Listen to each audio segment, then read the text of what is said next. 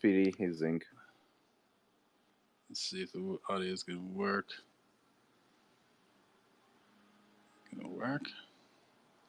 Just trying to see if I can. It's okay. It's showing up. So let me start the Hey, how's streams. it going? I'm testing. See if you guys can hear me. Yep. Is that your Linux thing that you're testing yesterday? Yeah, Twinox. How do you know it is?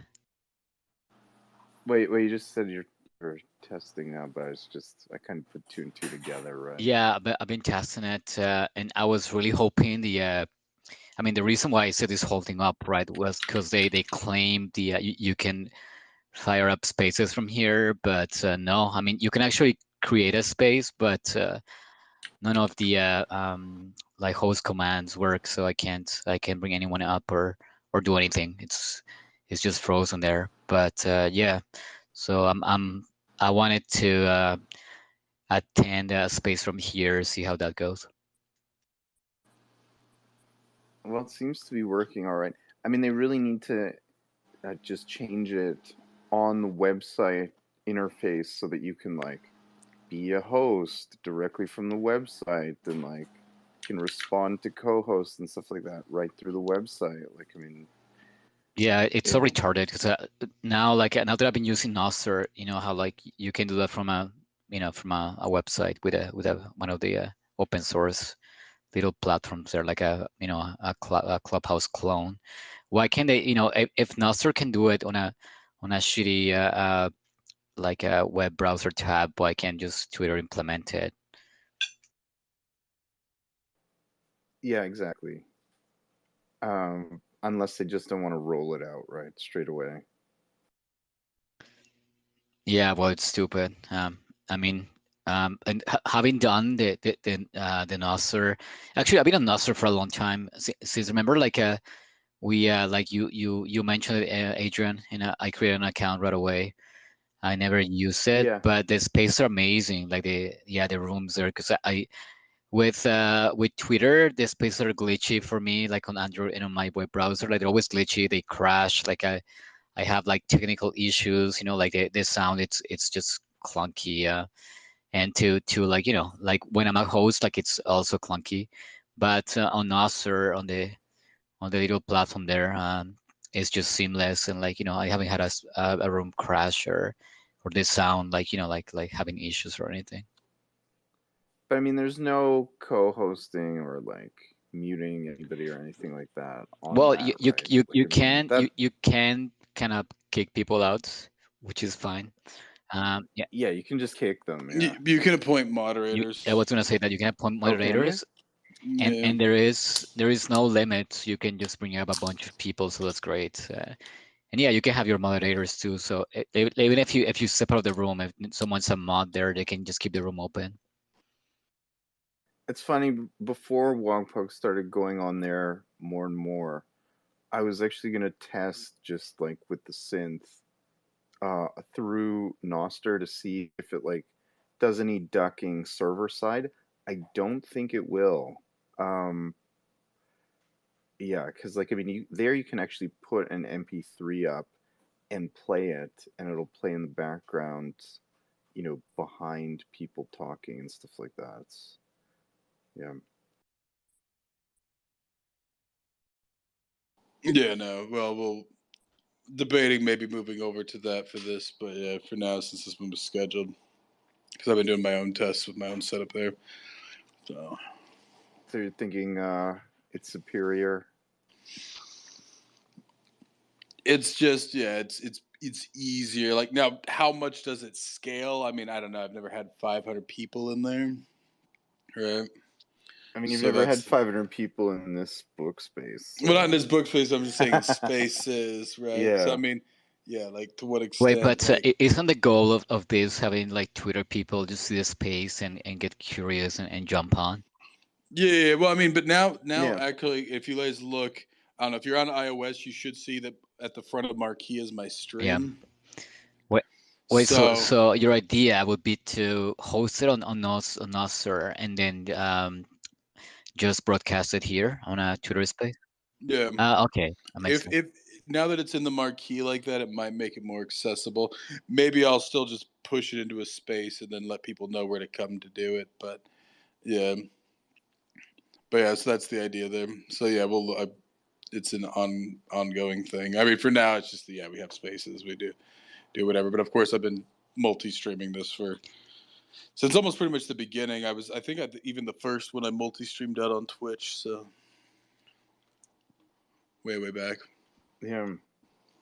So the maker of Moons. I'm just curious, Zink, what parts of this did you find similar to Diamond Age? It's a various thematic things, right? So I mean, obviously, it's Victorian fiction, right? In particular, it's late Victorian, American Victorian fiction, right? Chambers himself was very much, and so I'm pretty sure that there comes to me that there's almost no chance that you're cutting in and out there. Not to me. He's good. I can hear him. Okay. Oh, keep going. I was just gonna say this. So to me, I would put thousands of dollars and make a bet that undoubtedly, what's his name, Neil Stephenson read this. Now, I mean, the direct relationship, it's very vague, right? It's a good example of this, right? It has kind of that alchemical part. The important thing here is, in some ways, what's interesting to me is that it's the very last sentence of this, in where he pretty much almost kind of predicts the Boxer Rebellion in a very strange sort of way, right? I don't know if you guys are familiar with the Boxer Rebellion there, but which is essentially the way that the Diamond Age ends, right? It essentially ends with a Boxer Rebellion-esque scenario, right? Yeah. But it's also the strange sort of like the imaginary daughter thing, and this sort of whole kind of like very much the character of Yue Lao, right? Reminds me of Dr. X there, right? In some ways, right? This kind of mysterious Chinese wizard, which was obviously there's Fu Manchu and various other ones like that, but this one in particular, I think there's a number of things, right? And even in this one, it's the whole, those little things in here, the little like satellite creatures, right? There's almost a kind of the dogs with no heads. Is that Well, I don't know if it was a dog with no head. It was more like a spider. The Jin thing. They're called the Jin, and it's they are like these creatures who are supposed to form a whole, right? Like these, they're like beehive creature. It very much it's not nanotech, but it is bio. It is a weird sort of similar concept, right? Where it's a distributed biological entity, right? Which is essentially what the nanotech in whatchamacallit is.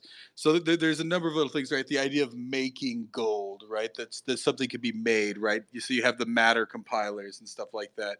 So I'm it comes to, it's still very Victorian, but I would, I mean, like you could see kind of like thematically kind of where he pulled a lot, kind of it's a strangely ahead of its time story, right?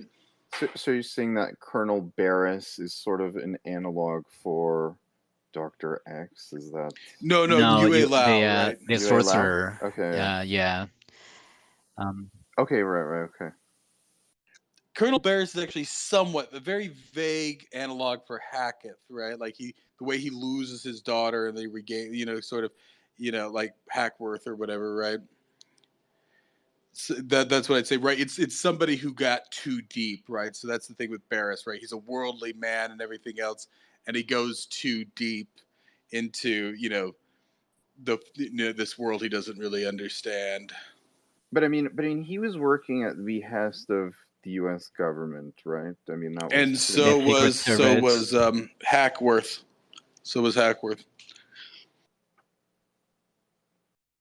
Well, I mean, that's the thing, right? So they're both sort of explorers who kind of, the analogs aren't exactly there, but I mean, there's a lot of I guess you could say like thematic and even little details like here and there that it seems very like as they're reading it, and especially there with because this one, I don't know. This guy's a weird guy, Chambers, because actually, when Lovecraft, that's how I discovered him, of course, is via Lovecraft. Lovecraft kind of writes about him that, he's like, he could have been great, but he just doesn't try very hard. Like this guy, like, I think he was an insured, he's a weird guy because, like, he goes to Paris right there during kind of like, the golden age, or what do they call it? Belle Epoque right there in Paris, right? So he's like a young, like, painter and stuff like that, right? And He was a a cartoonist. He would draw like cartoons and caricatures. Uh, Well, later on he did, but, like, I mean, he was, like, in the salons there, right? He was kind of like a young prodigy, right? He kind of ran through that kind of, thing there, but then he came back to the US and he's kind of lived a very sort of mundane life, but at the same time, like, yeah, so he would just kind of very easily pump out, like, these stories, but yeah, so, like, Lovecraft was, at the same time very, loved his stories, but then also felt that he just, like, really didn't put much effort into it, right? Like, he was just kind of like the effortless, child prodigy, right? Where he has a lot of promise, but he never really buckles down. He just kind of floats through things. Later on, actually, he actually adapts some of his movies even into silent films. Because I was just looking it up. What was it? The guy who did Birth of a Nation, there, adapted it for him. D.W. Griffith, or whatever his name is. Um, so and even his artwork, like, it comes from. He was one of the stories from the other collection where it's just like a bunch of young, artists and everything. So I mean, he's kind of like a strange character that he's mostly mundane, but yeah, he kind of like this way that he, like, kind of it comes down to, so, like, the main thing is it comes down, and even now it's sort of the case, right? This interior of China, right? We don't China's a big country, right? And it's actually a multi-ethnic, right? And parts of China, are kind of inaccessible. So the only parts of China that we know, right, are those sort of eastern parts, right? But there's this sense that there's, more could be going on in China. And this is where the Boxer Rebellion came out, right? And this is, and then, of course, it's then repeated there in the goal and in whatever age, right? So you really don't know what goes on, right? It's mysterious almost, right? Like, it's, I'm getting at. Yeah. Yeah, I did not really understand like why they were making this connection to China, right? Like, I mean, it was I don't know, it's kind of an odd story to me. I don't know if you guys noticed, but like there's a lot of like, and I mean maybe Carlo, like they're using like a device that they would, swap out a T for an N, so it's like there was one line as like my stepfather tells me everything than I know, but it should be like that. It might just be a Did you know? misprinting. It's possible. yeah, I don't know. Did I you guys noticed this notice when I that? read it, and I read several versions, and even one there's a whole compilation of his stories, and it has the same thing. So I Exactly. think it So might have been, and I noticed too, like I think when David and Howlett, when they're, when he gives them dialogue lines, like it's, he just tries to emulate the way they speak. So I think I talked about this before that, I mean, like when you take a writing class now, they make you really aware not to do this, right? Not to make the writing kind of distracting, even if it's for the purpose of, like, like characterization. You're not supposed to, like, like go over the top there with it, the way you write your dialogue. But I mean, I saw that here, not even with the N and yeah, the T's thing, but like what I said, I think he's trying to give an accent there to old David, and I just, my It could be true. critical Like, writer so was what's weird. like, but I mean, I give it a pass because it's it's like early stuff. Go ahead, Zink. I give it a pass, but it's There's noticeable, right? It could be actually right than or that. It could be something with the dialect because he is from New York, and the thing is new accents at that time, right? So New York, and so of course we know that Brooklyn and other accents there. Like, if you go back, they were highly evolved. And if anything, they've actually collapsed more, right? So the Brooklyn and these other New York accents aren't as strong as they were, say, 150 years ago, right? Because with radio, with television, with people moving around, like, New York still kind of has a stronger accent than most places. But if you really go back to, like, old recordings from, like, the 10s and the 20s, right? when people weren't really overexposed to radio, you do get, and it's usually something you find in metropolitan areas with linguistics. I mean, I don't know how much you did there on kind of language evolution Yeah, there, we Speedy, did a but whole like project for South Asia on that, and a part of South America, a part of Ecuador, where like it's a small region, but like everyone has a massive, crazy accent because of geographical divisions there. Keep going. well, it's something in particular, especially with large cities. So what you get with large cities, and this is what happens to British English, French, Parisian French, and Castilian Spanish, right? So South American Spanish is closer to Cervantes than Castilian Spanish, right? They didn't say, they didn't have the lisp, right? But out of Madrid or some region, I don't know exactly. I think it's It's Madrid, maybe Madrid. and The then list comes from yeah. Madrid. So out Yeah. of Madrid, yeah, you get that innovation. Same with Shakespeare. Shakespeare made hard R's, right? He would have pronounced his name Shakespeare, not Shakespeare, So Well, right? and so here's And here's a same with weird. Same with more the so. French Canadian, right? Like I was the gonna French say, Canadians, it's closer to the Norman, to the original French, right? Like the Parisian French is like super far from. If you look at even like kind of the way it's written and like the pronunciation from the Joual of the French Canadian, it's similar to the Norman from back then. Go ahead. well, just provincial, like yeah, Northwestern French in general, right? So that's what you get. So you get these language centers, and then they get these innovations, and then they move very rapidly. So they're in New York now. It's gotten suppressed over time, right? So that you don't hear these as strong of New York accents anymore. But I'm pretty sure that yeah, if you'd gone back 120 years ago, you would have had some really weird New York accents there because essentially people only, just like now, a lot of New Yorkers don't leave that city, but they were never also exposed to anything outside that city. So it's very possible that was the way that that might have been Well, normal for a New if Yorker you there. read So how if is you read this if you read a normal, lot right? of Like I mean, romantic like literature, yeah. right? Like like I don't know, the Bronte sisters, whatever, Jane Austen, like they also do that with the Cockney accents and like the London accents. They also like kind of like hyperbolize them in their books. So I guess it's kind of normal for exactly for what you're saying we're like, especially the kind of urban like centers had like a more just more developed um kind of dialects there. But what I said, like I do find it distracting and like the whatever. But Go ahead. how is this a dialect? So let me read this line. So it says here, now Barris, I'll be dressing, and you and Pierpont keep still and listen to what I have to say. Is that door shut night? I mean, why would he say that? So I mean, I just sub in the N there for a T. Is that door shut tight? Barris, and then the following line is Barris locked it and sat down. It seems like there's some kind of like a device he's trying to make by swapping these T's for N's. And I mean, there must be a point to it, but I just don't know what the Is point it might is. just Right? be a misprint. Where is this from? Um, It might be an OCR issue, It right? it could That's what be. it sounds It like. could be. If it's a digitization, it could Yeah. have been an so this OCR is issue. from the Gutenberg one.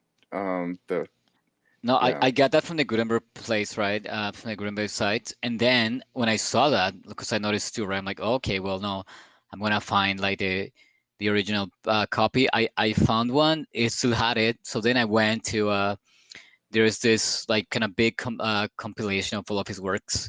It's a huge EPUB file. It's like 40 megabytes. So I got that, and it still Right. has it. So uh, I, So that's what I'm my saying. So theory my like, what do you theory is think? it's What's the my theory point? is it's zinc. Like it was probably just ripped from a PDF or something originally, and like that's been circulating for a Or it long could be time. from the manuscript. Maybe it's always been typed that way, but it might have just been that somebody read his manuscript and something about his end, right? Because that's right. This would have been when it was manuscript still, right, and not Yeah, typed. exactly. So it's very possible that yeah, somebody who read this, and I mean when you're doing the typesetting for these, right, mechanically, right.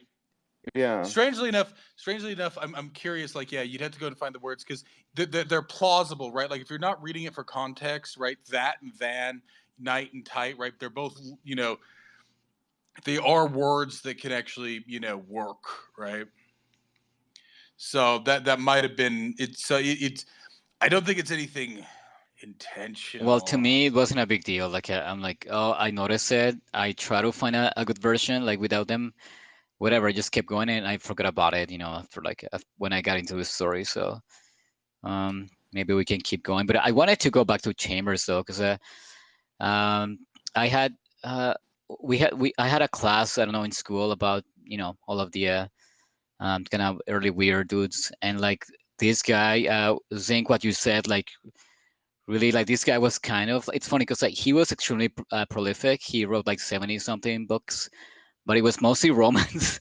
Like the way he wanted to like he wanted to support himself and his family. He's like, whatever, I'm just like, my weird stuff didn't catch on early, right? So I'm just, and like his romance novels would sell, like pretty well, so he just kept writing romance, and like he did that for like decades. And so it's interesting that like like he yeah, like he kind of sold out, I guess, in the artist kind of way. But like it's still like, I read all of the King in Yellow recently because it was really awesome, and I really like this. Like I read all of the stories, the short stories here, like, and they do interconnect, and it's, he has a really interesting vision. And I wonder if he was like influenced by Poe and by maybe by Blackwood, because I see a lot of the kind of elements from, it's cool to see like the weird elements kind of laid bare here.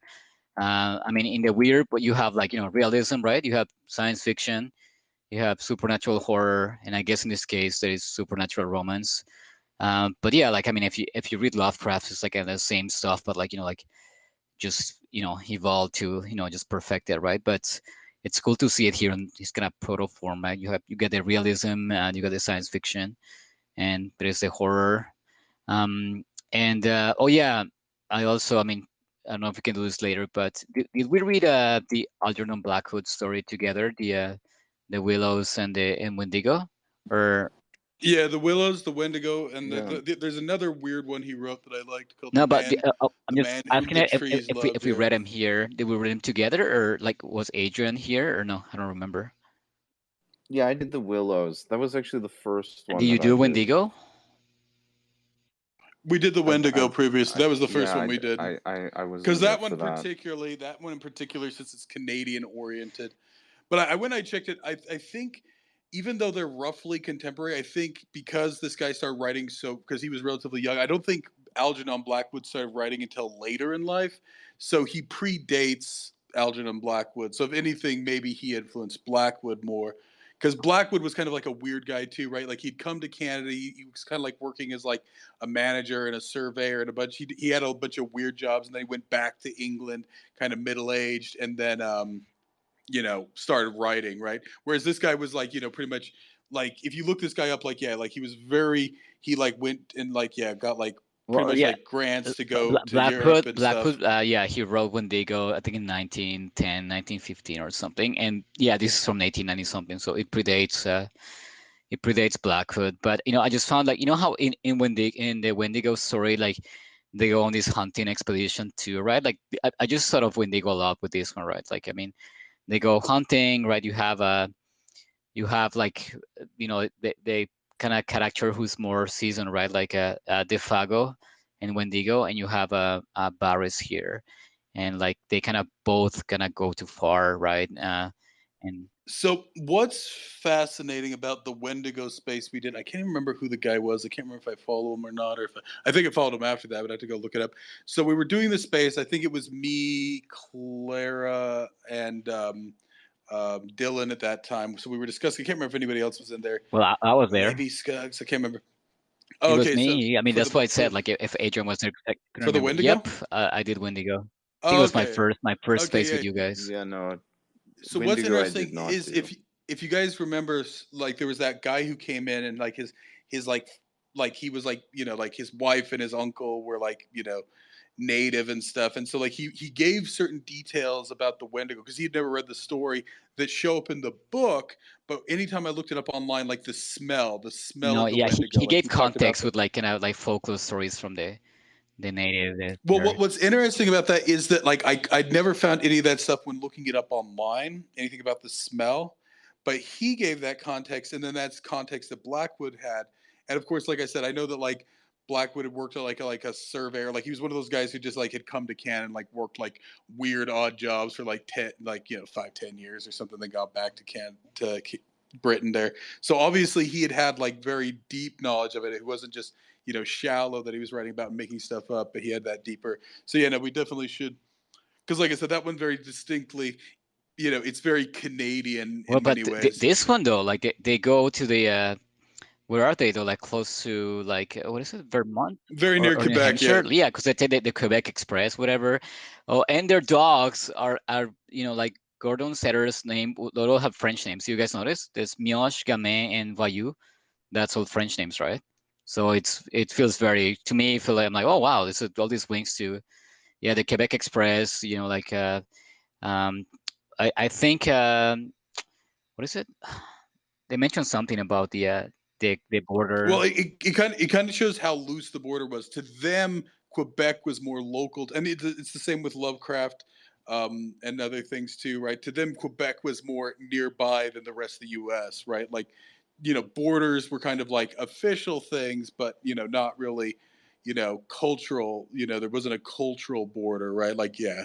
Because I know probably at that time, if you went into there were still the towns in northern Vermont and northern New Hampshire that still spoke French, right? Like they're mostly kind of gone now, but Yeah, no, I was Yeah, wondering how far they went, like close to the border. Because I mean, it's kind of I nebulous. think he said 40. I think because like he was saying like the closest town. I can't actually remember what was No, no, it's Saint Sa- Croix or something Saint like that. Croix and Cardinal. He mentioned that the village of Cardinal or something. I don't know if it's Cardinal in French or like Cardinal in English, but whatever. Yeah, but it sounded like it was like only like 40 miles or something away. Like it was very like they were closer. They were closer to the Quebec border than they were. Yeah, but it was interesting that their dogs are like named in French, so that just tells me like there was a kind of closer like link to the French Canadian culture there. It was kind of hip to write it like, oh yeah, like uh, like this kind of like wild people who know the wilderness, they're like and like the French Canadians or the natives, whatever, and like just kind of hip to have your dogs named in French because that makes you a kind of a wilderness badass or whatever. Well, I mean, so because I mean, this guy go did ahead. go at this time, right? France was sort of the cool place to be, right? Paris, this was kind of at the height of kind of Paris's cultural influence Yeah, there, it's a right? belle époque, and So like he studied there though. He went exactly, to exactly. He spent like Institut 10 des years there. Beaux-Arts and the École Julien des Arts, whatever, like all these like super famous like schools. Oh, and I was thinking, by the way, I mean, like we can do this later, but in the King Yellow, remember we talked about that book about Joris Karl Huysmans, the Against Nature, right? That like when we read the picture of Dorian Gray, the yellow book that Lord Henry gives basically after the Tool girl there dies, and like there's like an influence there. Like I was thinking, oh yeah, that's the yellow book, King in Yellow. I wonder if they're related. We should read those two. But yeah, this guy went to France. So, but there was too like this idea of like the trappers, right? They were the French Canadian. They were like the kind of high caliber trappers. The best trappers live there too, right? So I mean, I'm just curious. Like, I mean, what do you guys think the reason is that the U.S. government?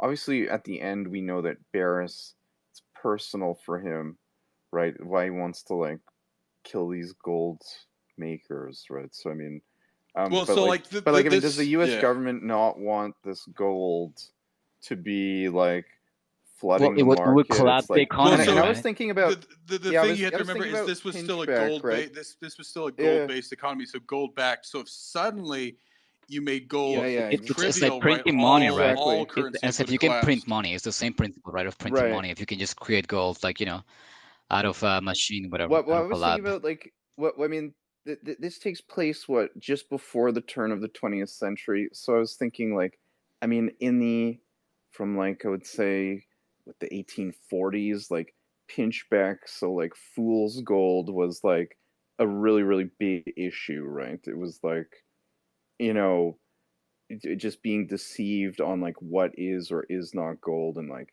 the authenticity of gold, right? So, but I mean, it's that whole conversation that they have on the train there where he's like, "Is this gold?" He's like, "No, no, no, it's not gold." But he's like, every maker, every jeweler out there, affirms it as gold, right? And it's like, yeah, that part I found interesting, and like what you guys are saying there, you're exactly right. It's like, if this like pinchback gold that is not mined by man, in some like, you know, really difficult way starts flooding the market, you know, but it is actual gold, right? It's like um it's not pinchback, right? So it's like, yeah, it's kind of interesting, that whole idea there, that like, they've got to take them out to like secure the market. Wait, so Yeah. is there an implication there that the what's the name of the professor who can? Wait, I'm having a blank here. Well, that's the thing. Actually, maybe it's the paranoia. And I can't remember how I thought about it the first time. But when they say that the professor who repeats it is dead, like I was almost like suspicious. Like, oh, did the government kill him, right, for knowing too Oh much, my God, right? I But have the then they same say, question Yeah, on my notes. probably. I have on my notes yeah. have like, did would the government kill him? Now later, yeah.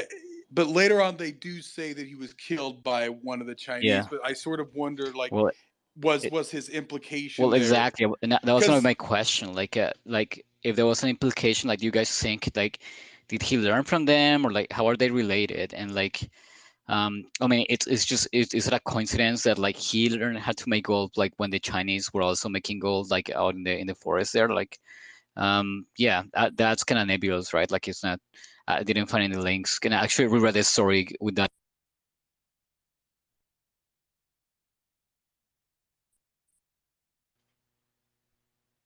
oh, you could. Oh, hello. Yeah, yeah.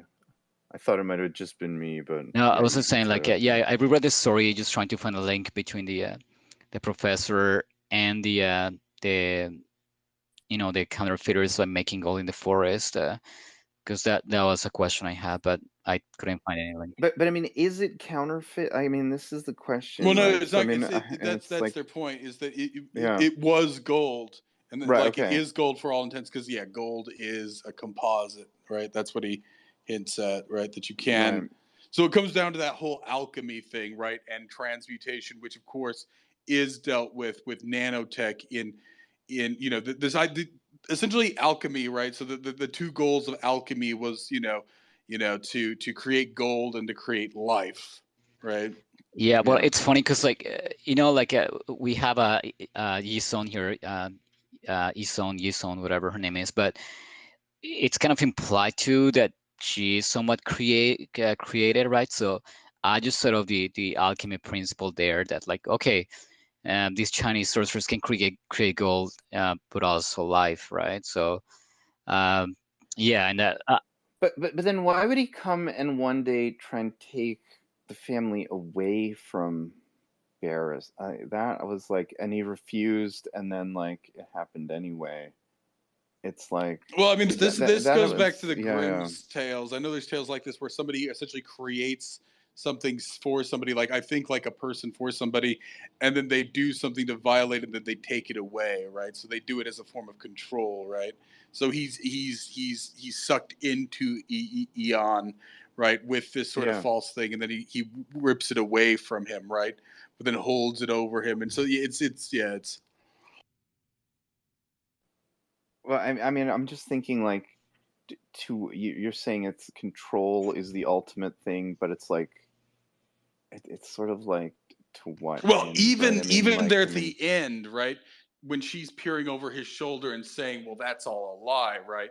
Now, is it yeah, all a lie, or is it that she's trying to gaslight him, right? That she's been made real to gaslight him. right.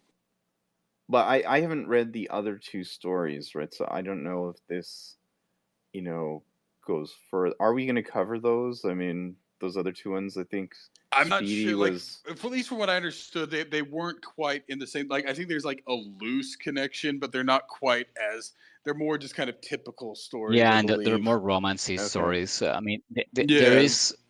I'm gonna spoil something really quick, but yeah, I mean, some of the characters, go for it. come back, so you kind of see what happens later, right? But yeah, no, in terms of like atmosphere and like the kind of foreshadowing devices he's using, yeah, it's not as good. Like this is just more of a weird, like straight up weird, narrative story. The other ones are more romancy, but they do have, like you kind of see where things are going a bit after. So are we to assume that Barris was successful in shooting, uh, what is it, Kung Lao, or like, I mean, did he succeed? Is that how Yisond is released somehow? Well, it's It's what like, Sink is saying though. This might just be like a whole plan to manipulate, to like perpetrate, like the sorcery into, it's kind of like I was seeing it in a way where like, kind of being in the mood of the story, like it's kind of, like corrupting like the culture, right? Or like even we get it a little bit with yeah, with Barry's there, like we're like, um, I feel like it's going out for the strong man there, with that kind of uh, temptation, like and like taking him away from their, like their connection to themselves and their land there. So it's like a form of corruption. So I was thinking, well, this is just a tricky way to keep perpetrating the same. So it will happen again, right? Where like, um, what's his name? Roy would like, also kind of be lost in Yan with his own, and then eventually, the sorcerers would take away his own and like, just around again. yeah, it's I mean, is there something deeper here of like, fear that the Chinese, might take over like Western That's how I society? I read mean, it. I read it that way. which is something that we're actually dealing with now in a lot of ways, right? I mean, it's Well, if you think for about what it, I I mean, just it's mentioned, kind of right? foreshadowed the Yeah, no, for what I future, just right? mentioned, I I mean, did read it that way, where I said like a sort of like cultural corruption there, and like like eh, keep in mind that these are very strong men, right? Very independent, except for the like that little hinder, like the youngest among them, Pierre Point, right? Like he has his servant kind of do everything for him, right? Like he loads his guns, he prepares his bath, right? And they kind of make fun of him, but that to me there was like a kind of small implication undercurrent there that there is a sort of cultural degradation going. Well, I mean, what's interesting about this is the kind of the things that he just inadvertently predicts, right? So of course, yeah, like early, like we did the maker, not the repair of reputations, which is the first, like science fiction story with a suicide machine in it, right, and stuff like that. And then later on with this one, he sort of it like essentially, yeah, it's this kind of idea of like nanotech and transmutation and bioengineering and stuff like that, but wrapped within this Chinese thing. But the idea that the Chinese government can, or the Chinese or whatever can undermine the U.S. by rendering the, because this is always, now of course how true it is, but people always are like, oh well, the Chinese has tons of reserve of U.S. dollars, right? That if they release those into the market, could devalue the U.S. dollar there, right? That's always the sort of fear. yeah.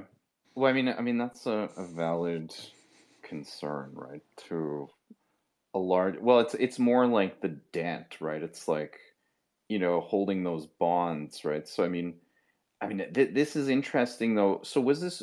I know this story takes place in 1896, but I mean, was it written around It the was same published time then, there? yeah, Oh, okay, okay. which is So three so I mean, years before the Boxer Rebellion began too. this was a concern back then already. Um, Well, yeah, I I don't. mean, It's it's strange how he predicts it because at that time China was actually extremely um, in decline, right? So the Chinese government at that time was in decline, right? That's why you had the Boxer Rebellion, because essentially foreign governments were just operating there. The emperor was extremely weak and everything else like that. But I think the main thing that maybe he was touching on and somehow predicted this stuff is just this vastness of China, right? How many people are in China, right? That China is strangely this huge, but just like sort of dysfunctional. Yeah, I was thinking. Hello. Hello. Huh? I'm sorry I'm late. Oh, no worries. Go ahead. Hey, Wait, Jody, how are does you? anyone want to summarize the space for Jody so far? Or Yeah, I read the book or read the story. Yeah, where are you guys? Just meandering around it, right? It's a short story, so that you can kind of jump around wherever. Okay, cool. I was gonna say that So- I also get that, like the kind of Chinese thread there. For like, yeah, it's like a very mysterious culture. But I was reading this story. I was thinking like, oh yeah, like if you think about it, it's probably one of the oldest cultures, right? Like in the planet. Like Americans and like even like the kind of new European, like cultures. They're relatively like newer to like the Asian Chinese culture who dates from so many dynasties back. So there's a lot of power in knowledge. So like especially to someone, right, like outside that culture that might seem something mystical and like just it's all this knowledge and wisdom, right? Like it can be perceived as a threat. Well, I mean, I assume China had quite a lot of people back then as well, right? Like, I mean, I think the one thing is at about this time, right? You start to get a lot of Chinese immigration, right? And it's just right. and the way the Chinese work even back then, right, is that they would immigrate and essentially, that's why you have Chinatowns, right? You always had Chinatowns, right? And sort of they just kind of set up shop wherever. Yeah, and they're they famous still for not operate. integrating, by the way. Yeah. Where they have like Yeah. even their own like judicial system inside the little Chinatowns, right? They have like their set of rules, like they don't like, they keep like a lot of like their traditional customs. Like they don't like to make any other food but like Chinese food, right? Like they don't mix ingredients that like that are like alternative from what they usually consume, right? So it's very interesting that they have this very conservative culture even when they migrate to different countries. 'Cause Well, if you've ever and this is even something Chinese Americans will tell you, like when Chinese like go on tours in like the U.S., they'll all go in the same tour bus, everything else, and they stop at Chinese restaurants along the way. Oh, really? Something interesting to me, like in South America, like everyone's super mixed. Like like you have like there is no cultural division basically, like based on race or like ethnicity, because everyone's super mixed, like up to the eyeballs. Like you have mestizo, mulatto, right? Like all of the colors of the melanin going there, and no one cares about that, right? Except for the Chinese, they don't mix. You still have Chinatown, still have uh, like the area with the only Chinese restaurants. So that to me was really interesting. I'm like, oh wow, like for those who've been to South America, it's like, oh, it's the little like the ultimate melting pot, right? Where you have like all of the weird, like ethnic mixes, right? Like someone with native features, but like green. Even the Japanese mix. Yeah, in, exactly. right? I was gonna say that. You beat me to the punch, but I was gonna say, yeah, you have like like people who are like yeah, they have native traits, but like green eyes, or like you have like someone who's like yeah, like a Asian Japanese, right? With like it's particularly good to Argentina, like the Japanese mixed with the Italians, right? So it's like super, like weird, kind of ethnic looks and that. Except the Chinese, though, they do have Chinatowns, like they never mix. So that's really interesting. Yeah, what their Well, ethos if you is. know Chinese too, like they always are given a Chinese name, right? So their name might be, Michael or something, but then it's, Yeah, no, it's the same in Spanish, which is weird. What I said, like I always like associate when I've been to South America as like none of this, like divisions that are related to culture or ethnicity exist, except them, and they do have the Chinese name as well, and their weird Spanish name as well, right? Like their sorry common Spanish name derived from their Chinese name, so it's really interesting. Well, I have a really good friend who's Chinese. He was actually born in Vietnam, but he's Chinese by heritage, right? So his family left China and went to Vietnam. and his name is Ken, but his Chinese name is Qian. And actually, the name in the book, or the name of it was a Qian Yao. It reminded me of of him, and it was like, yeah, I guess I'm catching up now, but there was like anti-Chinese sentiment in that book. It was like, um, yeah, like it was a very dark and it was mysterious culture, but they associated it with being dark and dangerous and a threat. And and yeah, so I got that strong feeling, and I was thinking like that Jin monster in the lake, right?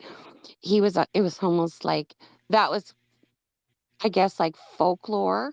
Is that is something like that like folklore in China, where you have like almost like a Loch Ness monster in Scotland sort of thing?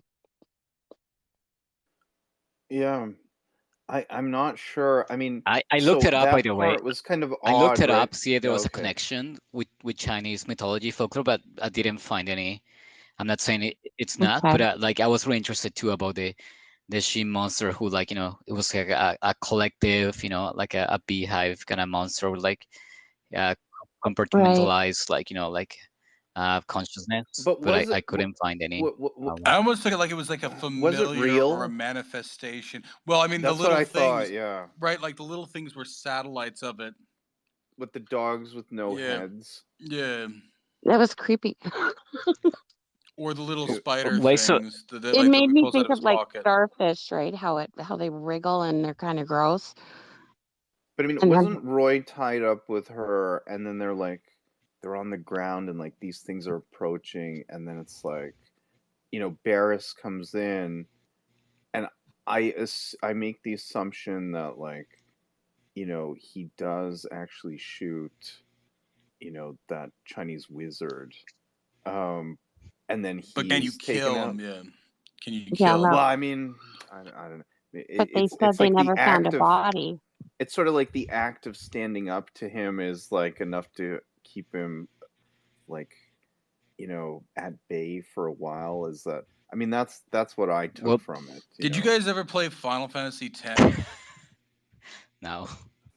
No. No. So I'm actually going to tell you the theme in Final Fantasy X. I'm going to spoil it for you. Like there is some weirdness to it, but I don't know. So essentially, like you're fighting this monster, and it pops up every few years, and then you have to go and defeat it. And so that's what you're doing. You're doing the iteration of it. What it later on turns out is that the monster, which they call Sin, which is actually awfully close to the Shin thing there. They call this monster Sin, and the way it works is, yeah, it lives in the water, and then it starts to come out, and it has these things called Sin spawn, which just kind of fall off of it, and that's what you're mostly fighting. But at the end, but what it turns out is that the reason it keeps returning, but it's always different, because the way you have to defeat Sin is one of the companions of the person who defeats the Sin is essentially they have to become the Sin monster, defeat it, and then they go and they lay low until they just can't take it anymore, and then they rise up from this. And so pretty much the Sin monster is purposely trying.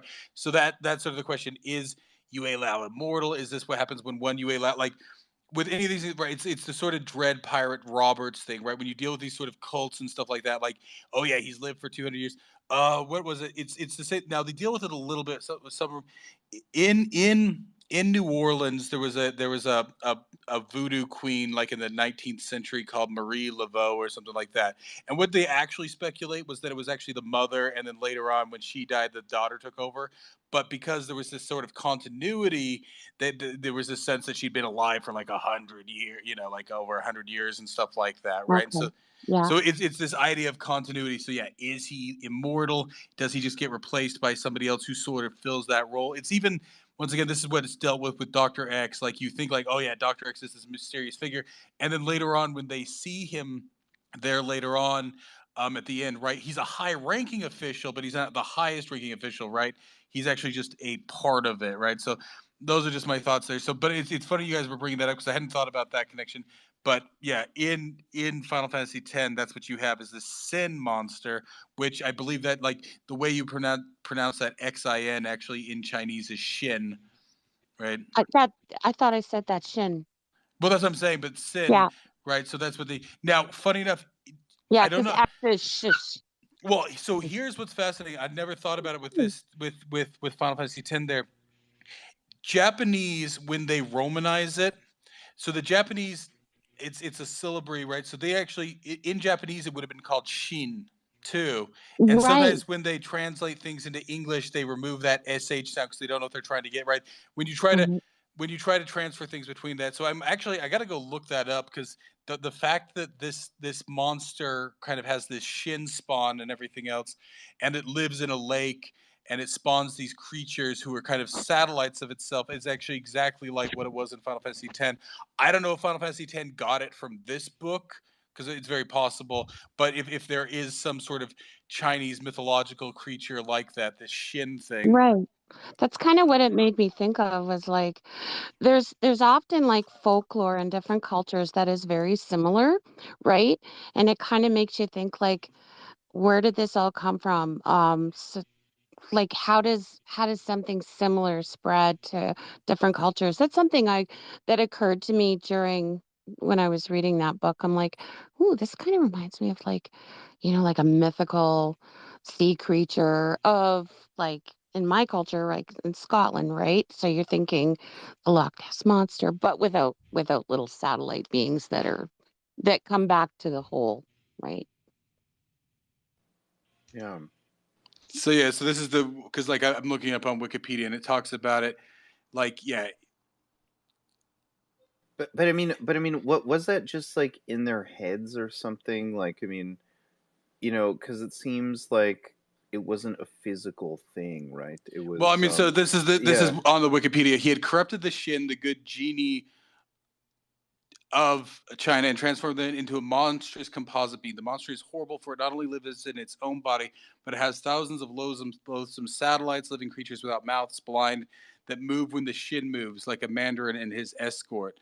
But the fact that now that I think of it, and even just the name, right? So, of course, when it was translated into English, they called it Sin, right? Because, of course, that sounds very cool in English. Can But you I'm now post that link? if you just look up the Wikipedia for the maker of moons, you'll see the link for this. Okay. Because I want to see if I can find something about this. Because yeah, it's very strange. This Final Fantasy X thing, this Shin thing. Oh. Because maybe they'd read this, right? Because they even say like, oh yeah, because like this was actually at the height too of what they call Japanism in French there, right? So like Louis Vuitton's logo, which came out about this time, was trying to, or that pattern of Louis Vuitton, it was trying to mimic the Japanese mon, which is kind of a heraldic symbol, right? Those little Mm. symbols that Louis Vuitton has as its sort of, you know, not quite their logo, but you know, that pattern they put on everything yeah, was originated from this period when Japanism, and you can look it up, JOP, it's a French word, Japanism or whatever, was very popular. And so there was sort of this interest in those things. and isn't this when all of those woodblock printings from like Hokusai came back from Japan to Europe Yeah. and like were being traded and stuff like that? Yeah, so this was kind of at the height of like where they're getting well, because like yeah, the Japanese right had only opened to Western Europe there like what 1850 something with Commodore Perry, and then they had their Civil War, and then they were trying to modernize, so they were trying to kind of trade with the West and everything there. So you started to get a lot of contact there. So I'm going in a rabbit hole on this thing. So I mean, this is why I'm saying, is that monster actually physical or is it in their heads? Because like, I mean, when he first finds that Yasond, Well, the um, guy pulls it out of his and, pocket, right? Like that's Right, where he but first the sees the little creature, right? crab spiders, they seem to be real dogs, because like yeah, when first they see well, those are, the golden serpent, right, and then there's one like clinging to the case where the serpent is, so it seems at least no, no, no, it seems to be like people see but it. remember when they go to find that fountain where she was, it's like, oh no, it's just over here, but like he just they couldn't find it, right? So it's Well, like, that's the thing. It's sort of a place at a time because he says like when to find the city of Yon, you have to go across the Seven seven oceans, and then you Oceans. have to cross the river that's longer than the distance to the Yeah. moon. Right? It's a place kind of out of physical reality, but it is real, right? But it's sort of right. illusory. This is very Lovecraft, by the way. The whole kind of lost geography places. It made me think of Yeah. the Mountains of Madness when I read that. Well, even the way it ends, where they're putting together a party, right? Like it reminds me of the ending, like the end of several ones. It's like, oh, we're setting up a new expedition, right, to go and take care of the things in the shadow over Innsmouth or something. There's always like a new expedition, right? They're gonna organize and go root it out. Yeah, no, and also kind of the government kind of being aware of what's going on too. I mean, how the story opens, right? Like it's just, yeah, if the government dares to disregard this warning or something, right? Like it's like they are aware. So that to me is very Lovecraft as well, right? Like it's not like urban fantasy where like no one seems to, like no one seems to have an idea what the hell is going on, right? Only the protagonist, but like in Lovecraft, and I mean here too, right? Like it's more like a known, like an issue that's, it kind of permeates through society as well. It's like I had like glimpses of library at Mount Char as well, right? Like especially with the government knowing about this stuff and like trying to stop it. Yeah, yeah. I mean, that Yeah, that was all very nefarious, wasn't it? With like, oh, we can't have gold being produced without our control, sort of thing, right? So we have to do away with them.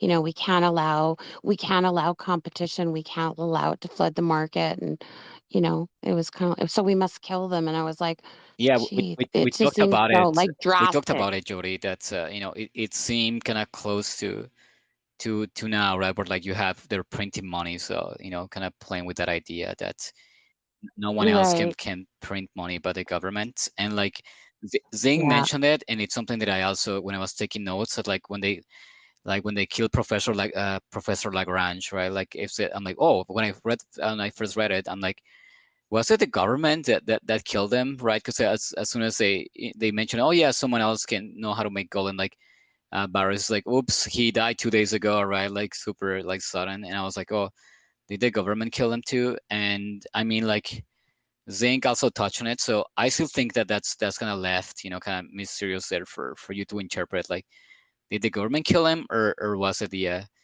band of like counterfeiters going around?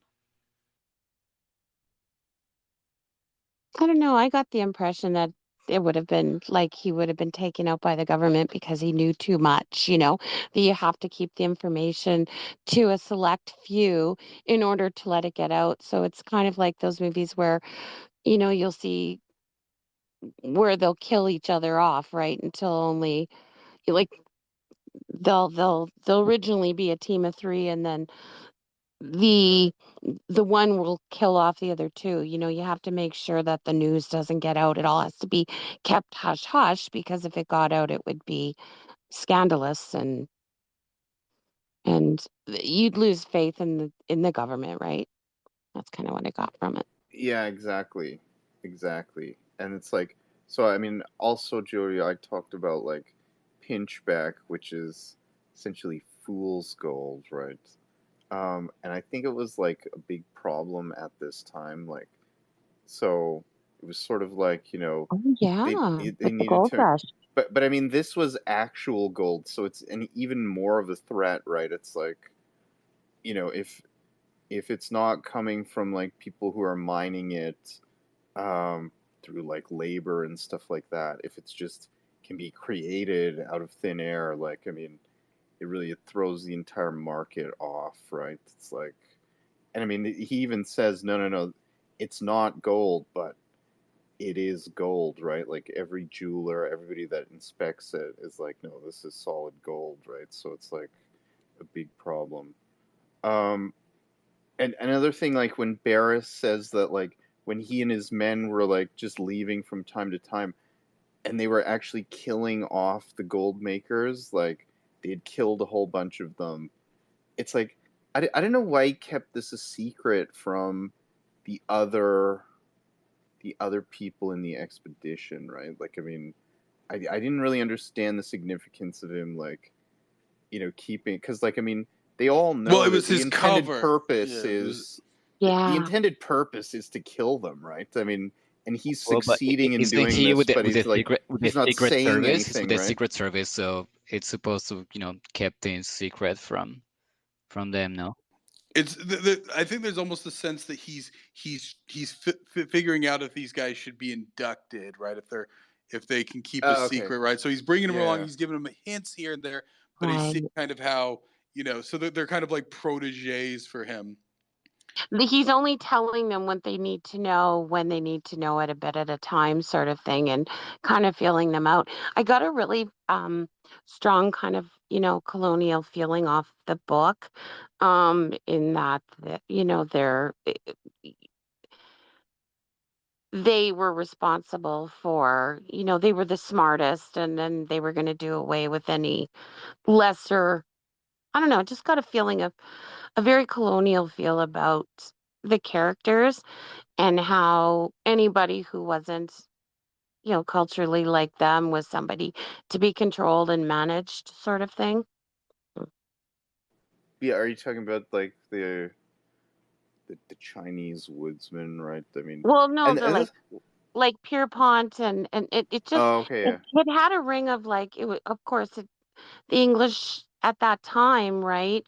Um, the Commonwealth was very strong, right, at that time. So it had, uh, almost like the characters Pierpont and sorry, go back to this again. The three gentlemen there, um, that they were superior, in intelligence and knowledge, as opposed to like a different culture or people. It There's just seemed very Roy colonial to Barris me. and Pierpont, but I think that Yes, thank Pierpont you. was described as he was like a, you know, he's kind of lazy, you know, like They're all middle American, American man. though. They're all But American. Yeah. Yeah, it just felt to colonial. counter what you're saying, Jody, Pierpont, like I'm not sure if you guys picked up on it, but Pierpont is like this kind of young, clueless, you know, like, and you have his servant like kind of doing everything for him. So I Howlett, didn't get that yeah. impression that Pierpont was described as superior. On the opposite, like he's kind of just going along, like he doesn't know how to do anything. Like you have Barris kind of pushing him to load his guns and like kind of do things that he's supposed to know, but he's never done because you have his servant doing it. So I mean, I wanted to ask eventually, actually, what you guys think, like, what was the reason why with Chambers would like have the younger character, you know, kind of be useless? So it's decadent literature, right? And so you know what that means, and it kind of, so the American part of this is where it's weird, right? In the British sense, it's interesting because you had essentially everybody at that time was a nouveau riche, right? So yeah, his family owns a gold mine, so he's sort of American nobility, but he's also dealing with people who are kind of like upper middle class or rising classes, right? And so that's what you get even in Britain, even in France and stuff like that. You have the old money with new money, or even people who don't have money but are just, you know, educated, right? This is what's interesting about this period is in the big power centers like that. This is where you first get sort of people who are college educated, right? Like, you know, they might come from like the middle class, but now they're college educated, and that's valuable to the upper classes, right? So it kind of shows the waning of, you know, the old nobility, the moneyed class who was, you know, just, you know, their parents had money, their parents had money, right? Just because they were, you know, yeah, they staked the land there 100 years ago, and now, and it's stranger in America, but like this is something like They call even, that old money, right? well, but old money in the U.S. at this time was literally maybe 100 years old, whereas old money, you know, in Britain, you know, is like, you know, my grandfather Right. came Yeah. with, you know, William the Conqueror, 400 right? years Yeah, old, like yeah. If even Right. that, like that's still a relatively young family for Britain, right? When it comes to that, so like, but then you do get this because it's even something we dealt with there when we did the House of Seven Gables, right? Old money at that point was, you know, 150 years old, maybe, Yeah. right? well, So we talked about it it's during Dorian Gray too, right? You know, with like Lord Henry yeah. and Basil, right? I mean, they kind of skills learned like through, you know, like a school versus someone just having a bunch of money and that make him relevant.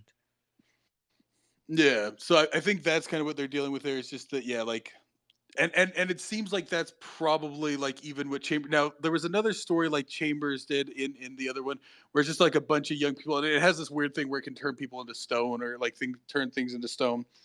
And I can't remember. It was one of the ones in The King from Yellow. Maybe we'll do that one too. The Mask. But you It's get The this, Mask. but but it's very frivolous, right? It's just a bunch of young like artists there in Paris, kind of living bohemian, but they don't really seem to care about money either because they're making a bunch of money from salons and stuff like that. Even if they do come from more middle class, or some of them are upper class. It's even the same thing you see there with what's his Mary Shelley and Lord Byron and their friends, right? Where they just kind of live off family money and they're writing these things, but they're very sort of carefree for the most part, right? They don't really have any real right. So I mean that's all sort of decadent, probably the beginning of decadent fiction there, No, right? 100%. And So, if I we mean, if we ever read the book yeah. Against Nature by Jory Carl Wiesman there, Jory Carl Wiesman, like it centers on that though, on like like someone who doesn't need to struggle for like even to get a place in society, right? Because they have it from like inherited, and like like what would they do? Like what would you do? If you just already had like all, all the money and like the social status, like and you have someone who's kind of going crazy, right, with being on their own in their own brain, trying to explore their consciousness there. It's a really interesting book, and I feel like if we do that book, it would tie with all of this. So I was just gonna say, um, so Yu Lao created Barris's wife and daughter.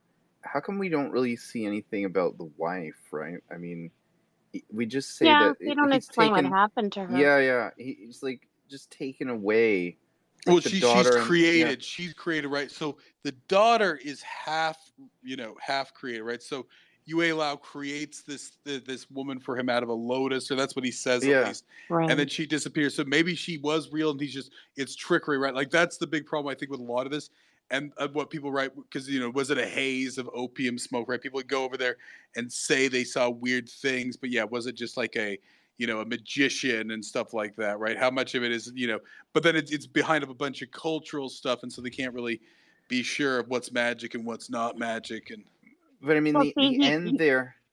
Sorry, go ahead. sorry, so he created Yasand's is it Yasande or Yasand? We'll be I saying looked it up. Isonde. I don't know. You I think it's just supposed to Yasande. be. It's like so. It's like Isonde. yeah, I think Isonde. it's. I looked it up. It's actually a Celtic name, and it means it's really cool. It means movement or something. I'll look at it again. Yeah. So sorry, just a minute. You guys have to check something. Yeah, carry on with your oatmeal. I just have to check something in the kitchen. Oh yeah, no worries. So I mean, the end there really cast doubt on whether this entire story is like real or not. When she's like, don't you think you've done enough today, dear? How can you write such silly nonsense without a shadow of truth or foundation? It's like it's almost like he's journaling or writing down this story, and like it never Yeah, actually happened, right? It's like like, right at the end, it's kind of like it's revealed that he was actually just writing a fictional story or was the he, whole right? time. I mean, Right. Is that's the that question. what you guys got off Yeah, I of have that? it underlined as well. Like I Absolutely. underlined that Yeah, ending. Yeah. I feel her hand on my arm. She's saying, "Don't you think you have done enough today, dear? How can you write such silly yeah, nonsense without a shadow of truth or foundation?" Yeah, I had that. exactly. So he's writing a fictional story and he ends up, he puts himself into the story as a character, but he's a writer and he created the story itself. But See, the other that's a guys bit are getting weak, right? harmed. The other guys, Yeah. like I said, it's. I think it's there just to kind of give that. It's the Throw you whole like, off. yeah, it's the whole like, is this real? Is it He not? was Right? he's a man. He was going out hunting with his friends, and but he's also a writer, so he was writing a story that involved the people in his life, his wife, his friends, and so once the story is written, you see his wife coming into his den and saying, "Oh, your friends are here. You can go hunting." And oh, what is this? Another frivolous little story you've written, and it was like, oh, he's the writer of the story. See, That's this what is I thought. kind of weak to me. This is like, oh, it's all a dream, Well, it's not like, and sure. then, Like the way I took it was like he can't be sure, right? Is she, is she part of this? Is she a creature of what's his name? Yeah, that's being used to, gaslight him, right? Where she's yeah, been made manifest into whatever. yeah, No, I didn't get that. I got it more as it was kind of like a little kind of a gotcha at the end of the story for the reader.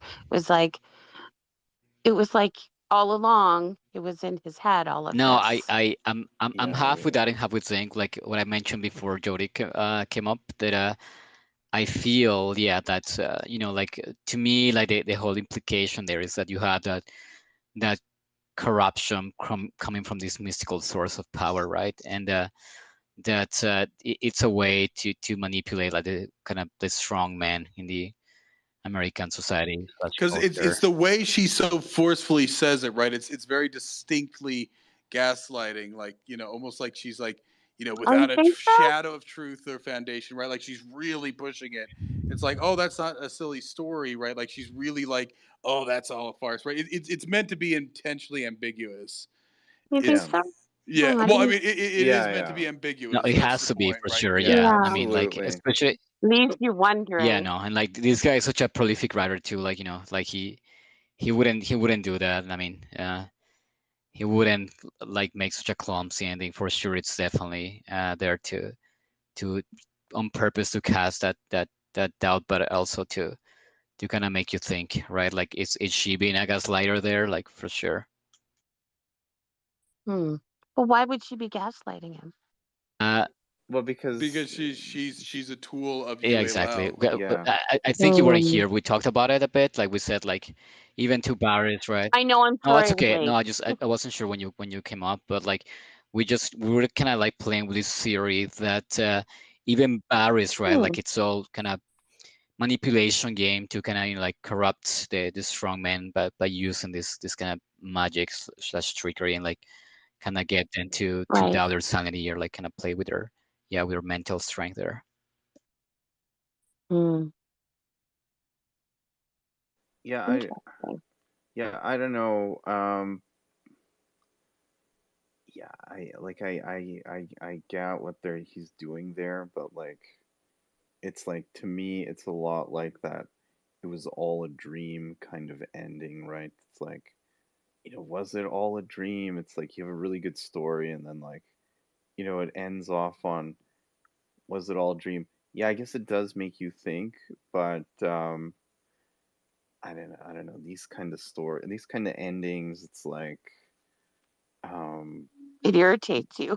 yeah, It, exactly, it's kind of like you want exactly, more, yeah, but exactly. That's the whole thing. It's it's like, almost like the last page of the book is missing, and you're like, but there's got to be more. It's yeah, common in weird fiction, though. It's super common. Like if you guys read more of like Mansion and And Blackwood and Lovecraft, right? This is extremely common, right? Like how much of it's in your head, how much of it's not. Was portions of it in mhm. your head even? It reminds me now. I don't know about it. For did you guys ever see the episode of X-Men where it's they're up in the Canadian woods, I think, and it's the meme always, right? It's the meme of Wolverine sitting there looking at the picture, right? So like what it comes down to is that there was like a psyop that was run on them to make him enemies with his brother Sabretooth and stuff like that. yeah, But then he's like, I never found where we carved our name into that door, which means it was real. And then there's some tree somewhere, right? So the idea is that like there's some part of it that's true, some part of it, whatever, right? It's through a haze of whatever there. yeah. Wait, which X-Men? Are you talking about the movie No, or No, it's the a the cartoon. cartoon? Okay. The yeah, cartoon from Fox the Kids 90s. cartoon. Yeah, that was a great cartoon. Oh my god. I think it fairly closely followed the comic book from around that time. It did, yeah. Yeah, it did. It There's a did. great show for that reason, actually. Like it gets into all the kind of thematic, you know, cultural division there, and the cool drama of the graphic novel.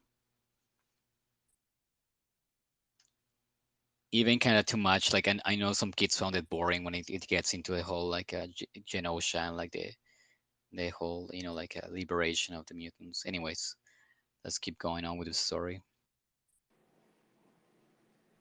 I'm trying to find if there is any content because, of course, Yue Lao is a thing, but I'm trying to find this Koen Ewan thing, but of course, like the transliteration of these, right? Like, if you know anything about Chinese, right? Like, it could mean a bunch of different things. It's too hard to. So I'm just trying to see if I can find anything on this. So the gold makers that Barris was killing, they were Chinese. I mean, I don't remember it saying specifically. That was one of my questions that I had. what- I had like Yeah. with my notes here, because I think at some point they found a guy with like red hair, like this. I don't think they were Chinese. I think they were just like their own little species of like, I don't know, little gnome in the forest sort of thing. It was just its own It's little very indigenous Yeah. culture, maybe. It's very similar. So what happens, and what was happening at this time, is that people would get exposed to these sort of, and so they would get involved in foreign cults, right? Because this is a time when you have people going to all sorts of places, and this is a theme. If we ever do Call of Cthulhu, there, which is a bit overdone, but if we ever do it, you know, in Call of Cthulhu, like there's it's this old cult, and like it's a multi-ethnic cult, really, right? So the idea is that this is something that's like seems Chinese, but it's actually deeper than China, right? This isn't even like the surface of China. That's like somewhere deep in China, right? Almost out of time and place there. This Yan and stuff like that, which is also the sense, like I said, we got in the Diamond Age, right there with the what was it, the Celestial Empire, right? It's this inner China that you don't have access to, but then it draws people into it, right? It's like I said, in the 19th century, you have this sense of the guy's gone native, right? So, a Victorian was meant to kind of go and travel, but then come home and be a good Victorian. But some of these guys would go and like see weird things and everything else, and then become almost, changed by it, right? Almost, Yeah, and yeah. then they would start dabbling in different occults and stuff like that they found Mhm. out there, right? So I think that's what you get with the gold makers. Like I said, to me, what it seems like, is that it's supposed to be like a like a Chinese sort of like thing that's trying to undermine the U.S. government or something Yeah. there, and that they have, because it's even something that They're teaching Americans how to make well, gold, right? I mean, this part of New England, right? Like, it seems very like bucolic now, but this was like a part of New England where people had been there.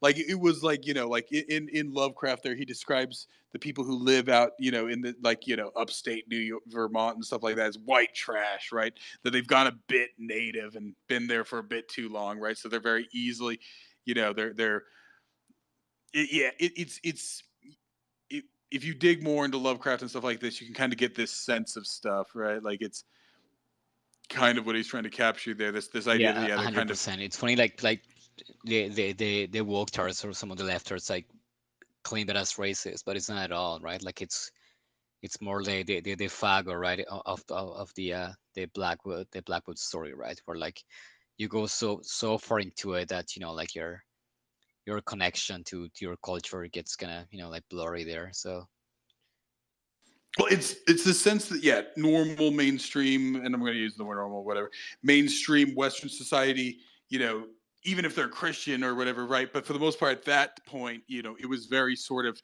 transparent and scientific and all this stuff, right? But then you would go down into these deeper holes, and like where it was like things that couldn't quite be explained and everything else, right? And so that is a theme that you do see kind of popping up in this stuff, right? Like, that it's, is it magic, or is it some sort of like, just trickery or whatever, right? because you would get, like I said, there was lots of stories from this, like, but yeah, it was that they got drugged with something and then they saw what they thought they saw, but really it was just a sleight of hand and magicians and all that stuff, right? And Right. It was an illusion.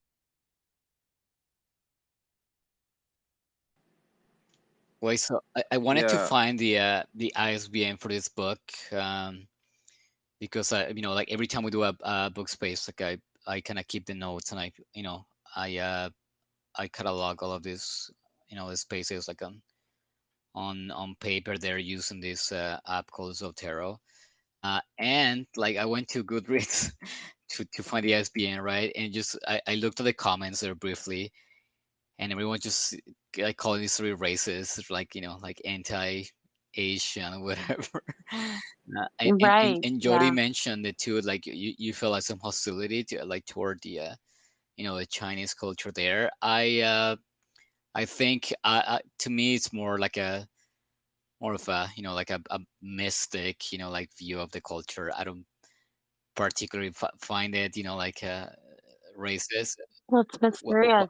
It's exactly? mysterious and unknown, so therefore beware of it. Yeah, so I wanted to ask you guys, like, do you guys think this is actually racist or more like a kind of like No. no, it's describing the not, and I'm culture gonna as say No. it it's is? not entirely inaccurate, right? There are weird Yeah. cults there in China, especially at this time, right? Like I said, 3 years later, you had the Boxer Rebellion. If you guys haven't dug into the history there of the Boxers, right, it Yeah, look was a it weird, up.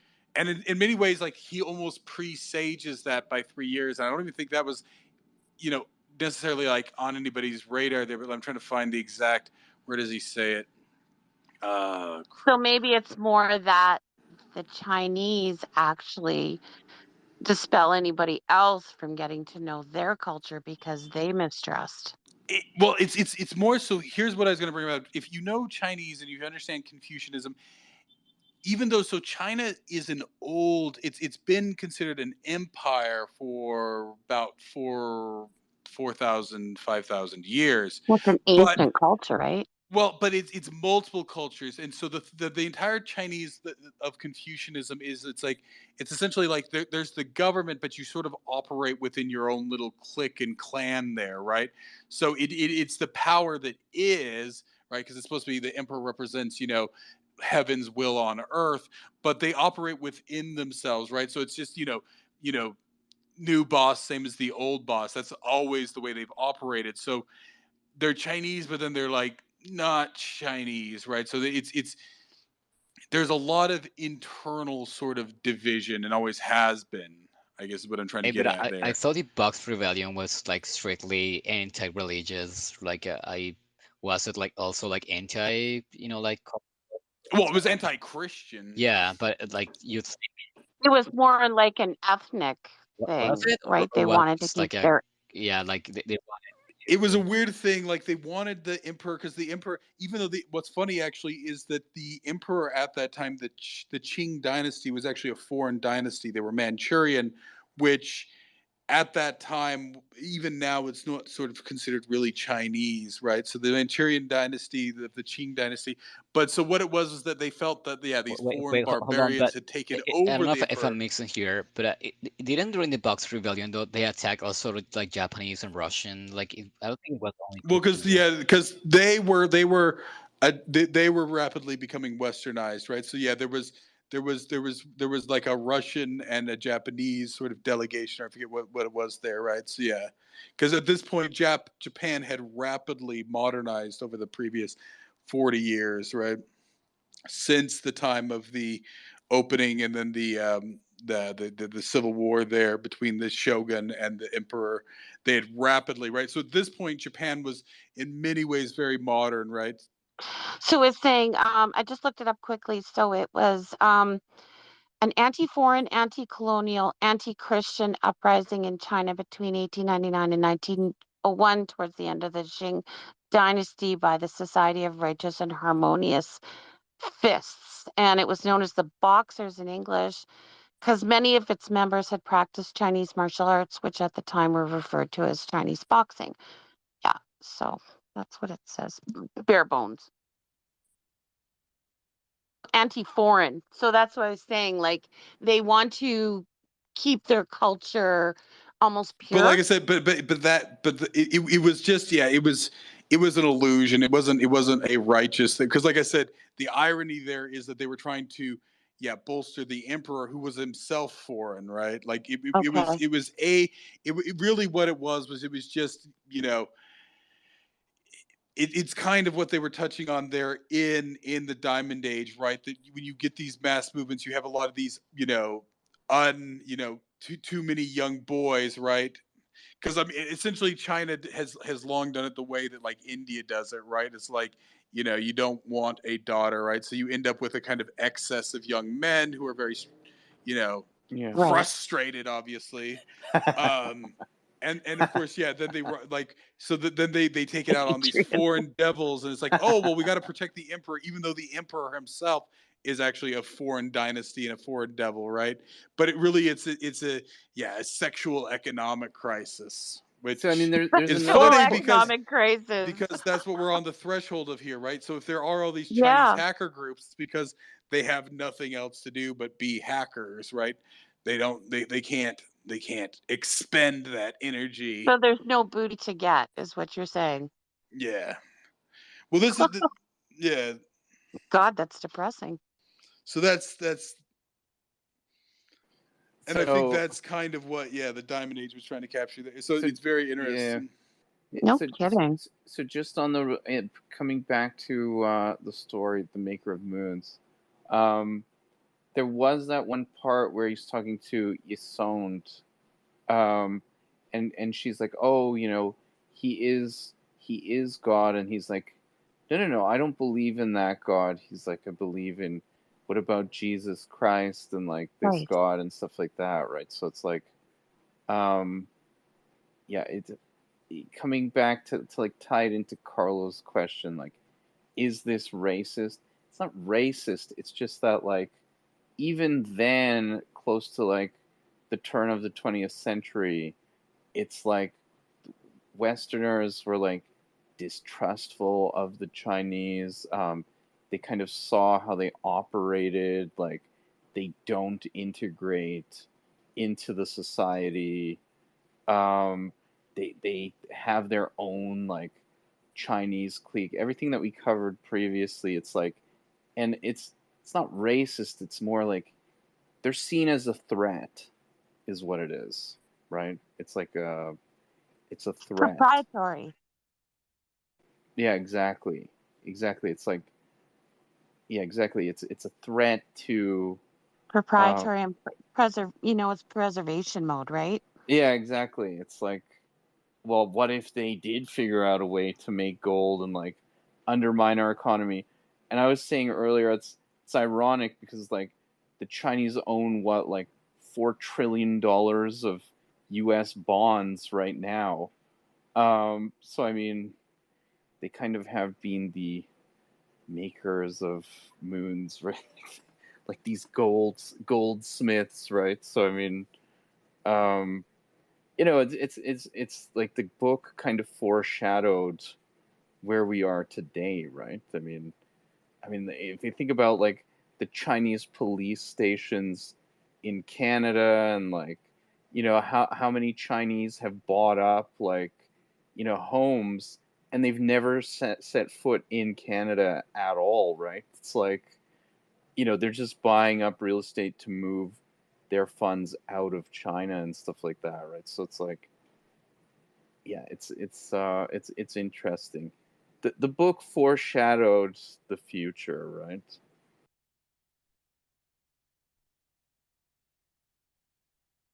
Yeah.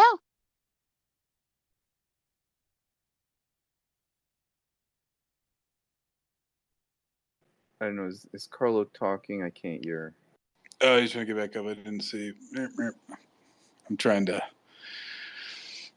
It's straight because, like I said, to me now that I'm thinking about it, the similarities between this monster in this book and between the one in Final Fantasy X, like, did they derive it from it? Because the fact that it's called Shin and everything, like it's very I mean, maybe they just read this one and they were pulling it, but is this derived from something? Is this So that's what I'm trying to figure out. Like, I want to find. Unless it was like a construction of Chambers' own imagination, right? Well, it might have been, but what is it yet? Like, was it based on something? Like, was it based on like a mixed thing or something? So that's what I'm trying to figure out, is if there is actually something, like how much of this it's just like the Wendigo, right? Like, where I thought he'd made some of that up, but then the one guy'd come in and said, "Oh yeah, no, those things, that's the legend." Because I hadn't been able to find anything like that online, but then he brings it up, right? And he hadn't read the book there, so I'm trying to see if there is a connection between this. Because, like I said, it reminds me. Like I said, I have issues with Final Fantasy X, but this was a similar so sort of are theme you there. saying that the Zin or Shin that's in this short story, you're saying that the Final Fantasy people took inspiration from that for Final Fantasy X? There's a huge similarity.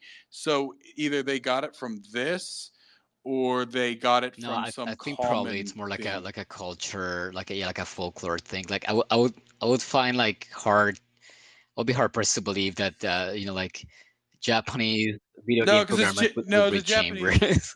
I don't know. No, it's not hard to believe at all, right? They're very westernized in that way, right? So they do, like, a Japanese video game would definitely read Western horror fiction, right?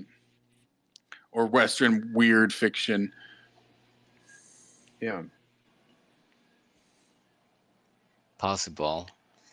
But yeah, I really found it interesting too that this author has, like, like, he's so sensitive to, he kind of perceived that, they kind of, I don't know how much he knew about the Chinese culture, right? But like them being so hermetic about their culture, and like, like what we discussed before, right? How they keep a tidy on their culture. How, like he was able to speculate that, to them as a bit of a threat, right? And like, it's nothing concrete in its story, right? It's very mystical. But what you guys were saying, that's like you, Adrian, right? Like, I mean, we have them now. Like, we have all this crazy Chinese influence in, like, our institutions, right? Like, and like in not institutions, and like in the canal, like underbelly of our society, like all the mafia and like all the you know uh, um black market. Like, it's a gigantic Chinese influence. So,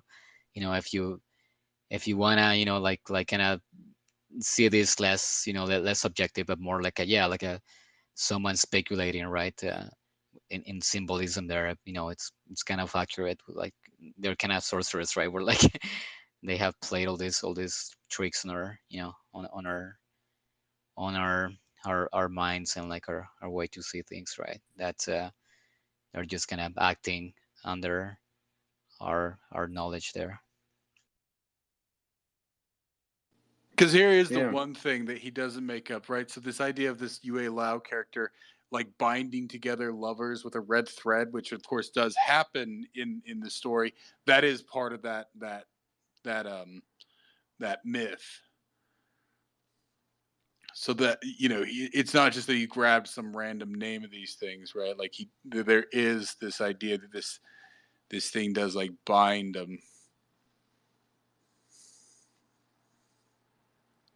So I'm just. It's even a bigger theme, and it's one that I always point out. Probably, like, in Dune, right? It's a theme that, like, that the Bene Gesserit, right? That cult, they purposely, like, prevent certain lines from continuing on because they're in a breeding program, and it's something I always point out with these billionaires, right? That, like, like some of them, like, Bezos has no children, right? And they're often, like, given these wives rather young before they're successful. It's almost like, that they're pretty much propped up there to, like, pretty much,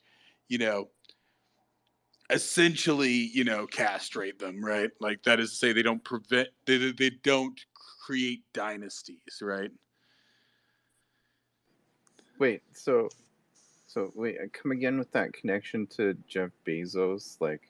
Well, like, so Miss Kenzie Scott Bezos, yeah. Well, because she got with him when he was rather young. So, like, what it is Yeah. with a lot of these guys, right? It turns out that they're not nobodies, right? So, yeah, they have family connections and everything else, and that like yeah, just before they get married, right? When they're willing to, because like it's off. There's a meme that's on the internet, right? It's like poor man's wife and she's ugly, right? You know, rich man's wife and then she's attractive, kind of painted up, and then millionaire's wife and then it's more of a beautiful like they're all kind of like rage comic style like whatever things there, and then Yeah. billionaire's wife and then she's the same as the poor man's wife, right? Like they're not like with these billionaires, right? Like all of them, right? So like Jeff Bezos, right? His wife wasn't particularly attractive. Same with Bill Gates' wife. Same with what's his name, Zuckerberg's wife, right?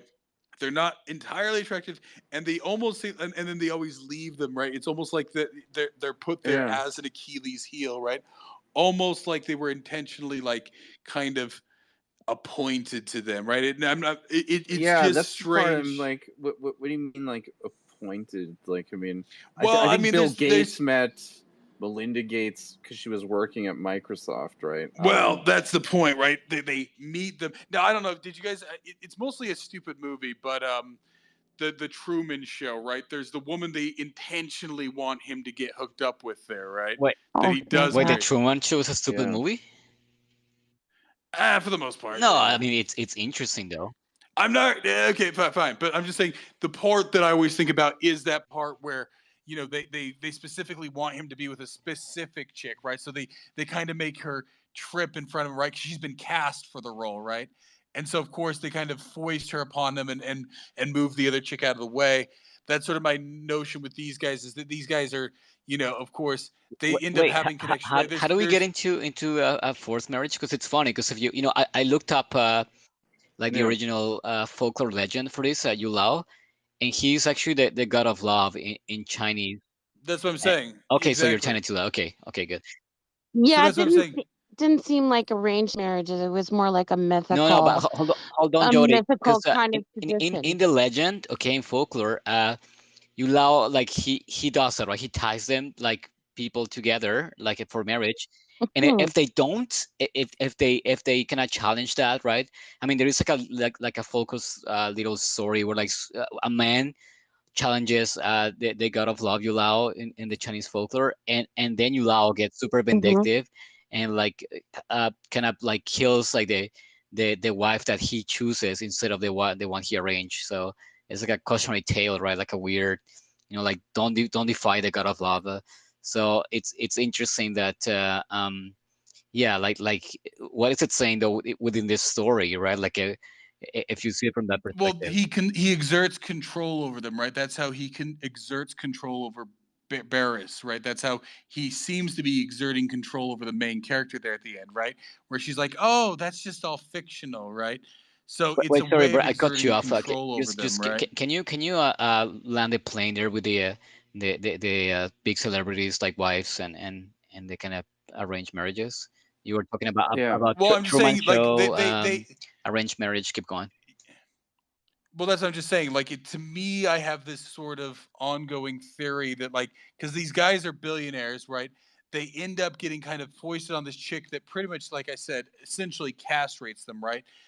Now Bezos and Gates, they've gotten divorces and they've taken all their a good portion of their money, right? And then they haven't, in the case of Gates, he only has one kid, right? In the case of Bezos, he has none, right? And it's very similar to also what I'm seeing with Zuckerberg there, right? And it's like, oh yeah, no, they met completely organically. It's like, really? I mean, it's not outside the realm of possibility for these guys to have been, kind of known that they were going to be propped up to run these companies and then, given this sort of Achilles heel, right? That renders them essentially, unable to have a dynasty. Yeah. But I mean, Mackenzie Scott is sort of not really. I mean, I don't think she was really just like pasted in there for Bezos, right? Like, Are you I sure? get, We don't know. We don't know that. Like, you can't prove that that's not the case. It's just very convenient, right? That they end up with these women who don't really provide them offspring and then end up taking all their money, right? before they have a chance to have a prenup, right? Like these guys, like they end up sort of, castrated essentially, right? Wait, so in your theory, who's doing this? Yeah, the secret societies, the cabal. Right? Oh, I have something like that, right? Because we do know that these guys are kind of giving a foot up, right? There's the whole kind of conspiracy theory around Facebook, for example, right?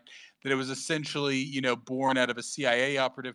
We know that, Zuckerberg, his family, was kind of upper class there, right? That he didn't actually do anything, but then it got pushed, right? Like none of them actually have a product that was overly Well, I mean, distinctive. It's just that it got that pushed you're by right, certain and powers and both investors. Zuckerberg and Bill Gates, they're not even good at programming, or they're not creative. They're not like super technical, right? Like they just kind of run the company, right? But they're not like the brain, right, or the muscle behind their companies. They seem to be just props, right? Well, so this is the way the CIA runs. Bezos has like 4 kids.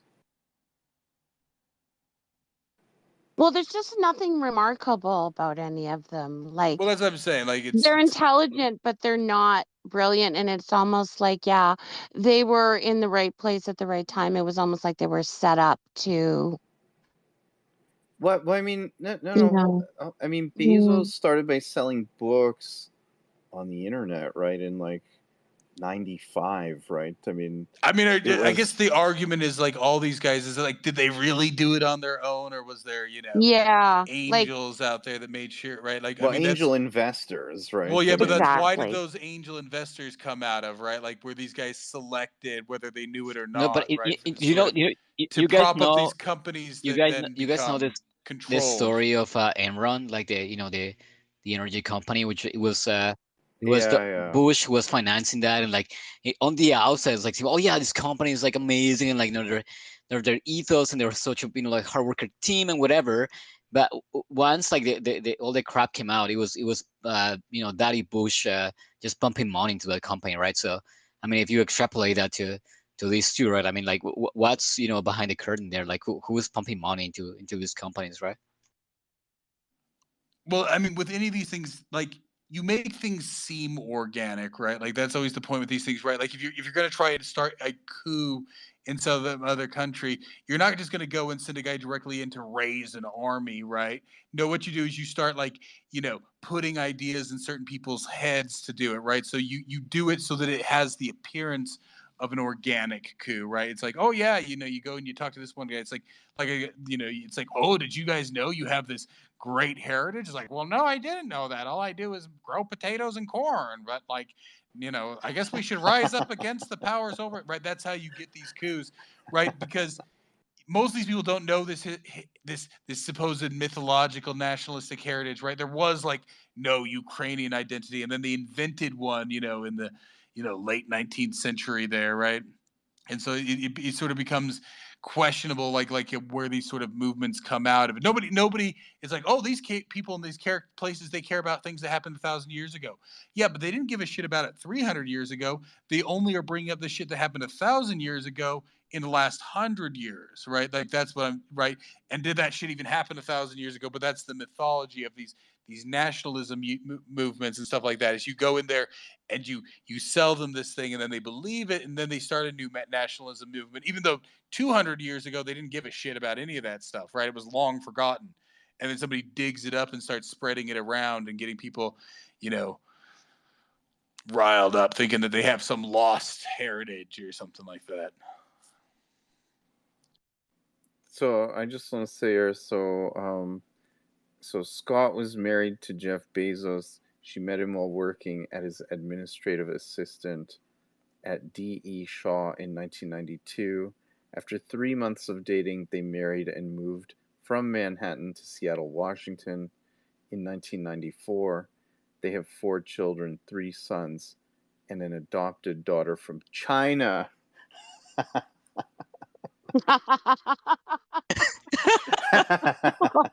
I'm just saying, in the case of So it all, really it's ties amazing in. that they get together, these women, before they get a prenup, right? Before they have a prenup. So that's what I'm saying. Is it comes down to the fact that these women go and So I'm just. So I mean, in It's 2003, Jeff Bezos was only worth like 300 grand, right? I mean, So are and you like, saying these are devious women who are, well, I'm they've saying she stuck it out eyeballed with them him ahead of until I'm time? saying that they were possibly appointed to do it, Or right? that Like, and you could women make it. recognize greatness? No, but it's a honeypot trap, right? Like these guys, Yeah. No, I get like what they you're end saying. up with these Yeah. relatively unappealing women, right? Just because they're throwing themselves at these guys, right? So These guys. average No, women. that's what I'm saying. Like It they're doesn't, chucking them yeah. at these guys, right? Which, like I said, it reminds me of that part in the Truman Show, right? They're yeah, chucking this chick at him. well, no, I don't see it that way. I think it's like, okay, 3 months of dating, they got married. It's like, even like the 80s, 90s, 70s, basically before like, the 2000s, really. I mean, you were just looked at as very weird if you were single. So, like, I mean, it's also convenience for Bezos too, right? Like, I mean, when No, he's not going to really. No, business meetings and stuff like that, he's like, it's "Oh, I am overly married." suspicious, It's right? like a Like touch it's point, right, between like the business guys, because like it's all the conv- business guys are married, it's they have feasible kids, though, right? right? Like it's feasible that like why did they push him so? And yeah, before these guys go on to get all this, I mean, it's just it's a So possibility, she right? was pasted in there to like, Yeah, well, it's also I don't know. feasible. It's also feasible that they're all gay and these women were covers to cover Their their beard. gayness, and then, you know, to cover that, and then, they had an agreement that if they made No, it but big, that they'd get for half or sure, whatever. You know what I mean? Like, for sure, there's a pattern though. There's definitely a pattern. Like if you analyze all of them, I don't it's the know. same pattern. Yeah, it is. Like I mean, it's all the same kind of woman, right? Like I mean, it's super Hmm. average, right? I You do know see the what? I pattern. It's think just you a don't know woman what who's just goes a on behind closed secretary there. doors. Well, that's what I'm saying. But it just so happens to be a secretary. They could be placed there, right? It's very easy to make that stuff artificially, right? I don't No, know. this is what the CIA and spy agencies do all the time. This is what they do That externally. is This is a true. well documented fact, right? They put that hot, really entertaining secretary who's just so enthralled at what this fucking nerd has to say, right? Yeah, but this was Oh, not a hot secretary. This was just an average girl well, but meeting an believable. average It has guy. to be believable, right? But they're so enthralled, and they're really anxious to get with this guy, right? Like, I mean, this is something that Well, these Well, then you agencies need to run look all the into the time. he history of these women and where they've been. I'd he say that's yeah. worth a look down. That's a rabbit hole that I'd Well, they look can be down a pulled bit. out of nowhere. I mean, that's the thing. It's like when they get appointed Hmm. to these things, they're purposely selected for being very mundane, and they watch them and they groom them from a young, right. Like when you deal with these sorts of spy agencies and stuff, right? Like this has been like known for like over 100 years, right? Like that's how like the communists got infiltrators, 100 years ago into the governments there during the Cold War, was like literally all these guys just on campuses there in the 20s, and it's just like, oh yeah, this girl, and he's like, oh yeah, come to this little communist meeting here. We'll meet up, and then the guy gets involved with it, and then later on, and they're purposely targeting guys that yeah, like Oxford. Like I'm thinking that Yeah. there's certain cases in Britain where this happened, right? Well, I mean, what about Bill Like Gates? Tinker. He dropped out of college. Like The he Gates family had was Oh, not tons unknown. of Well, so that's what I'm connections. I mean, saying. did yeah, So they? yeah. so he gets his angel investors. He's getting propped up and sort Yeah. of supported the whole way through, right? And then yeah, he randomly meets this woman who works as his secretary, right? Like there's multiple hooks in there, right? They watch you from.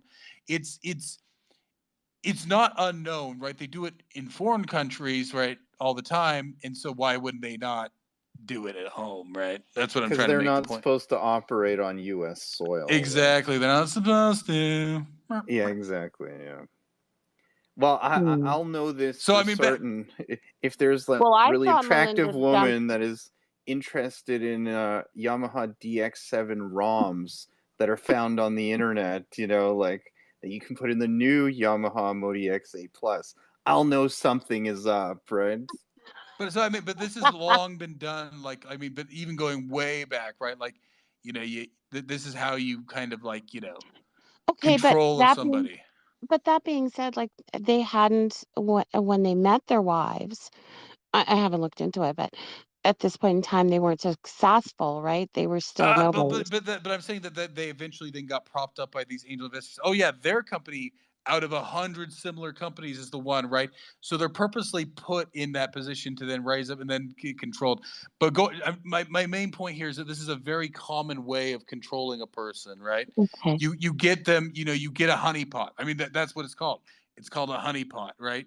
You get somebody's dick into something, and then they're like, "Oh no," right? So I mean, it's an old move, right? Like, I mean, this has been done for like 2000, like thousands of years, even, right? Like there's cases of this going back and back and back, right? That's how the Habsburgs went from being a relatively unknown family in the Middle Ages to being, because they just hoard out their daughters and No, everything, you right? guys laugh, but a lot of these, like how the Okay, but United that was States went into countries and they signed all these deals, even like with the J-Core company in Saudi Arabia. They did that. They just have, like a woman, like they kind of pimped her to the prince, and that was the only way that he relented to have infrastructure built in Saudi I mean, Arabia. Like, it's the same thing that happened with Wallace Simpson there, right? Like, I'm very suspicious, right? Wallace Simpson gets what's his name to abdicate, right? oh, she was just a whore. Well, no, but You that's what I'm know, saying. Like, it's a honeypot. Like, so, like, I mean, if you want to dig into it, right, it's very suspicious when, yeah, these guys end up with these very mid chicks, right? When they could have had something better, right? And I mean, like, it's a honeypot, right? And I mean, like I said, this could be found like going back, you know millennia, right? But like, it's a very common pattern, and so I think that's what he's hinting at here, right? The way that these guys are controlling these people, right? It's they're all spies, right? So well, that's, I sure, mean, they're making them fall in love but and I'm saying, like, so this kind of spy craft is not new, right. right? So Barris is a spy, right? He works for the Secret Yes. Service. For some reason, he was in Yan or China or whatever it was there, right? So he was probably over there, like, as more of a typical spy, right? He was over there spying at that time because, like, at this point there was no Yeah. CIA, right? He But was they just, both had that crescent star, that scar. well, I mean, they're marked Yeah. somehow. I mean, that actually goes. I was seeing something like that, and I think that goes back to the Chinese legend, because I have the Google open here And were they and stuff. marked by birth? Like, was that a birthmark or was it like, you know, that that was very big. Well, I think that somewhat goes with this whole thing. So there's multiple levels here. I mean, one, like, the Secret Service only comes out, right? Like, so this idea of kind of like having government, spies and stuff like that in the U.S. at least, right, was a relatively new thing, right? And it mostly comes up during the Civil War, and then it starts to evolve there. And so I think that's kind of what he's dealing with here, is like, we've got spies over there, they've got spies, and of course everything at that point comes down to money. So the Secret Service, right, that's why it is one of the oldest, agencies there, because, I mean, that's why they were appointed to protect the president, because there was, there wasn't many federal agencies, right? Because there was the U.S. Marshals for a long time, and they were just there to transport prisoners mostly. But then the Secret Service was created soon after the Civil War because of all the counterfeiting that was going on during the Civil War, right? So it's one of the oldest federal agencies in the U.S., and that's why they were then appointed to the president. It's like, well, who's going to protect the president? It's like, well, we only have, these guys, and these guys are much better about operating, right? Because, yeah, the only thing they were concerned about at that time was, So do they have more authority than the FBI, or like the same? no. They're just literally the enforcement arm of the U.S. Treasury, right? Right. So they were there. I mean, because this is often been, usually countries only care about it when they actually have, right? Because before that, the U.S. government didn't really print money. But then after the Civil War, like, the whole banking system at that time. So as they did it, right? Like, this was even, I mean, oh, what was it? Isaac Newton, right? Like, that was one of his jobs, right? He was like the master of the mint, and that was his job, was to investigate financial crimes, right? Because when you have a centralized currency, right, you immediately, right, like, have to protect that, because it's very easy to counterfeit. You get counterfeiting and all that sort of stuff, right? So, Right. and this was about the time that you started having, nobody was really walking around with $20 gold coins anymore. They were starting to use banknotes and stuff like that. And so the idea of being backed by gold, but even so, the idea that, yeah, if you could undermine the gold standard, that it would, collapse all the governments, right? That was when, this is when you still had the gold standard pretty much everywhere. So that was the biggest, the risk, if suddenly you had like, it was probably a worry for anybody if somebody found a new gold mine somewhere, it would very quickly, devalue gold and everything, right? It still does. Yeah, well, I mean, this is actually a big problem. We're like, well, actually, it was in many ways it was really terrible. I can't remember. I'll tell you. I'll put it out there. There was this. It wasn't an audiobook. It's called graphic audio, where they pretty much do it almost kind of like a radio play, and it was about one, and it was pretty much like it ends up being that there's like this spaceship lands like in Utah like 1,000 years ago, but then like they find that it's made out of all platinum. And so there's worries that the Russians are going to freak out because Russia produces a lot of platinum. So there's a lot of worry that like when these new mines, like this is even sort of my question with what happens in Canada, right? Like in the north, I'm certain there's plenty of gold up there, but are we not allowed to, because we don't want to devalue gold, right? It's keeping it scarce, right? Even with gold and silver and stuff like that, there's probably plenty of places we could mine, but they don't want you mining it because they just want there to be a, steady supply. They don't want to overwhelm it, right? They want to keep it valuable. Well, I mean, they manipulate the price all the time because there are paper gold, right, and like ETFs and stuff like this. Yeah, but I'm sure it's a meme that goes around from time to time. It was like what was it? It was like the Emperor of Mali from like 1,000 years ago, and he goes on a Hajj because he's Muslim, right? You guys have seen this meme, right? And so he passes through Egypt, and he gives out so much gold that it actually crashes the market. You guys know who I'm talking about? I have not seen this meme. Haven't seen it. 1 second. It's one that passes around on Twitter like all the time. Let me see.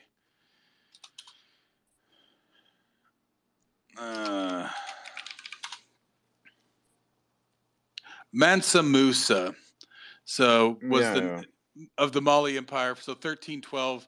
Well, he reigned from 1312 to 1337. So yeah, there's supposedly like at some point, because like there was a lot of gold mines down there, and so then he goes on the Hajj to Mecca, and as he passes through Egypt, like he's just like giving out gold that it actually devalues the gold, right?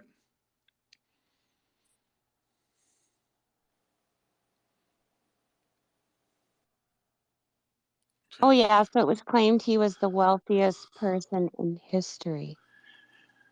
In history.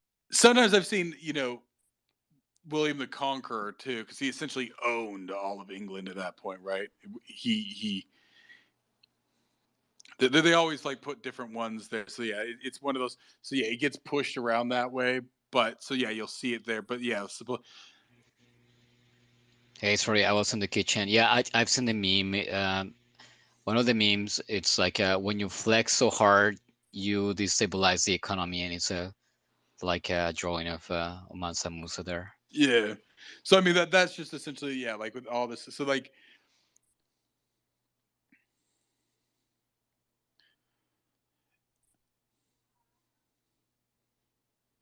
it's curious, like I don't know enough about what was going on at this time. Like you always got to wonder, like if we were to believe it, like did the powers that be read this story and say, hey guys, that's why we got to get off the gold standard, that's why we need to move to fiat, right? Yeah. It's all this story's fault, guy. They all read it and they're like, hey, yeah. So I'm just, since we're talking about gold, so I'm just looking at Barrick Gold's mining operations for 2022 and 2023. So in Canada in 2023, at their Hemlo open pit operation, they've mined 150,000 to 170,000 ounces of gold. There are other operations around the world. So in Mali, they've mined 510,000 to 560,000 ounces of gold. Kibali, so the Republic of Congo, it's 320,000 to 360,000 ounces of gold. So Canada is, it's one of their smallest operations. Somewhere I read, I never globally. confirmed it was something like if you took all the gold that's ever been mined, of course, based on purity, like all the pure gold that's ever been mined throughout human history that we can kind of speculate, like it would only fit in like 3 Olympic-sized swimming pools. Is that a fact or myth? Because I keep reading I don't that. know, something like that. But I mean, yeah, like because of course it can be hammered extremely thin. So a lot of things that are made out of gold are, Yeah, it's very malleable, and you can stretch it up to like I don't know, like a super long line, right? Like without breaking, and also it doesn't corrode with water.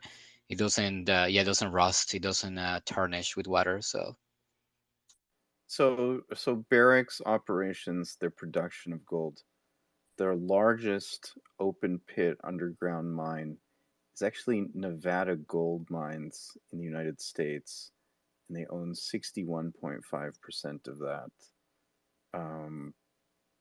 Yeah, their Canada operation, they own 100%. Their Tanzania operations, they own 100%. And then it's like 80% for Mali, 60% for Pueblo Valle, which is in So this one's actually from the Dominican. U.S. Geographical Society. So how much gold has ever been found in the world? About 244 metric tons of gold have been discovered to date. 187 metric tons historically produced, plus current underground reserves of 57 metric tons. Most of that gold has come from 3 countries: China, Australia, and South Africa. The United States ranks 4th in gold production in 2016. All of the gold discovered thus far would fit in a cube that is 23 meters wide on every side, which, yeah, would be, that's about, yeah, I mean, that does sound like about the size of 3 Olympic swimming pools.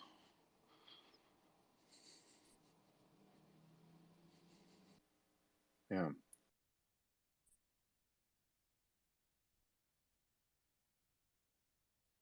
But is there more? So yeah, that's yeah. There's Well, yeah, I mean, they there claim is, right? that there's 57 metric tons underground reserves. That's But a yeah, projection, though, right? I well, mean, that's known it's ones. not. That's ones they admit to. And like I said, you guys have heard me rant many times about what's in the north. I mean, yeah, Oh, there's what's tons up under there. all the glaciers in the north of Canada and Russia, right? I mean, so much landlocked there. Well, it seems like, and this is the thing, the ability to claim a reserve is even something, right? So like if they're claiming there's only 57,000 metric tons of gold, you know, then that means that there's reserves, and like even mine, like even just not mining it, it's still counted toward probably the value of a country. So like, yeah, is it something you want to keep a secret or something like that? Like, uh,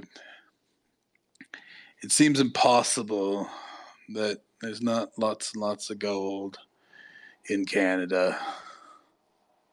Well, I mean, it's unexplored territory, right? I mean, the Canadian Shield, I'm sure there are tons of gold there. It's just, yeah, they just don't explore it, right? Well, is it explored or is it just not officially explored, right? Like, is it kept as a state secret, right?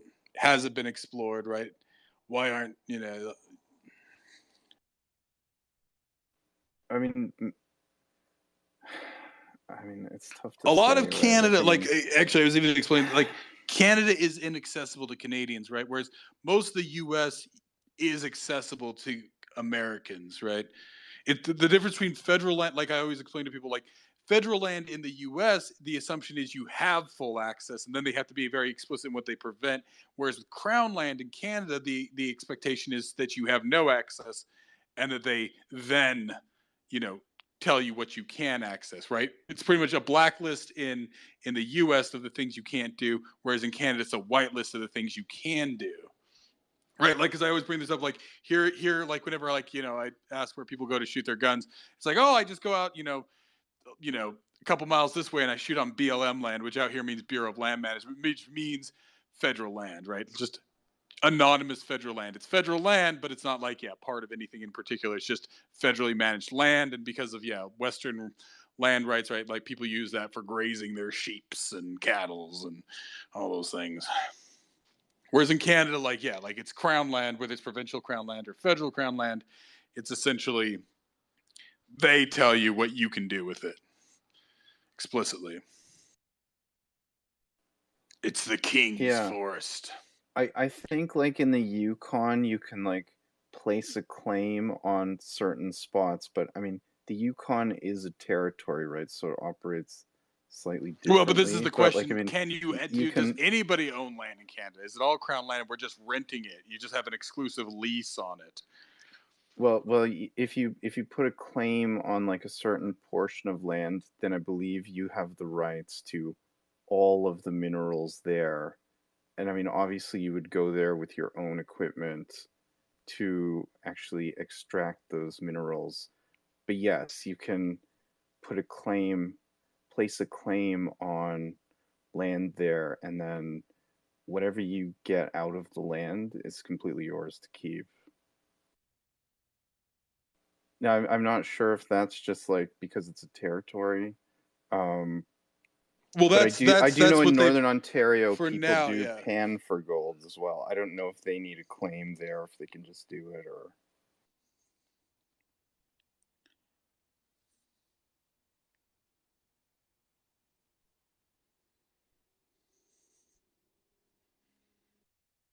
So you guys, I'm just reading a whole bunch of stuff in the background on things you've been saying.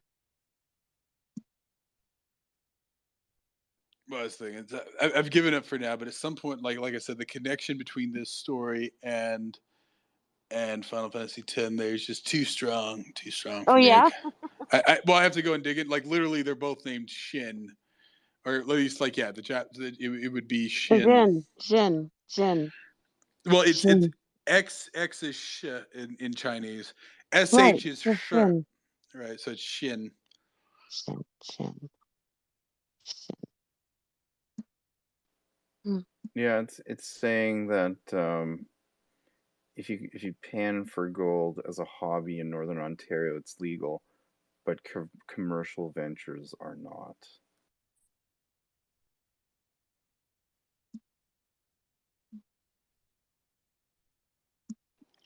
I'm trying to get you there. You.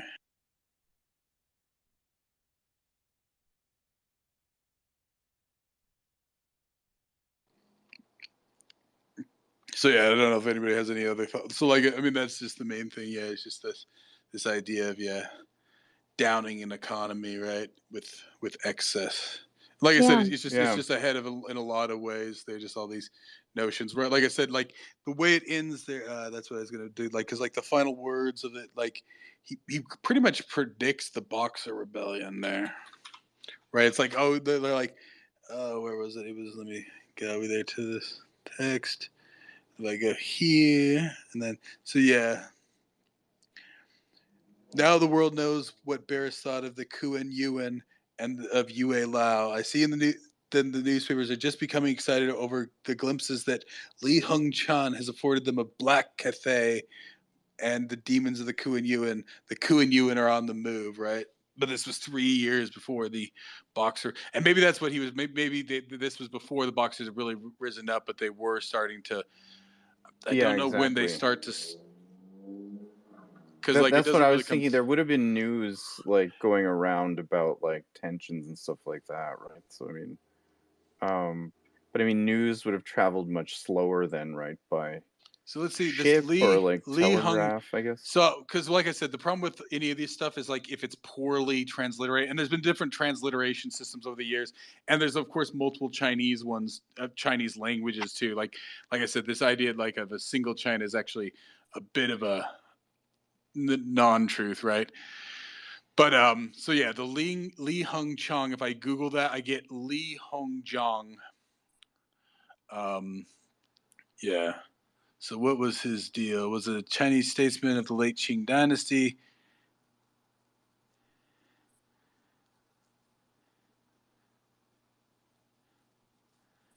Trying to see like so yeah, the Taiping Rebellion. When did this happen? But this was like earlier, 1871. So yeah, what does he tell people? What is it that he put out there? Or Sino-Japanese. So yeah, so let's see. So yeah, because like in 1900, that's when the Boxer Rebellion really starts up, and he's involved in that. But so yeah, what was it that he had put out? That's what I'm trying to.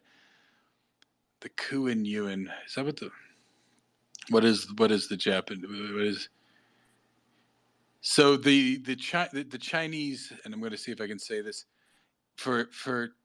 But is this? Yeah, I don't know which dialect this is. So it's Yi He Quan Yi Ho Chuan.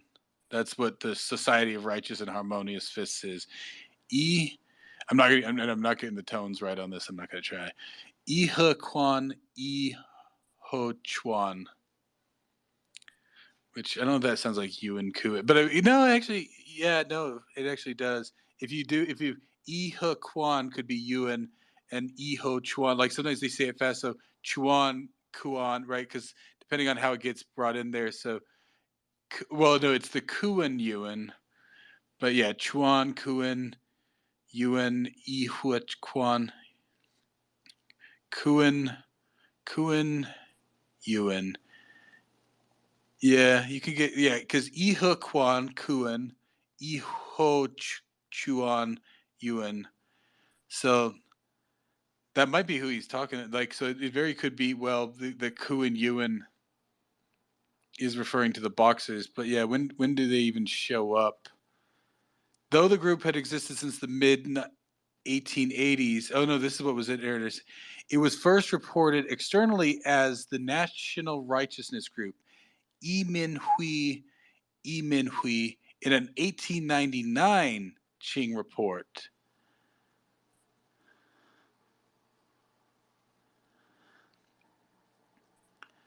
So like I don't like I'm curious what he's talking about.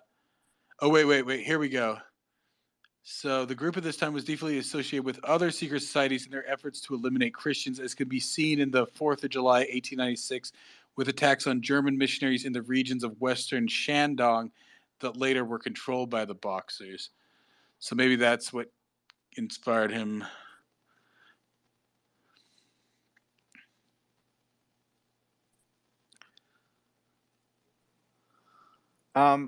You know that part. Sorry, I'm kind of jumping around here.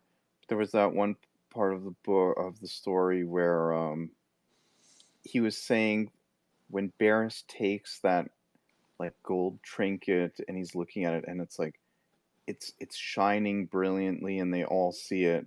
So then he like puts it away and then he writes down on that paper like something to be opened later. He seals it up. Um, I mean, clearly, like, those have mystical powers of some sort, right? That he is aware of. It's like, is that what we're to believe from that, or were they just like imagining that? You know? What part? Sorry, I was still in this. You know, it was that part when you know, he's looking at that like locket, that trinket, and it's like shining or something like that, like brilliantly, and they all see it, and then Barris puts it away. He writes down all of that information that he seals in an envelope, and like it's to be opened later. Yeah. I mean, maybe because like he says, like the only thing that reminds her of her former life is the bangle. So maybe that's he puts it in there. Maybe that's the hint where it's to prove that these things actually did happen, right? So like later on, it's like, oh well, no, I don't remember that, right? But then they go and they open this box. It's like, oh no, see, it was true.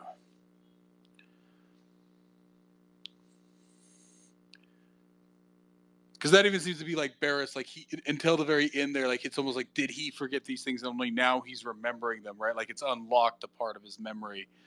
That seems to be sort of that play there. Yeah, I'm trying to see. Yeah, no, but I think that this must have been So actually, it's very distinctly the Boxers. But it's interesting because like the Ku and Yuan are on the move, and this is 3-4 years before the Boxer Rebellion really started taking off there. The only thing that remains of her then former life, and actually in this case it says hen, it's actually missing the th, of her then former life is the gold serpent in the Metropolitan Museum and her golden globe, the symbol of the Ku and Yuan, but the latter no longer changes color. Wasn't there something like that in the Diamond Age that like didn't change color anymore? Do you guys remember that? There was some object they had. that did change color, and then it stopped. Pretty sure that was in the Golden Age. Speedy tends to remember those things. I'm trying to remember that now because there was something like that.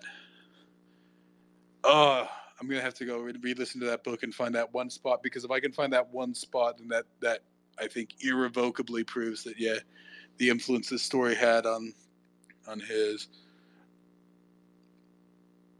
But I think it's pretty strong either way that this obviously had some influence on the Diamond Age. Yeah. But I'm pretty sure there was something that like was the same way where it would change color and then it no longer changes color. Like it's lost the magic, right? Wait, wasn't that the primer itself? No, there was something else. Was it something to do with the Drum Society or some other thing that they like took on, and then like it stopped kind of its luminescence. Oh yeah, the drummers. Yeah, there was some yeah. other object that where like it was like changing colors, and then once they dealt with it, kind of loses its luminescence. I think actually there's something like it's a common thing in some stories, right? Like almost like it's lost its right by being touched by mortal hands. It's lost its magic, but it was that thing that the drummers were creating, wasn't it? That I forget the name of it now. To replace the matter compilers. Maybe the seed or something. Yeah, the seed. Yeah, it was something to do with the seed. Maybe there's a few things, but this idea that like it's magic, but then when you actually take it and you pull it out, like I know I've seen that like in other things, it's like, oh yeah, I have this magic object, and then you pull it out and it's just a dull object. Like it becomes unmagic, right? Like sometimes, of course, is it because they're a lunatic, or is it because it was magic and now it's almost it's sort of what you end up getting in these things is almost like maybe there's two, right? Like the timelines have collapsed on themselves, so the past has actually changed, right? Sort of that Mandela effect, right? Like you get that in weird fiction even before people called it the Mandela effect. Like maybe there was another timeline. Like they don't call it that way. They don't talk about timelines, but like that fiction can become real. You know, that history can change almost magically. But well, I mean, in the Diamond Age, it's the nanotechnology that is facilitating that change, right? Yeah, it's something physical. It's like, but nanotech. There's nothing the mystical. Level of well, no, but that's the thing, right? If nanotech can exist on that level, then that is essentially the transmutation of alchemy, right? That's essentially what nanotech allows, right? Like the first time I remember seeing nanotech as a kid, once again, I bring up all the time, nobody ever seen it, but Red Dwarf, right, which is a British comedy series there, and pretty much a major sort of Deus Ex Machina throughout that series is these nano robots, right? This idea of nano robots, right? That essentially, if you have these nano robots, that they can essentially do anything. So the first time I saw nanotechnology was that the Outer Limits, when they brought it back in the 90s. There was this one episode, and this guy is dying, and they inject him with these nanites, and it repairs him. But then the nanites just keep making him better. They start making like these. Maybe I did see that episode. I don't know if I saw that before or after Red Dwarf, though. Oh, you saw that Outer Limits episode? Maybe, or maybe they dealt with it in Red Dwarf. Red Dwarf is actually a really great science fiction series, and it might even predate, because I did watch some of those like 90s Outer Limits though, but yeah, it was like, so the nanites repair him, but then they just keep like making him better and better, and they start making like these exoskeletons around him, and like he's basically not even becoming human anymore, because it's just constantly like trying to make him better and better and better. Well, that's essentially what also happens in Red Dwarf, but it's done for a joke. But it might predate that. It might predate, because that show was on relatively early, and I think the show debuted in 1989. I want to say that episode was probably from the 4th series, so it might actually predate. Like they might have seen that episode and then made it like all dark and like. There's a lot of like science fiction, like actually the whole Kennedy, like there's an episode of Red Dwarf that deals with the Kennedy murder conspiracy. Even it's a great show. I really can't, and it's great in a lot of ways. I love Red Dwarf. Yeah, I as you don't guys think know, I've seen it. I don't watch TV. I'm more of a book guy. But the first time I remember, like Nanotech, I read Stanislaw Lem, one of his novels called Eden, and there is like kind of crazy nanotech there. And also there is a novel by well, I wanted to suggest that novel when we read Diamond Age. It's called Blood Music by Greg Bear, and it's this like kind of nanotech going rogue. Like what happened if the nanotech went out of control and like turning things into gray goo. And that's a cool novel. It's really short too. If we ever want to go into nanotech shenanigans. But I read that really Yeah. early though. Like I don't know, like I don't want to kind of reveal my age here, but yeah, like kind of mid '90s. That I remember reading that. I'm like, wow, like I never kind of even thought about that before. Like even the kind of nanomachines going rogue and like just altering like all the matter on the planet. So I'm just reading the synopsis here for Blood Music. Yeah, I mean maybe we should cover this book. This is like But for anybody who it looks likes pretty Futurama, awesome. Red Dwarf does the same thing Futurama does, where it deals with like deep science fiction issues, but in a funny way too.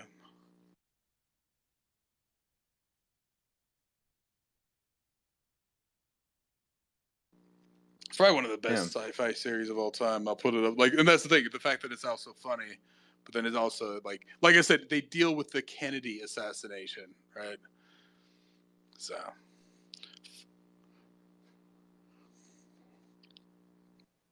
Yeah, I'll have to see Red Dwarf.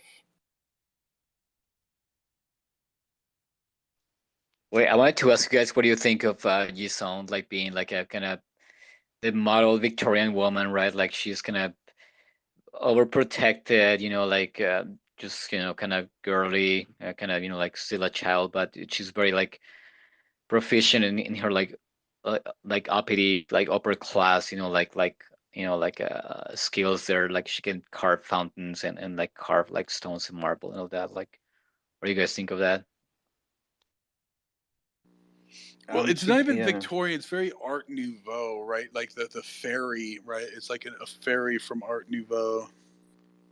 But it actually reminds me a lot of Arthur Mansion, especially, which he does. Arthur Mansion does predate. What is it? Is it? How do you spell his name? I never remember how to.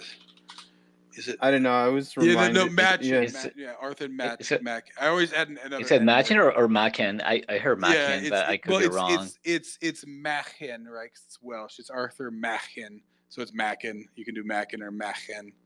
So yeah. So Isolde reminds me of Rappaccini's daughter. That's what I was getting. Oh, I have that in my notes. Yeah, I mean yeah, she's created in a garden, right? Like Rappaccini's daughter, for sure. Now, But yeah, I don't know the if great Chambers was influenced by Hawthorne. he might have. I'm getting because he's both he is American, and so I'm sure he read. Like I said, I'm sure he read probably Poe and Hawthorne. I mean, really, those were the two. Oh, 100%. But Machen, the Great God Pan, which we should do at some point. The Great God Pan was written 1890 or 1894. It has a colon there. I don't know why. Why does it have a colon? 1894. Oh, so it was like the first chapter was published in 1890, but then he published the rest of the book in 1894. So that would have predated this one, and it's also the same thing, right? It's sort of an almost unreal. I'm actually, because you're familiar with that story, right, Speedy? Yeah, I read it. Okay, so you can definitely, and it's also it was another story he read about like the weird girl who like it was it was a fragment that he never finished. What was it? The White People. Did you? That came out 1899, so that came out after this one. But we should probably do the Great God Pan. It's not a super. How long is that? It's kind of shortish, isn't it?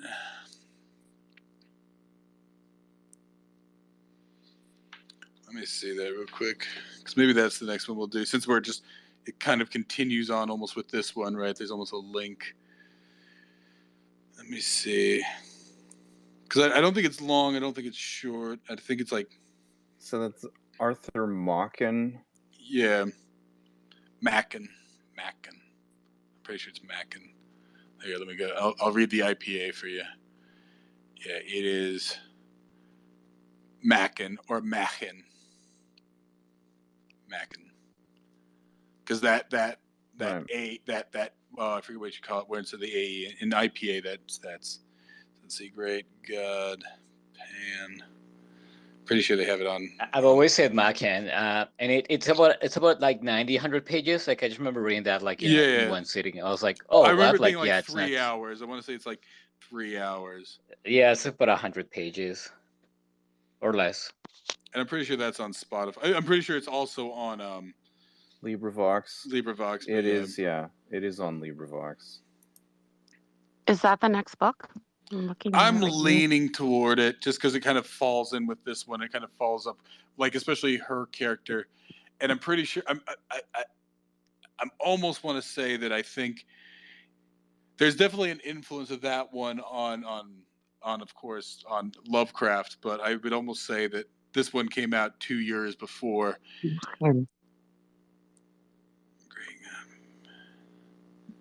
Where is it? I knew it was on here. Okay, yeah. So let's see. This recording is 2 hours and 9 minutes. Yeah, it's not very long at all. So I'm leaning toward that one because yeah, kind of, it's one that I think we had discussed it in the past there too. That's what, about 100 pages or something? Yeah, I think that's what Speedy said. 100 pages. Yeah. I do the old-fashioned way. No, it's less than 100. Like it's 57. Like, oh God, yeah. It's 57 well, pages. You just whip it off in an afternoon. I think it's less long than this one. Mm-hmm. Now the reader for this guy was like kind of slow, but I think it's less long than this story. No, what I said, I read this and I just read in one sitting. So I just remember not being long. Oh yeah, yeah.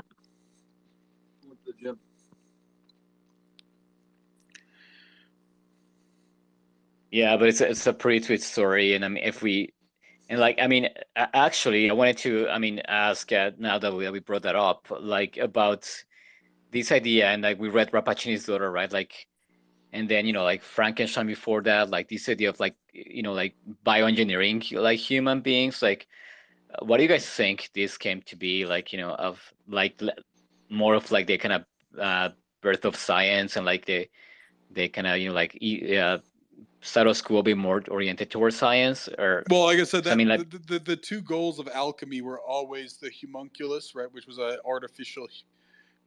artificial human, and gold making, right? Those were always the two goals of alchemy, which is the foundation of modern science. Yeah, but I mean, it goes back to the Kabbalah, where they with the golem and stuff. But it was always like kind of like it had some like kind of divine supernatural intervention there, like more magical. But like you have now like here, the more like the humans in control of like bioengineering humans. So I always found that interesting. Like what kind of like like have all these authors speculate on the same thing, like if there was like like just the fact that science was permeating the culture there. Yeah, so is the next one going to be I'm leaning toward it. What about that blood music? I mean, that seems what's blood music? Interesting. That's the one by Greg Bear on Nanotech, since the Red Diamond Age. I mean, it's like like another facet of nanotech, like a more I mean, I don't want to spoil it too much, but like a less just kind of speculated on nanotech, and it's a short novel too, but I mean, we can do both, no stress. But that's what's we interesting. are in the spooky season, technically, right? Yeah, although that novel though, I mean, if you guys don't mind, but it is a bit of the cultural references. Like it was written in 1985 or something. Like it has some archaic stuff, right? Like some just like passe things that it was written in the 80s. So if you guys don't mind that, but the speculation is it's really fun there. Yeah, no, I'm I'm looking good at the with the Wikipedia. 80s. Yeah, I'm looking at it now. It looks actually pretty interesting. Post it in the chat. But yeah, no, I mean, it's just that if we're gonna do this again next week, are you free next Friday, Speedy? No, I booked Monday off because you said Mondays was is for you, and like for me, it's I easier couldn't remember. Mondays than Fridays. Well, no, that's I couldn't remember which one you said. If it was Monday or Friday, Monday is No, better. like we talked about Mondays or Fridays, and you said, oh, Mondays, like I'm free, and I tend to. It's easy for me to get the Monday off and the Friday off, so I booked I just couldn't the remember next. why if this Monday was a problem or something. That's Yeah, why I was gonna I remember. booked the next. I booked the next like This 3 well, like Mondays off. So but even then, so I mean, that's my it. point is, it's just that even if we do it Monday, I'm pretty sure everybody can get through this story by Monday, right? Oh yeah. Great Pan, yeah, So for have you sure. made a decision then? Are you gonna do the Great God Pan? If we want to be able to have something in time for Monday, it's got to be a short, and this one's fairly short. And You should it's kind do of that one. thematically. Oh yeah, And that's an afternoon. Like that's a couple hours. I was gonna say like it's more tied to this one than Blood Okay. Music's a completely different tone and type of narrative. Like in just tonally with this one it was just much better. And yeah, it's shorter. So and I always wanted to do that story, by the way. So I'm happy if we do it. Like if you guys want was on my extra list. credit for that one, there's also The White People by Arthur Machen, which is a very sort of weird, ethereal. It's in the same one where this kind of like almost kind of mysterious girl. It's very similar. It's written in a diary format, so we could do both of those even, but we'll do mostly The Great God. I'll go and look up. I think that one was fairly short here. That one was on LibriVox, I want to say. Can you just confirm that second one there? The White People. The White People. Also by Machen. Here, let me see, because maybe we'll do both of those because they both kind of fall, and they're two that also for Halloween, I feel like The White People. I read that and it's really spooky, so it would be bang on for October. Should we all wear pumpkin hats? Yeah, let's see. So The White People. No, we should get pumpkin mask.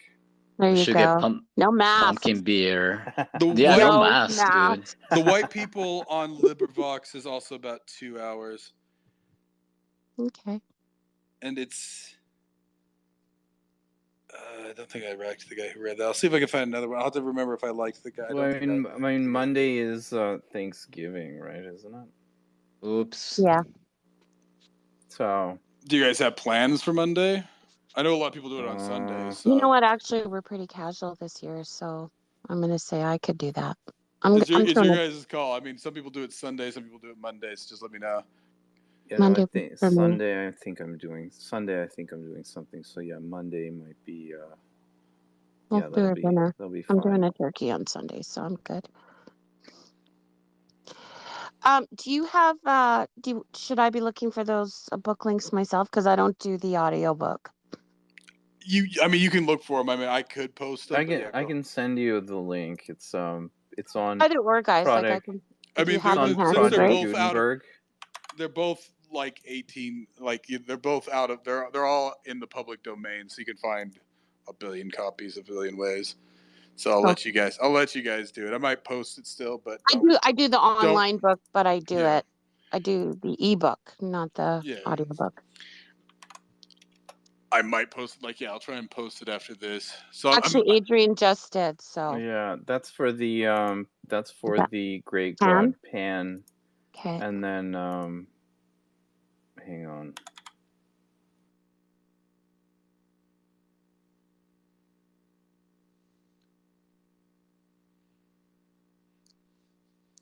So yeah, if you guys want to do both, like I said, we'll definitely do the Great God Pan. If you guys all finish the White People too, then we'll cover that one too. They're both 2 hours by audio, so that's an hour. Doable. That's doable. That's like nighttime reading. I mean, technically, even if you guys don't get it, like if you could even do them Monday morning, because it's a Monday, so I'll probably 4 p.m. Eastern. We could do it. What times works well for you guys? Yeah, I'm off that date, so whatever you want. Cool. Whatever works for yeah, everybody. 4 Just or let me know this 5. time Yeah. if you guys Yeah. change it. It'll either be 4 or 5 Eastern, 2 or 3 Mountain. Well, if it changes for whatever So reason, I guess just that's shoot me 3 a or message, 4. okay? I guess that's 3 or 4 your time, Jody. Yeah, no, that's fine. Yeah. But I can. That's doable. Oh, thanks, Adrian. So yeah, Wow. so the second one there is We'll probably just to make it House easier, of we'll just say Souls, and we'll that's say- the white people is the second story in that. Okay, so Pan Yeah. for sure, and the Way People of Time. yeah. And if I'll you don't, schedule. I'll schedule both. They're both very similar. The white people just kind of plays into the same thing. It's a very like weird one. It's more of a kind of mood piece.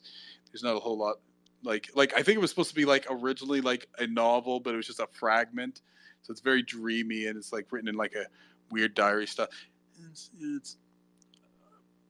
I'd say to really like we'll mostly focus on the Great God Pan, but we'll probably do the white people too. I'll just schedule both. But if you guys are if you only have time for one, then do the Great God Pan. okay. I think I can do both. Yeah. Yeah, I'll try to get both done because it is Wednesday today, so yeah. Yeah, it's an interesting little story. Those creepy little satellite things kind of gross me out. Yeah, I want to find out if there's a precursor to those because that's a very interesting thing if he invented this. I'm trying to figure out, if that is based in Chinese mythology or because, like I said, it's very similar to what they were in Final Fantasy X. There, strangely enough, or if there's like another sort of thing where it's pretty much like Let's see, Mackin.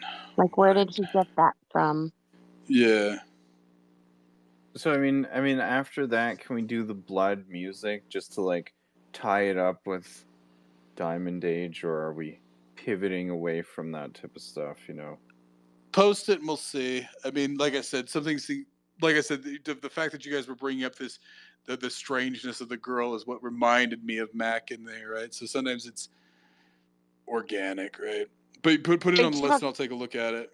Do you put it? Well, I don't have access to this list because that DM group and that blocking. So There's the one group. You guys can propose it. What's that group? Because you created a group for this, Adrian. We should probably utilize that too. I keep forgetting to. Oh yeah, that's right. We community. We actually have a Twitter community that I couldn't set one up at the time, so Adrian had set it up. Oh, okay. And then I was trying to post all the old ones in there just for history's sake. But yeah, we could post it. But yeah, if you guys want to send me that story, and then I'll look into it. So have you guys watched the movie The Witch? It's an A24 movie. I started watching it and then I never finished it.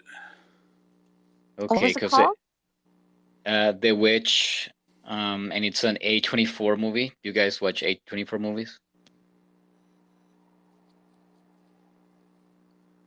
I've start them, but then I always kind of get lost because I also started the Lighthouse. Is that on Netflix?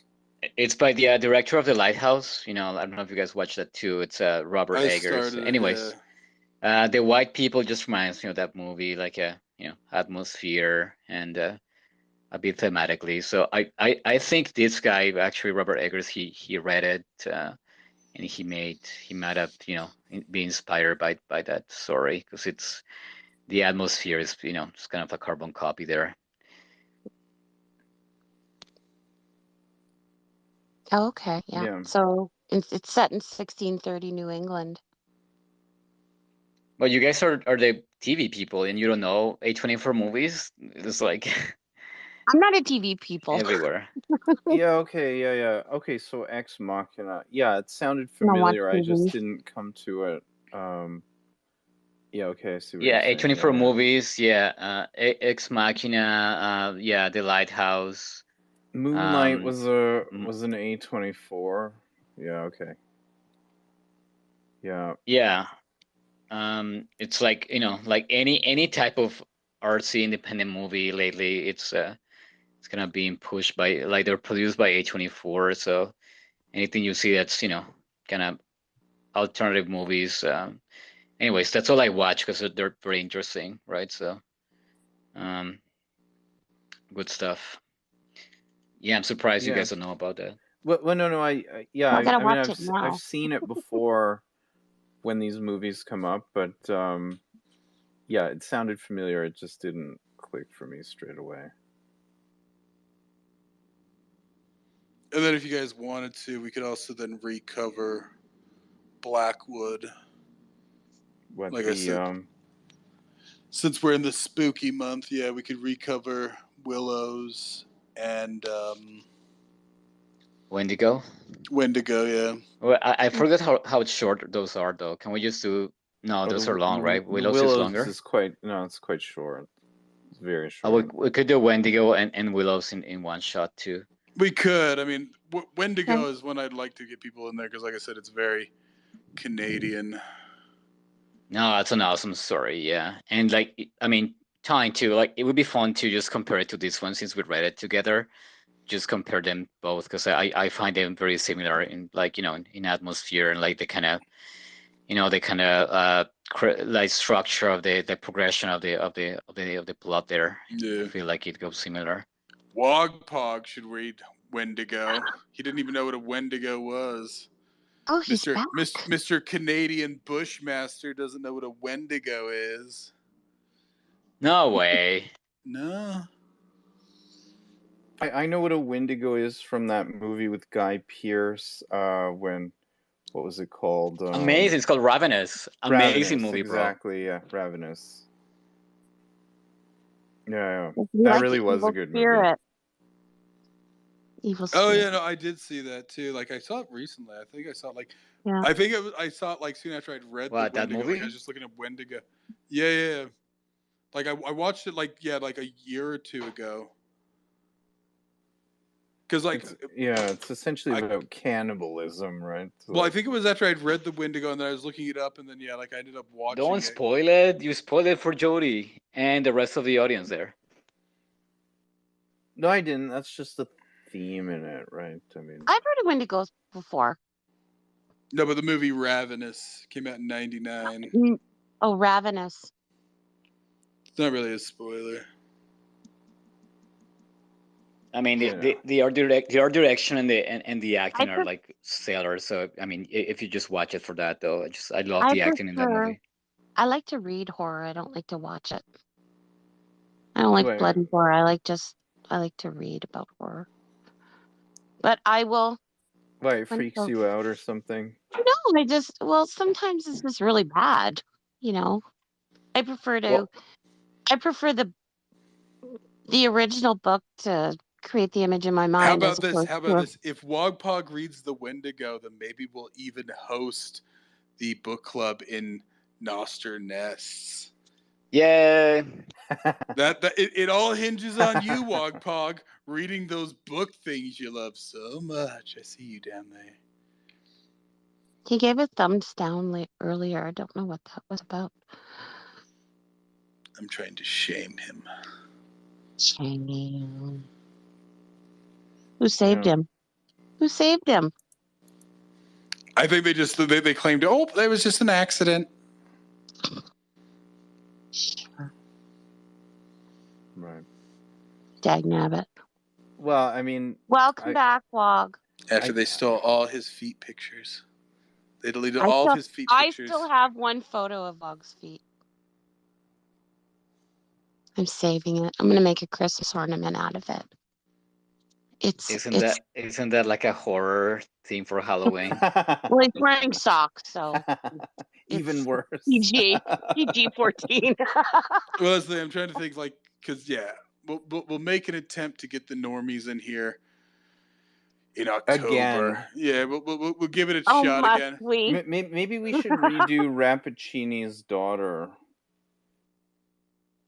Well, bro, it's like horror mondo. Like go nuts, exactly. Right? Like I mean, with horror stories. Yeah, well, that's what I'm saying. That always draws people in, right? Yeah, but do you want to make the book space so big, like because it's hard to discuss Well, it when you have it just tons brings and in tons new of people. people? It brings in new people, right? We might find some new people who aren't people very quickly fall off or come in, right? I mean, that's Like always Nick. Nick wants to read a book, don't you, Nick? Come on, Nick. Nick. Well, it's not even a book, right? So it's like short stories that are like Yeah. 2 hours of reading. That's super doable. Dutch, you can read. Yeah, I'm kind of interested in this blood music now that you mentioned it. Oh. send it there and I'll look into it. I put Blood the Wikipedia in the DM group there. So. Greg Bear Okay. with science fiction. Hmm. Well, Yeah. maybe we'll make a new DM group because all that matters is who shows up. Who shows up. But Wait, alright. saying you cut out. I want to hear the story of you watching Ravenous. What was the reason? What triggered you to I think it look was it the up? Wendigo. I can't remember if I watched it before we covered in the book club or after. But I think around the time I might have watched it around last. I watched it some point last year, but I can't remember if it was because I was trying to find like more stuff on Wendigo, and that was one of the things I came across. But yeah, it was specifically because I was looking at Wendigo. Okay. Yeah, and Well, that's a big that's part not even of like that. it's not even a horror movie though. It's like a period piece, right? It's a little suspense, right? But there is no gore, Yeah. nothing shocking in it, right? And do you guys know this actor Jeffrey Jones?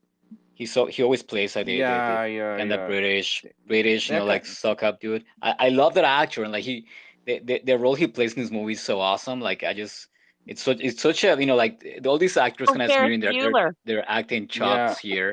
He's a Ferris Bueller. he's the principal in Ferris Principal. Bueller. Yeah, The yeah, guy was He also was like manufacturing child porn. And Yeah, shit, no, I was gonna right? Like bring I it up, mean, but no, because yeah, No. my favorite because yeah. he was also in Beetlejuice Yeah. and Beetlejuice. Well, I don't know if it was Who's child porn. Harry Crumb? Yeah, it Howard wasn't the Duck. child porn. Now I'm not defending, but it wasn't like he had a thing for teenage boys, just like you know, Oh, good Pierre grief. Elliott, right? So yeah.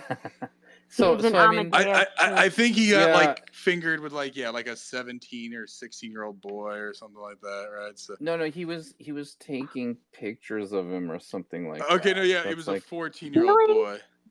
So that's what it was. yeah. Are they all sick Oh crap! bastards? I didn't know that. Oh, here it Well, is. Accused of solicitation of a minor. So let's see. So, but he did do like a Possession lot of child porn and for hiring a 14-year-old boy to pose for lewd photographs in 2003. Yeah. That's why he's gone. you know, For because good. he was in he was in Ferris Bueller, he was in Beetlejuice. have you guys seen the Ed Wood movie? Yeah, By he was in Jim Ed Jarmusch? Wood. He's in there, yeah. He was Who's in Harry Crumb?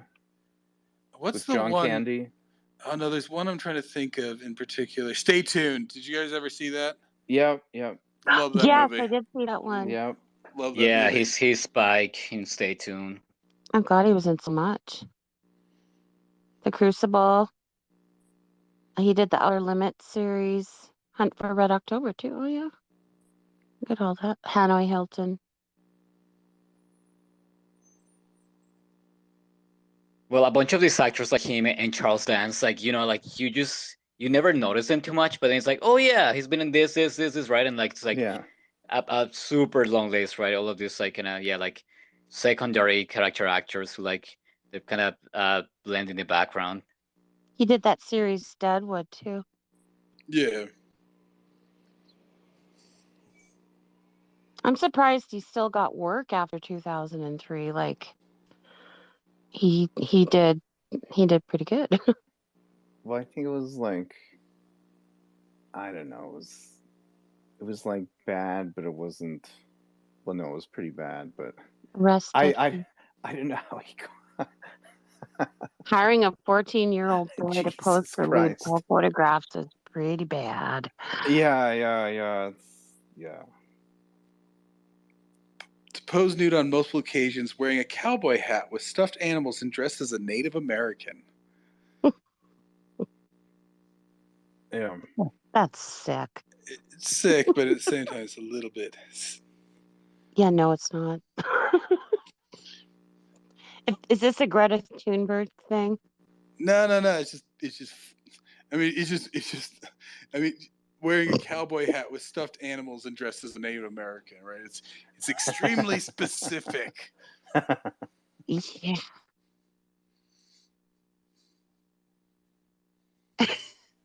Yeah. I'm looking at So, I'm looking at the ceiling yeah. and whistling. That is horrifying. But I mean, all of these Yeah. Hollywood people are perverted, right? I mean, this is just how that comes out, right? But I mean, like, God knows, how much goes on in there, right?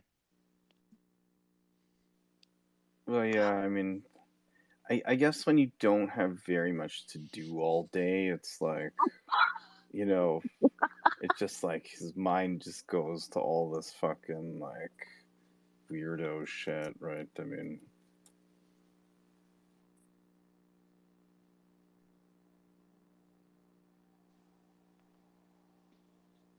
Okay, so can we go back to this story though? Like, did you guys find it's ahead of its time, or like like this kind of playing with this, yeah, like like sci-fi, supernatural horror elements?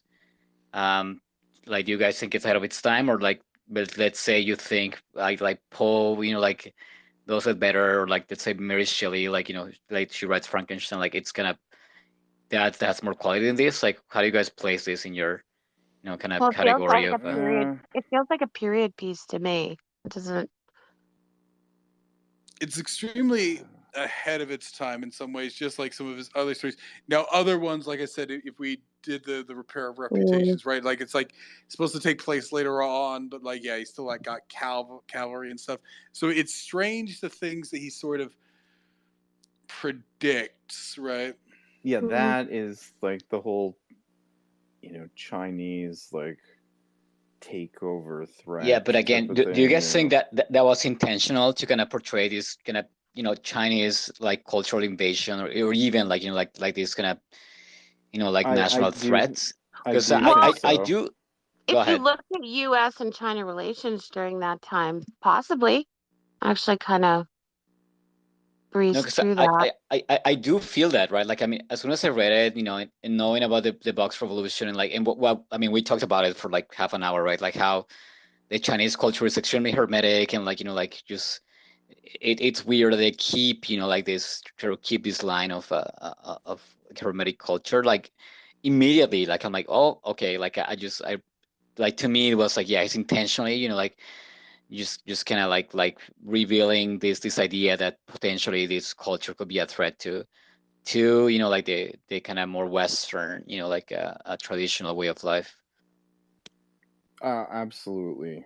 I think that was absolutely his intention. The thing is, like, now it's like what, 126 years later after this came out, um, we essentially are seeing that like play out. I mean, yeah, it's very like the foreshadowing of what has actually come to pass is yeah, kind of interesting.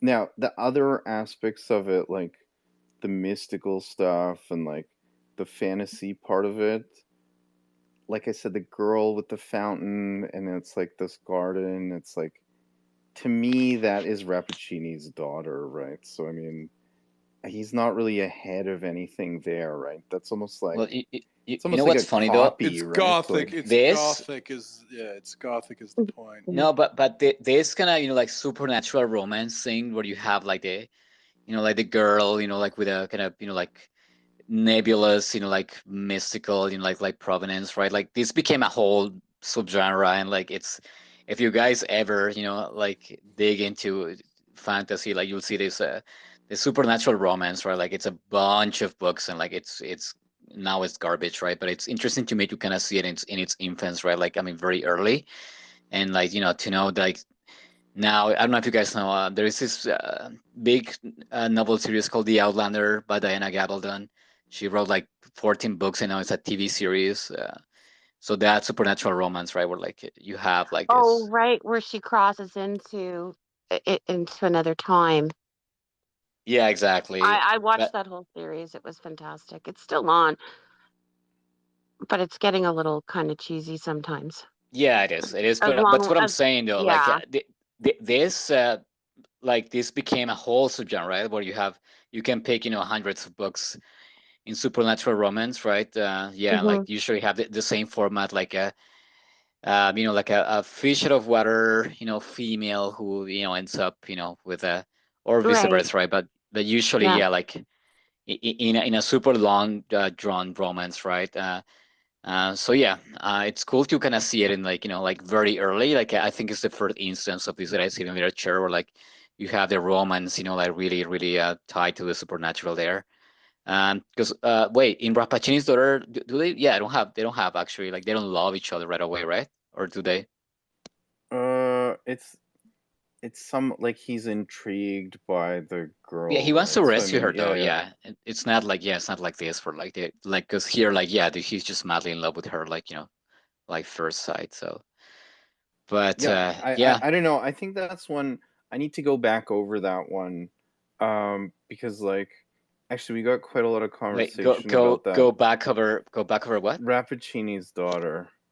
Oh, I Because see. if I remember correctly, we got quite a bit of conversation out of that. Um, yeah, it was a really good one because he was the student that came to stay there, and then yeah, he's intrigued by Rappaccini's daughter.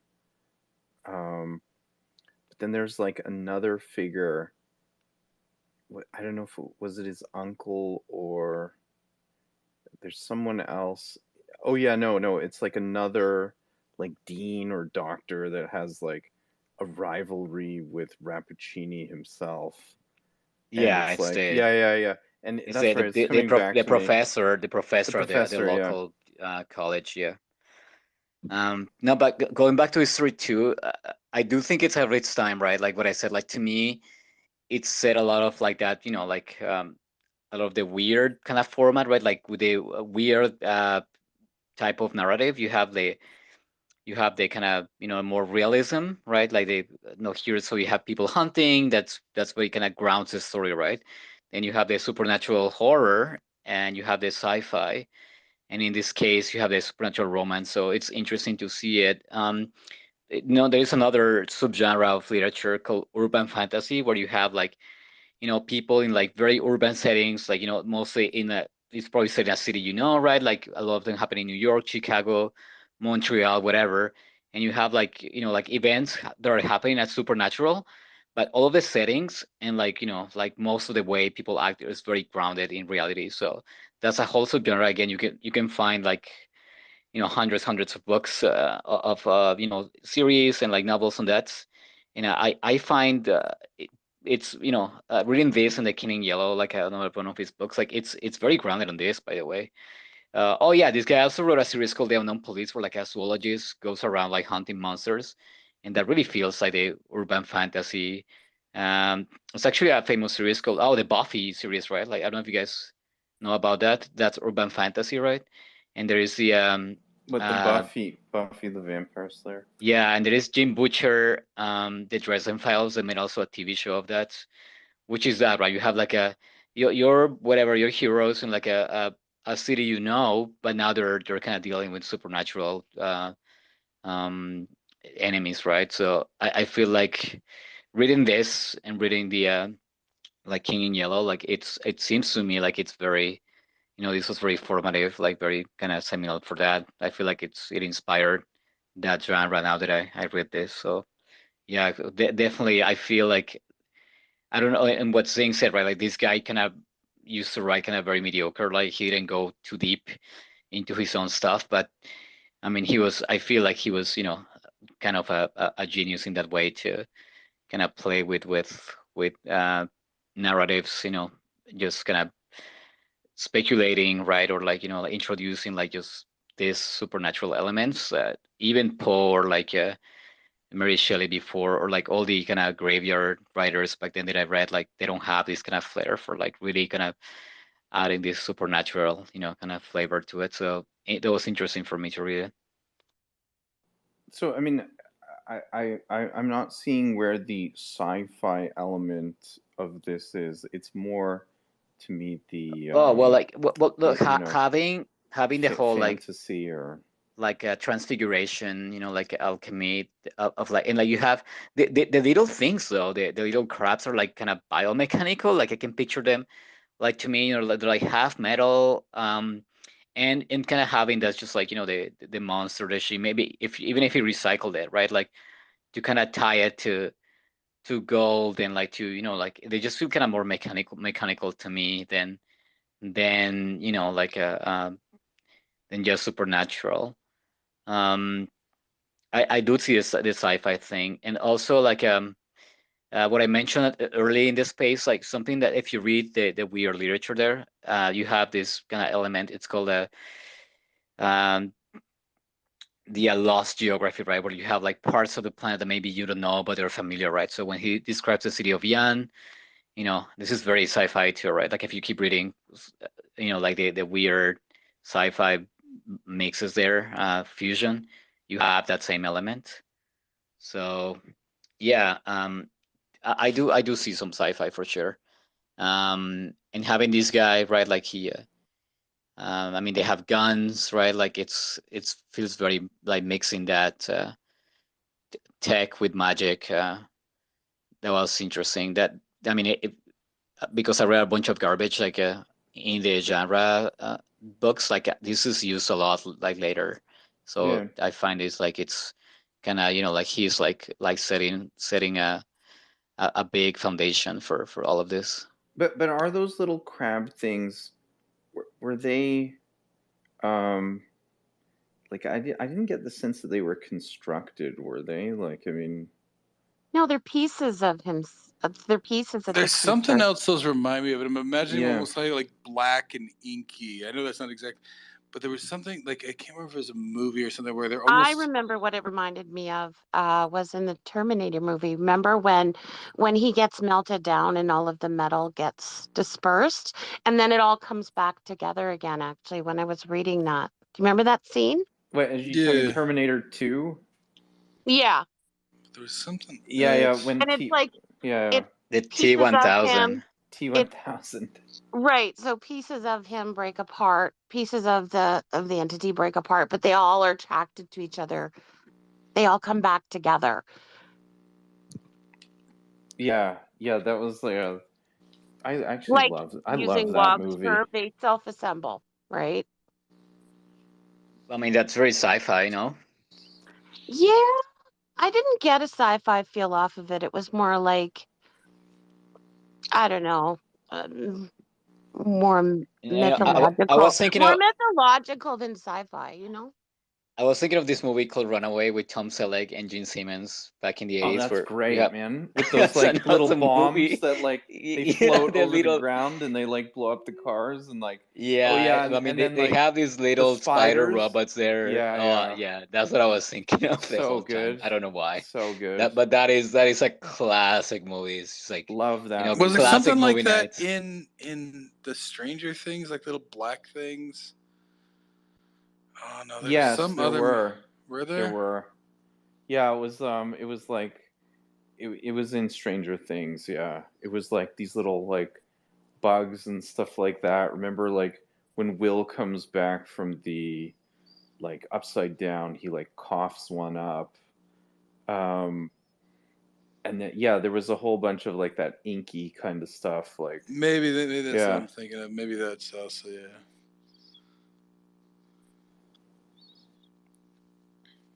Yeah. I mean there's also that like there's this new alien invasion show on Apple TV Plus, and like that's what the aliens are. They're like these like weird kind of like black like ink kind of things that like squirm around and stuff like this. Well, Oh, again, that sounds so familiar. the sci-fi to me wasn't like imagery, but more like conceptually, where you have this kind of like multi, compartmentalized consciousness monster. That was really like to me it was very sci-fi, and what I said, the transfiguration, element where you can actually, and you can have people like copying the process, right? Like, I mean, I imagine them having like little machines and stuff to recreate the gold. So, that was a sci-fi part to me. And Yeah, how like that's not really touched on though how the gold is created. It's like no, unfortunately or fortunately, yes, it's left because there was ambiguous, that but one part where there's like a runner and like he's on the horse and like I think he's like transporting the gold like back to civilization and don't they shoot the horse and like you know the horse dies immediately and then they go to the guy's like satchel and like he has all this gold on him. yeah, like they shake him and he's like, like leaking gold from everywhere, right? So it I imagine like there's like a factory somewhere where like, it's like gold dust like falling from the ceiling or whatever. Yeah, but that's never explicitly said how they're making this, right? It's like, I mean, to me, that's like, well, I mean, I guess you could look at it either way. To me, it's more like a mystical type of method. Although she does say that her stepfather, like, shows them how and stuff like this. So it's like, I don't know. It's and I mean, clearly, like the I gold mean, makers are mortal. If like Barris has killed multiple, he's killed them, right? So I mean, they can be killed. Um, yeah, I mean, actually, maybe you're right, Speedy. Maybe there is a sci-fi aspect here. If somehow they have like a mechanical production to like make this gold somehow, like yeah, well, that's what I thought about it. But I mean, the cool thing with stories, right? You can interpret it, like if it's some just alchemical, like magical way, also works for the story because it's all left to your imagination, right? So I don't know why I had that vibe. And what I said with the little crabs, like I imagine them like more mechanical, like more.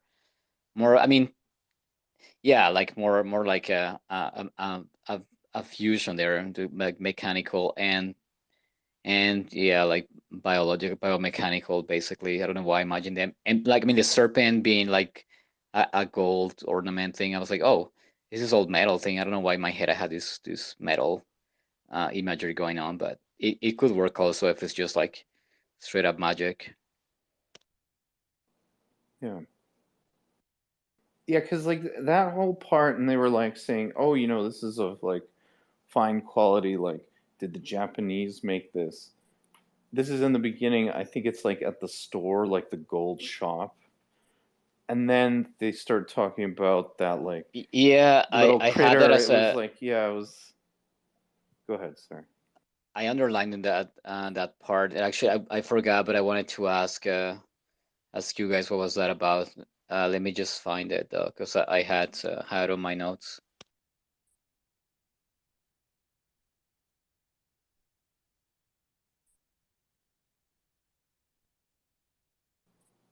Yeah, didn't they say it was like Tiffany's or something?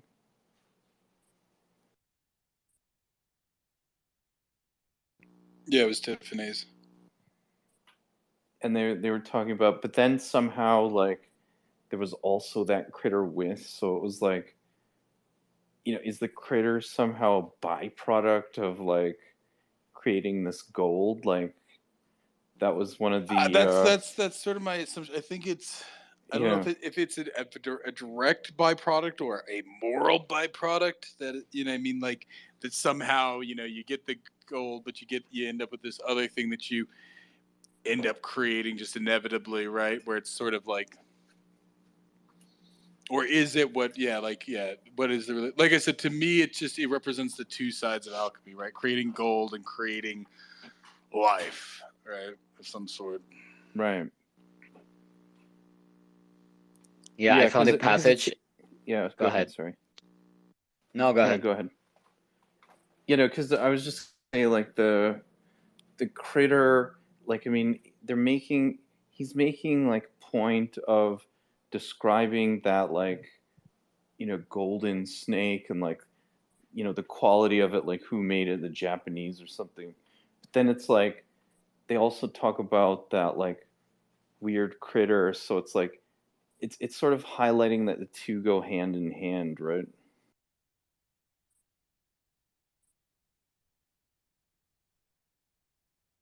Sorry, go ahead, Carlo.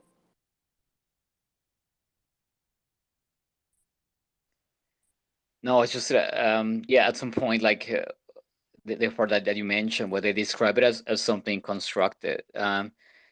I think I underlined it here. It says, yeah, a Japanese sculptor might have produced such an impossible beast, but it's hard to believe that God did. It looks unfinished too.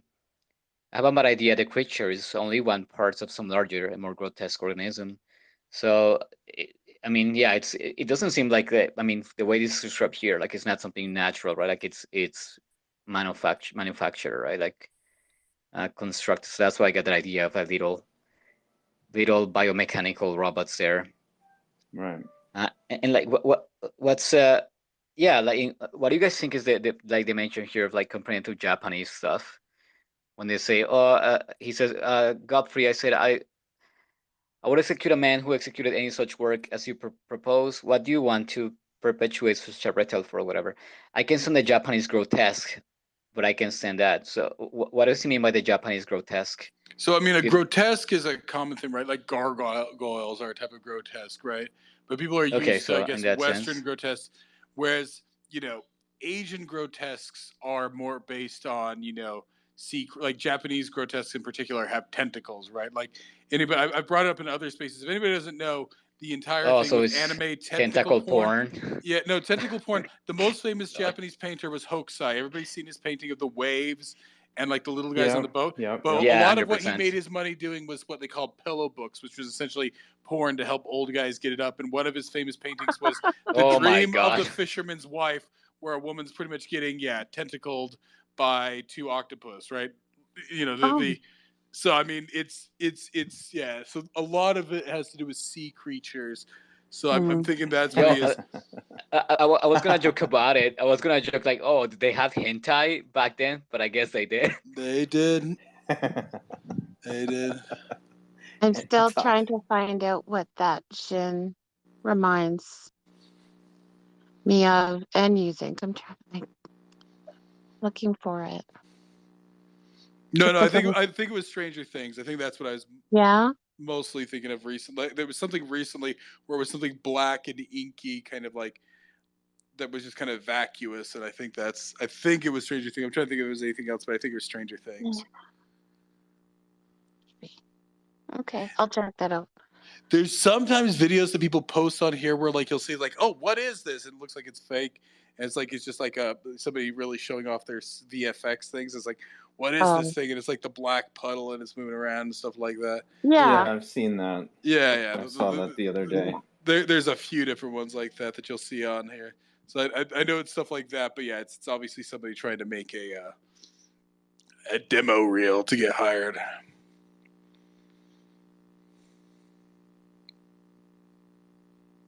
Yeah, interesting story. So, the Stranger Things, I think it was like the second season, and it's like they're in the mall and there's like this really, really big creature.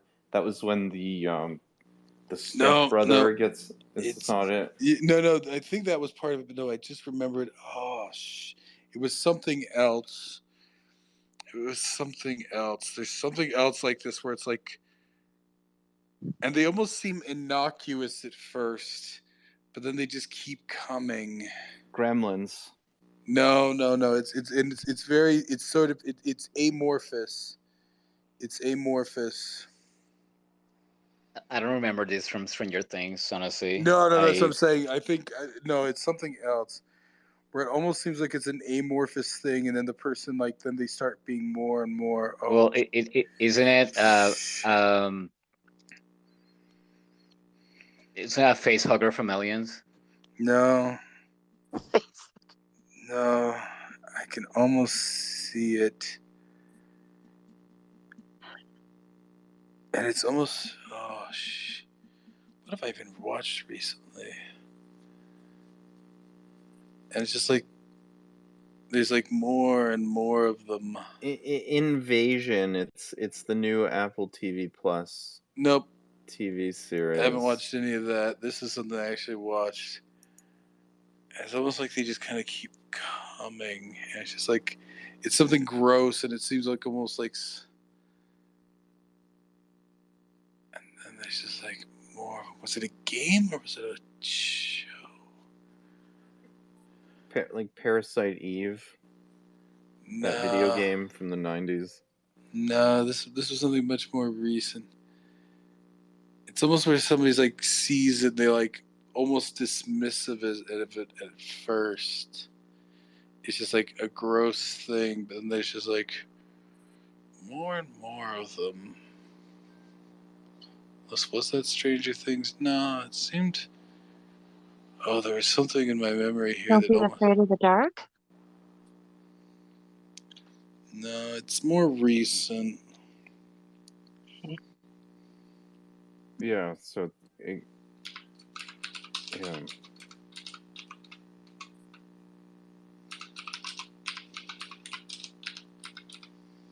Oh, you know what it is? Fuck. It's once again, it's that stupid thing.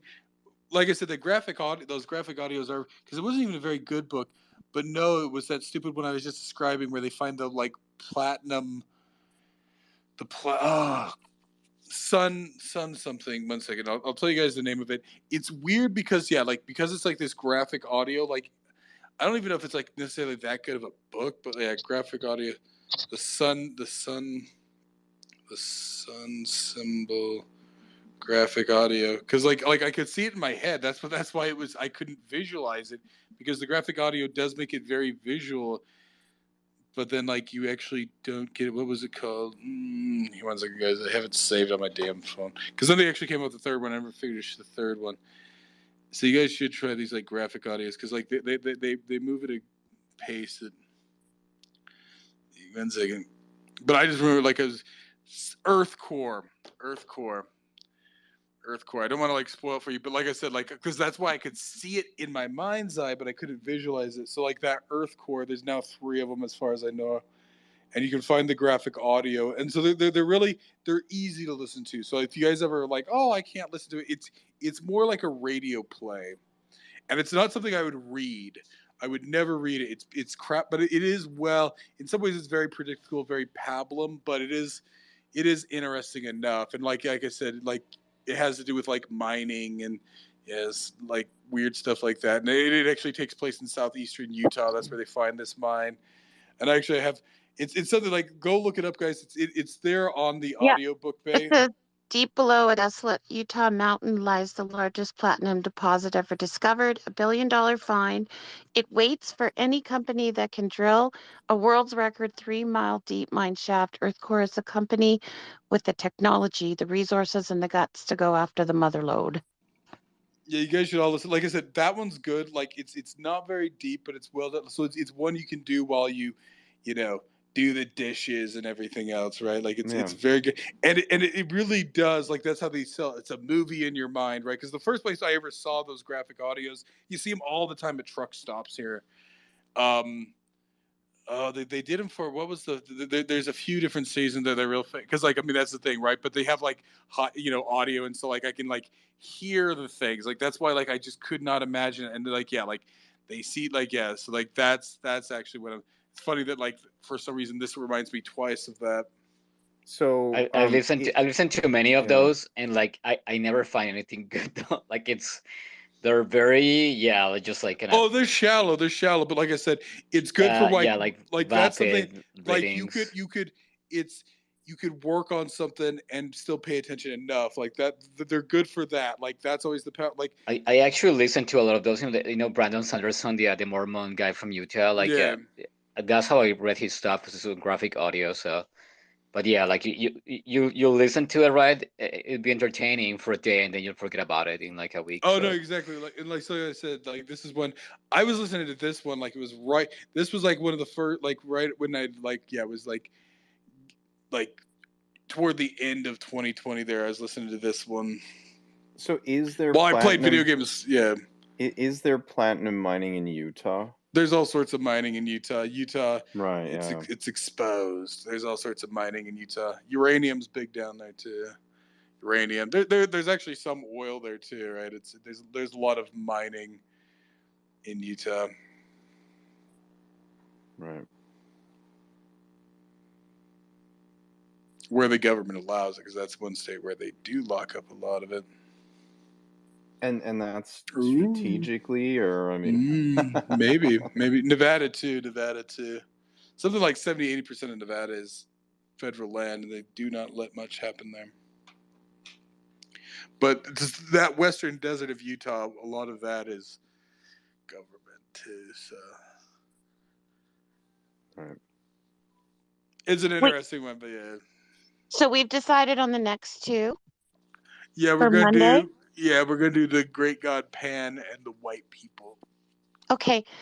This was a great space. Thanks so much. I learned so much. I expect Wog to be here next week with both things read, and because he's had lots of time off and he's rested. And yeah, I have to go take my kid over to his dad's. So cool. Well, thanks again for coming. Yeah, no problem. I really enjoyed it. Yeah, I've learned so Thank you, much. Jody. I gotta so come much fun prepared having with you around. And then thanks so much. we With will lines do the and then I gotta Wendigo take too. notes and stuff to keep up with Speedy. Probably the week after that. Wait, what? Wait, what was that? I'm teasing you. I have to. I gotta be more on my game. Like you're like super prepared, and I took notes and yeah. Yeah, really take good. notes. It makes it kind of makes things more kind of structure in your head when you take notes. Yeah. I feel like it's easier to go back and forth through this story when I take notes. So try it. No, this was a great exercise, guys. Thanks. I really enjoyed that story a lot. I found the character of one thing I just want to say is I thought really funny was so there was the servant Howlett, and then there was that was it the guy in the country, that peasant with his funny accent. David. Oh yeah, David. Yeah. That was funny reading that. Like when you have it like orated in a audiobook, but when you read it, it was fun. The way he wrote it. Yeah, it was weird. Yeah, it was like his accent was like a heavy brogue to it. Yeah, well, that is definitely intentional, but like the swapping of the T for the N, I mean, yeah, I think that was just a misprint. Well, there are many of them, right? So I mean, there was a like lot of typos in there. Yeah, it could have been. It could be. It didn't bother me though. OCR, but I mean, Speedy is saying the other editions are the same, so yeah, they'll have it. It was the odd letter here and there, so that's why I was thinking it was a device, right? It was well, like I thought, he's doing it for a reason, right? I'm not going to complain. Yeah, but I mean, it happens in non-dialogue, right? Oh, so it happens in non-dialogue for sure. It's not an accent, so I mean, it really is. It looks like it's a typo. It's just this is probably all pulled out by AI, right? So it's just not being spell checked and proved properly. I mean, they might have. It might have been a misprinting going back years, and people are just used to it. Like, I mean, you got to remember, like 1890s books were kind of mass produced at that point. True. Right? Yeah.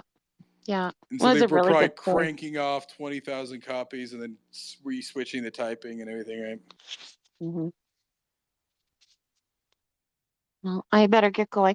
But thanks again for the space. And if you guys are going to do a new group, just let me know about it. I'm not big on chat group. Jody, I added you to the Gulag Book Club. Well, I sent you an invite to the Gulag Book Club community, right? We tried to add her, though. It didn't work. Did we that's the DM group. We'll figure that out. The community. We'll figure that out. But just let me know where to be and when. Yeah, it'll be Monday, probably 3 Mountain, 5 Eastern. Mm-hmm. Awesome. And then you can always check the hashtag. I always hashtag it. Okay, I'll do that. Great. Maybe I'll catch you later. All right, thank you, Jody. Take care. Okay, bye, guys. Bye-bye. Welcome back, Wogger. So yeah, any final thoughts on this? Like I said, it was just like I'm pretty sure like the main reason I brought this, it is interesting in a lot of ways, but just because like I'm pretty sure it like the whole context of like the boxers and all that. I was thinking of this story. Yeah. And I'm pretty sure because like I said, yeah, the official name Ihe Kwan Iho Chuan. So yeah, Kuan Yuan, right? If you take the last of those two, Kuan Yuan, I'm pretty sure that's what he was. Yeah. Yeah, I was yeah, I mean it's very like I guess the story is somewhat dense. Like they just packed a lot in there. I just wish that there was more explanation on how they're making this gold, right? It's like Well, I I guess it's think not that important, but I mean I would like No, I maybe a feel like little bit more, it right? actually plays as a strength to me because you know what would just happen, right? Like you think he was, you know, to you it was like more kind of magical, whereas to me I was thinking, oh, they have some kind of, you know, contraption, you know, like kind of maybe, you know, like half mechanical thing. So I like when things are left open for interpretation. Sorry, fat fingered it. Sorry, you got muted there, Speedy. I was Oh, dropped the what did phone I and what did I cut out? things are left open to interpretation. Yeah, yeah, especially yeah, like I feel like especially when it's not like kind of crucial to the plot, right? Like I feel like that usually works to the advantage of the even the world building, right, and stuff, or like you are the one who fills in the gap, right? Versus kind of over detail. So I actually enjoyed that it was left open. I mean, But it's go on. typical of this weird fiction, right? Like if you read enough Lovecraft, Yeah. you read enough. Machin's going to be even worse in that Yeah, regard. it's the Machin is Oh, even inexpressible, boy. right? vaguer. His is even dreamier and even vaguer, especially the white people. Yeah. White people, like I said, yeah, it's So I mean, this is why I like the Neil Stephenson, that Diamond Age, because like there is something. It's like Because there are it's more magical hard. parts. It's Yeah, more it's hard like there's sci-fi, right? more. Yeah, exactly. More hard Exactly. science. Yeah, no. It's like it's fantastical, but at the same time, it's like, yeah, maybe it's plausible. Like, I mean, that could happen, right? I mean, um, well, I just like that story. It was I just enjoyed the story. Like I said, I powered through that in like 9 hours on the audiobook, and I read some of it. Wait, did Um, you read that in like two sittings or like one sitting? How, it didn't it take you was long, over right? 2 days. No, it took me like, well, no, I was listening at like, well, I started off at like 1x. I'm like, oh, this is too slow. Then I went 1.25. Then I went 1.5. Then I went 1.75. And then I was just like so interested in it that, you know, I just wanted to get through the story, so I just went full 2x, and it was 18 hours, so I finished in like 9. Fantastic. And I You read parts of it like visually. you actually get hooked. This is one of the reasons why Oh yeah, I I love got hooked. reading Oh no, because that one like I got hooked on. when you hit that Definitely. point, you're like, yeah, I can stop. Like I really want to know. Like I just that's one of the reasons why I love reading so much, right? And like I feel like with movies or TV shows, like you know, it's you don't have to work for it. Like it's a lot of like foreshadowing, like the setup you can see Yeah. like a million miles away.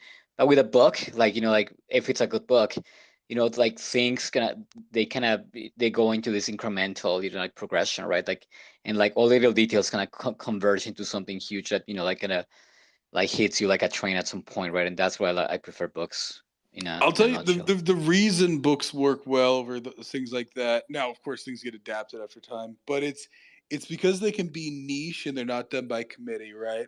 So it's one person can control all of it, right? All those other things require large groups of people, and then everything gets sort of committeed away. You know what I mean? And But you're talking mitigated. like TV shows and stuff Yeah, like that. TV shows, things that originate as TV, but even things that start as a book. Well, books are only then made into movies, right? When enough of the crowd, the masses like them, right? So the advantage to books is that they can be extremely niche and they don't have to play to everybody's interests, right? But I mean, also the narrator, that Whitney, oh, I forget her name now. Wow, I mean, she did such a great job. I actually went back over parts and then slowed it back down to like 1.25 just to hear like her accents and stuff like this. It was like Well, like I the mean, I judge think there. what's it, Fang. It's just, yeah, her voice acting was just fantastic, right? So it's like, yeah, that one I got hooked on. I was just like, okay, I want to get this done. Boom, boom, boom, boom. 2 days, I just powered through, like I said. I mean, once again, it goes back to Kugel. Like I'm almost thinking that he just wrote that for himself, right? It was like things that he didn't put out in his more kind of more mainstream. Like that one was just kind of written entirely for his own amusement, right? Like it's not trying to appeal to everybody. It's not trying to capture everybody. It's not trying to be, to fit the mold, right? He's just letting it be. And You think he did the same thing for Ulan Door Ends a Dream? No. I mean, those ones, like I said, the first book in that series, it's got some ideas there, but in many ways, it's very typical in some ways. I don't know. Well, it's very typical, and it doesn't have like kind of the kind of humor that we talk about, and more like the kind of self-awareness, right? Like kind of poking fun at its own, at the genre itself, and like poking fun at the kind of writing, like archetypes and stereotypes, right? Like it's more straight, right? Like a straight line, right? Like the first Dying Earth short stories, like you can, it's more epic, right? Like just play straight. It doesn't have the kind of what I said, like self-awareness and like the like self, like kind of just poking fun at those the whole writing tropes and all that. Like that's why I feel like Kugel works so well because of that too. And it's a much more typical structure. Like the thing about Kugel is there really is no structure, right? That's, I think, and no, it's done well, right? That can be done wrong, but like in a lot of more mainstream things, like we were talking about last time, I brought up, right? Like all these writing courses and stuff like that, right? People have this very sort of, it's become formulaic. Yeah, right? It's extremely formulaic. It's a template, and like 90% of the authors like nowadays just write from an outline, right? And like what I told you guys is like all these beats, and like they're like the same for every story, right? So what I said, it could work for someone who's like a big pantser, and like they can kind of rail their stuff properly, but like on the other hand, it's just creating this kind of carbon copy, like caca machine of like fiction, right? So in that sense, well, I know, I mean, even more so, like in film, right? Three act story, right? 3-act play, right? Well, but it's the same in fiction, by the way. It has the same, like, they also work with 3-act. All of the modern fiction, like anything that's commercial, like whatever you find at books or at fiction, 99.9% has a 3-act story and the 13 beats, right? So yeah, it's all played by the formula there. So I think that's now, of course, where do you find these people? Are these people writing anymore? Like it is a like not to. So I mean, this is the problem with video games. There are a few video games out there that can be made by one person, but it's very difficult and it takes years, and they're very few. There was one weird one. Oh, what was it called? I'll have to find it, but yeah, it was the something. No, but like something else with this guy though, and especially with the Kugel books that I keep bringing up, is like he is so efficient at like like kind of having their characters, like in the world building, like it's so much like characterization and world building, like in such, you have like 3 lines and like wow, he described like part of a continent and you get a perfect idea, right? Or like he describes like a small village, but then you get like a sense of the whole culture and the history, right? In just like a couple of lines. Like I honestly, I never seen in an author to be so like proficient at just laser, like focusing the kind of idea onto like a well structured and minimalist, like let's say paragraph, right? That it's doing so much, right? And like the best writers, they're like like juggling 5-6 things at the same time, right? So they're doing characterization, they're doing world building, they're doing context, right? They're doing like maybe like describing the dynamics between like the world there, right? Like, and he's doing all of this in such a short, like concise way. Like it just every time by the way, I reread this often. Like I listen to them or reread them. Like I really love this stuff. So when I'm bored, I just go into Google. But yeah, like it shocks me how efficient this guy is at being extreme. Like you get massive world building and characterization in like just half a paragraph, right? Like I have to like give him so much credit for that. It's incredible. But I mean, the bigger problem is there's no new good books coming out. This is a big problem. You know what I'm saying? Yeah.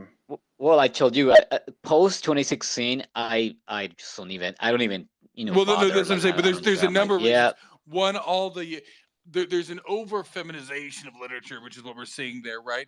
But it's also a demasculine, right? A lot of the younger guys are busy playing video games, which is of course inspiring to them. But if they want to get into video games, it's all done by committee, right? You can't just.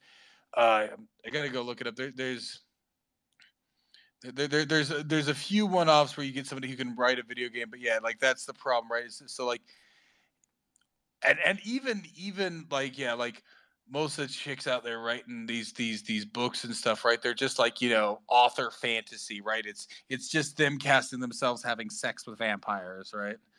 That's essentially what most yeah, literature is now. yeah. Especially all the YA, right? It's just like vicarious, like like sexual fantasies, basically, when you boil it down to the core. 80% of the YA books is that, right? Like you have this like young heroine, like just having like a bunch of romantic interests gravitating around them, right? Like it's pretty much what is the boilerplate thing now. And I'm sure most of the guys out there writing are trying to be the next Cormac McCarthy, right? Nah, not really, to be honest. Like even like I mean, like for what I checked latest, it's just like what you're saying though. Even the men are being have this kind of feminized style now. Like they all write like a female protagonist, right? Like, and they try to like be in the brain of a woman as possible. Like I'm like, oh my god, give me a break. There is no unapologetic, like uh, like hyper masculine stuff like before, right? Like Robert E. Howard, right? Like something like that, like Conan, right? Or even some of the Lovecraft, like the kind of more very stoic, like hard intellectual male figure, like just nothing like that. That's kind of interesting to me. So like, yeah, feminized bullshit, basically. You have a couple of fantasy authors who write about, like, yeah, like kind of more male stereotypes, but it's usually have the kind of, yeah, feminine, like romantic drama bullshit influence there. Well, that's my thing. I'm worried. I'm worried I may run out of interesting books here soon. Oh my God, you have like a century of stuff, though. I mean, we just have to dig deeper. You didn't know about Blood Music until Carlo brought it up today, right? We'll see if it piques my interest, guys. I'm extremely. No, I get you saying. I'm really picky as well. Well, like I said, I mean, I know it's probably frustrating, but guys, like I'm in my own weird way, I'm a free spirit, right? Like I just can't, like so I just kind of go where I go, right? With these things, so. No, but I get it, and like a book is like an actual novel is like like 10, 15 hours. So I mean, it's a big commitment, right? It's like it's like going on a date, right? You have to be picky, right? I mean, it's your time and energy, so for sure. Blood Music, it's interesting because it ties to nanotech, but like honestly, we could pick something with more substance. I don't know. It's just it could. I'm sure we can discuss it for a long time though. But it's very well, like I said, I mean, it's very I'll like look kind into it. I'll of definitely look into it. 1980s. But for me, like 1980s, I said, it's like a thriller, right? It's actually Yeah. reads like a thriller more, so it's very thrillery. Yeah, it's just Like- the ideas in it, the concepts are cool, but and even the speculation, it's really cool. But the way it reads in the way it's structured, it is like a thriller, like a I don't know, Michael Crichton thriller or whatever. well, I mean, and that's something I brought up, right? Like, it can't just be the gimmick, right? If people just come in with a gimmick, that's not enough. It has to still be an intricate, interweaving of story, right, or something like that. There still has to be, you know what I'm saying? Yeah, no, for sure. And I mean, I compared Embassy Town with Demolition. You guys are like, well, like what are you coming from? And I'm like, no, that's and what you're saying now, it's that we're like Embassy Town, cool ideas, right? Like awesome concepts, but it's very gimmicky, right? What I said, like, oh, there's a spy, oh, there's a bad guy at the end, like, like the big reveal, right? Oh, there's a big boss fight, like the big boss fight with like the army, and like they have tanks and whatever, right? Like it's just awesome ideas. They're just kind of like bogged down by all the cliche and the gimmicks. Whereas you have Diamond Age, like great ideas, great concepts, and you have like superb execution there. And what I said that I truly, truly love, right? It's like, like I don't think Neil Stevenson is a Confucianist, right? Like I don't believe, he's a hardcore Confucianist, but his characters can be, right? Whereas, like if you compare to China Miéville, like his characters just like dumb, trash, shallow, vapid lefties, right? And like that's what he is, right? Like deep down. So, or that's what he aspires to be, right? Except for in The City in the City, that was good. So I did enjoy was that. a rare case where, because I'm obviously, like I've said, Well, like it's good. like Go ahead. characterization is more important than plot to me, obviously, right? But in that case, because the plot is so interesting, like most of the characters in that were still pretty shallow, right? Like I can't say that there was any, right, like, because like what was it, the female cop was pretty much a mouthpiece for him, right? It was the same thing. It was, Yeah, she was very much like the yeah, she was very much Kyrgyz, like the embassy, yeah. like, oh, such a cool chick, right? And the main character, right, very typical sort of cop character you'd expect from, he's a noir detective. He's just exactly, a noir detective, right? And then of course the other cop from the other side, right? He was of course his foil, right? His opposite, right? So it's a buddy. It's like, oh, we're so different, but we'll get it through this. So yeah, in many ways, movie. It was very no, it's very cliche and very gimmicky as well. It's just like the way he plays with it, right? Like, yeah, it kind of creates this gray zone in between all of this is a case where the setting is enough to propel what is a very typical sort of, well, and I mean, like, I think you said this. You said this in the review thing. You said that the setting is a character, and that's the kind of cool character in the story that's compelling, right? But what you're saying now, any other character is flat as hell in there. So, what gives gravitas and weight to the story is having the setting as a character, and also it's kind of like something we don't see, right? So, it's also kind of novelty and like the kind of different style there, right? But in essence, if you break it down, yeah, to gimmick and like what you're saying, like the characters are just flat and like honestly, just you can tag them to like a body cop movie or like a like a noir detective movie, right? It's or a thriller, whatever. They're very cookie cutter. I still need to finish the third Southern Reach trilogy, but his sits somewhere in between. Like I wouldn't say the characters on their own are compelling, but it's just like the way they're trying to deal with things, right? It's somewhere in between the two sort of things, right? Like, well, in that one though, I feel like there is more characterization because you have to get into their psyche, right? The way they react to circumstances, or like each one is different. Like exactly, they're kind of their lives, their baggage, and like their life story kind of ties into the way they react. Like emotional and psychological stuff. So that's what makes it interesting. And they're not particularly amazing characters, but like because you go so deep into their psyche and their emotions, that's interesting. View into it, right? So it's the same sort of thing. Yeah, and points of view, but but what I said, like what you said, like I love that it's very. It's reacting to it, right? Not just the agency is not direct, but you have like the kind of reactionary, like interaction. So that makes it super interesting. Now that I know that Adrian hates ambiguity so much, we might roll that one out too, because that one's nothing but ambiguity.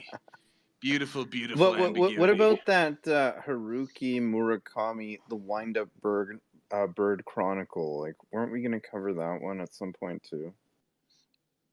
Those ones, I just remember that like a lot of his books are like insanely long. Was that one long? I can't remember how long. No, they're long. Yeah, that's long. Like I said, like the Diamond Age was longer than we usually have done, but that's just because it didn't feel that long. Well, exactly. Well, that's the thing. Like once I started finally listening to that one, I'm just like, nope.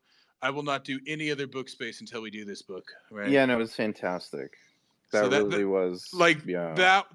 There's a rare like that one was rare in that regard. Whereas like I mean I've done some like I mean some of what's his name's longer books, Clive Barker, some of his long books, they're long and they're not, but like I don't know if they're as compelling for the length, right? I still like his books, But yeah, no, Wow, like they're long, bro. Imagica was 40 hours by audio. I did yeah, We've Run. It's long. Like I just remember it took me like a whole summer to finish the book. It's intense.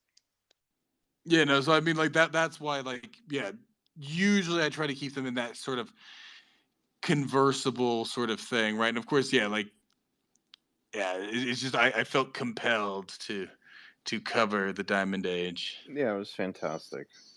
Wait, Really. how long is it again? How many hours was that on It audio? was 18. Yeah, it's about It's 18. Oh 18. my God, I it did it. I didn't did feel it long in to me at 9. all. I did it in Actually, 9. I you know I did the audiobook, but I mostly read it, to be honest. Like I just did the audiobook because I Yeah, was I did curious about both too. the voice and like the you know like the accents that Sing mentioned it. I was like, oh cool, I want to hear Fantastic. like how she does. And when I was reading, right, like kind of girl, like really young and Nell, that I want to hear it because like like she has this very kind of simple, like baby language there. So I wanted to hear that. And yeah, she delivered. But honestly, I mostly actually read it. Like um, especially whenever like the parts about the drummers, like they were kind of confusing to me on audio. I'm like, yeah, I know, and I just kind of kept reading on paper. Oh, sorry, on ebook, whatever. Yeah. Yeah, I read the first little bit. Then I went through the whole thing ebook. Then I went back over and read certain parts, but But just to say, it didn't yeah. feel long to me at all. Like I'm like, oh, like I'm like I had like a quarter left. And I'm like, oh my God, like yeah. I read in like 3 days basically because I was like busy that week. But like, yeah, I had like two kind of long sittings, and then after that I just I have like a quarter left. So I was never like aware of the length basically. I was never thinking, But that's the thing. I'm trying to think like if we were when to is this done, or rank like where am I, right? Go ahead. if we were to rank the books we've covered so far. Now, of course, there's short stories, but like as far as like full length books, I'm trying to think which would be the best Well, ones. does Canicle for Leibowitz does it count as one book, That's a or is full it short book. stories? Yeah, no, that counts as the full book. That was the first one we didn't. But that's certainly at the top of my like. That's why like that one I broke the Yeah, rules for. top Right? 'Cause I was three, just doing, bro. Top three. That is awesome. I hope we do it again, maybe for this book, because I never get sick of that. It would be my fourth time reading that. yeah, no, I mean, so I'm trying to think like yeah, as far as like the best books we've done in here so far. I mean, really, it's Kugel, probably Canticle, and then this one. I'm trying to think if there's any others that would maybe, but like yeah, Kugel and Canticle. Yeah. For me it's I'm gonna say Diamond Age, then Kugel, but they're almost on the same footing there. It would be like 1A and 1B, right? It's like you can't like yeah, that's the two best for me. Canticle was good. I enjoyed that. Wait, I like Gateway. Gateway was awesome Oh, though. And Gateway was sick we too. talked Yeah, so yeah, long totally. though. We talked for Gateway like was 10 awesome. hours. Yeah, no, You know. that's what I was trying to say. Like of those, I'm trying to think if there's any others because like yeah, no, Gateway was. Oh no, Gateway was great. That was fantastic. What else was there? I'm actually forgetting because we weren't really doing it over the summer, right? Well, honestly, I mean, I know you guys. I mean, I know Adrian didn't love it, but Embassy Town I really was like. terrible. I really like Oh Mount my Char. Like god. Mount Char, Yeah, just but to read Mount it with you Char guys. was it was pretty. I don't know, 'cause It was good. I just love it was discussing it. weird. Yeah, Yeah, It's good, it but was weird. it's. Is it great? Like I mean, it's good. It's a weird like sleeper, right? Like that's what it is. It's just highly original. We did the Ray Bradbury Something Wicked This Way Comes. That was actually last October as no, well. something else I love was the third policeman that we actually talked to for like 10 hours. Oh, those were great too. The third policeman. I mean, actually, like I prefer At Swim Two Birds. At Swim Two Birds. Like I prefer it as a book, but like the discussion we had with the third policeman, like I loved it. It was really fun.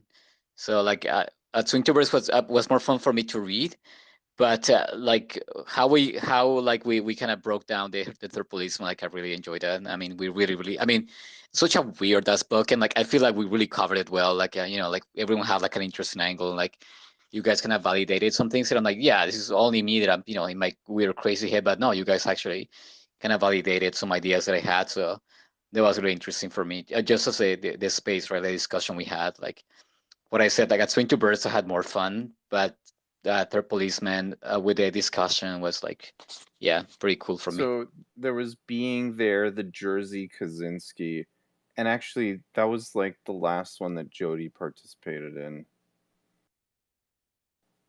That was Wogpog's suggestion. Wait, Jody or Clear? What? Oh no, Jody was in there too. That was she did Being There. Oh, I don't remember that. Wait, did I do that or did I think skip Clear it? was in there too. Yeah. I don't remember. Like I think I was working actually. I was driving my truck. So. But yeah, so I mean, I think right now, yeah, we'll do some shorts, and then I'll try and figure out what we do now on next. Actually, recently, with the way my work works, I essentially get. Well, I planned it out essentially because I get 2 weeks of working from anywhere, and then with all my vacation, and then with the normal holidays, I pretty much am going to take off pretty much the last 6 weeks of this year, or not, at least not going to the office.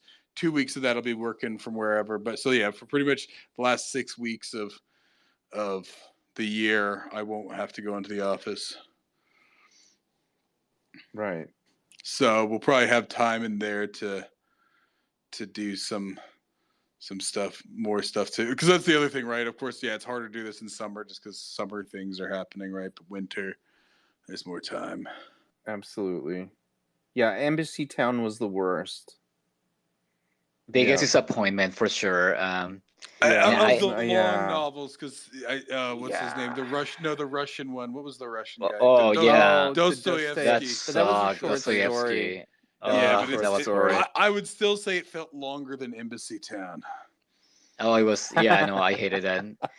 I know, and like especially like whenever it's like I get like a kind of communist vibe or like socialist vibe in something. I'm like, oh, I just like kill just me. Just so much hype, and so I'm like, oh, okay, I'll do some normie shit because this guy's hyped as being so.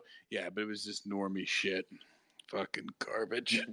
Normie borderline communist though, like it's like annoying as hell. Yeah, I don't even know what communist is. Just brutal. Angsty, fucking angsty, right? Like I liked Tolstoy far better, even though Tolstoy even though there's some weirdness around him, right? Because he's essentially a nobleman who has this picturesque ideal of being a poor peasant.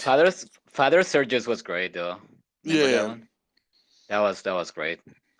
For him though. We also did the death of Ivan Ilyich or whatever. Yeah, I forgot about that. I didn't do those ones. Yeah, this was those were some of the early ones. I need to post. I think I have them. I think the Tolstoy. I was just listening. I didn't actually read it. That was like the first one. The first one I participated in was the Algernon Blackwood, the Willows. The Willows. Yeah. Anyway, so for this month, you can just maybe keep it on horror or something. Wait, it's been a year though, because didn't we do last year like horror month? Oh damn, that was exactly a year ago, pretty much. We tried to bring the normies in with Poe. Yeah, because we tried Poe last October. Yeah, that was for October, Halloween.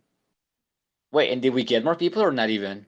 No, but I think there was technically something else going on at the time that they were all so like, or so I can't remember. Like, but well, is there worth doing any other like horror short stories? Barker, we could go with Barker. Yeah, I was thinking. I mean, yeah, Barker. I'm almost actually finished. Like I've been working on it over time, but I've almost finished all the books of Blood, all 6. And there is a Theodore Surgeon. You know this guy? Have you read him? Like his short stories are really cool, and I mean they're short too. They're not long, so. I've heard the name. Let me remember who he is. Yeah, he's like the granddaddy of modern horror. I know there's an award in his name. Oh yeah, it's true. Or was there, or he decided that he was too racist and they took it away? No, I Or no, I don't think it's him. Yeah, there's other ones that they unnamed because like, oh, he said something racist once or mildly. It's like he, I don't know. So I mean, so the Murakamis you're saying are too long, and we're not going to do them. We might. It's just like it's yeah. Like we'll see where we go. We'll see where it takes us. Right. I mean, after Diamond Age, I feel like the bar is set high. Yeah, I don't. Yeah. Diamond Age was great. Truly. Like, I mean, I don't know. Is it worth just for fun covering Snow Crash? Like, I mean, is it going to No, be a if disappointment? anything, Like, I mean, if anything, we should do Cryptonomicon though. If anything, though, I feel like if you want to Maybe. do No, Neil I Stevenson, don't. I think Snow Crash. but Snow Yeah, Crash, it's a bro. bit shallow. It's I fun, mean, but I don't know if it's worth discussing. Right? Once no, again, I don't think so right. either. And like, I mean, and like, at have you some guys seen point we'll do the last Rialto. have you Here. guys watched Johnny Oh yeah, Mnemonic, any of Rialto. these cyberpunk movies? No, like I said, I actually have a I brought it up many times. I have a very negative sort of relationship with cyberpunk. Right? It never. Well, yeah, but I mean, it is shallow though, and it's what you said like during our discussion that it's was cool at the time. We're like, okay, how can we make tech like the coolest thing ever, but in the 90s, right? So it's cool 90s tech that like is just so anachronistic. I Yeah, and enjoyed Johnny it's for the Mnemonic. cool factor. Yeah, I mean, it's kind of fun, but like I don't think to get a super deep discussion. In Snow Crash, like Yeah. maybe the first 100 pages, but then it just it turns into that. So I don't know. I honestly I like Snow Crash. Like I find it super influential, even in the Matrix and like a lot of stuff, right? But like to discuss it here, I mean, we could take on something deeper, like more layered than that. And what I said, right? Like with Snow Crash, like like kind of having the conversation go long enough, it would end up in Diamond Age. Like if you like speculate about the book itself and kind of like stretch a conversation, it would eventually get into the concept of Diamond Age. So I feel like it would be end up talking about Diamond Age anyways, or if you read Snow Crash, because it leads into that anyway. So I feel like it would So be I'm pointless. just looking at Stevenson stuff here. What about that? The Big U or Zodiac or Interface? So Zodiac is straight up a thriller. Okay, it doesn't have any sci-fi. Okay. He has the Baroque trilogy that it's more like alternate history, and then he has what is it, Rimdi, that it's also like a techno thriller. It's very weird.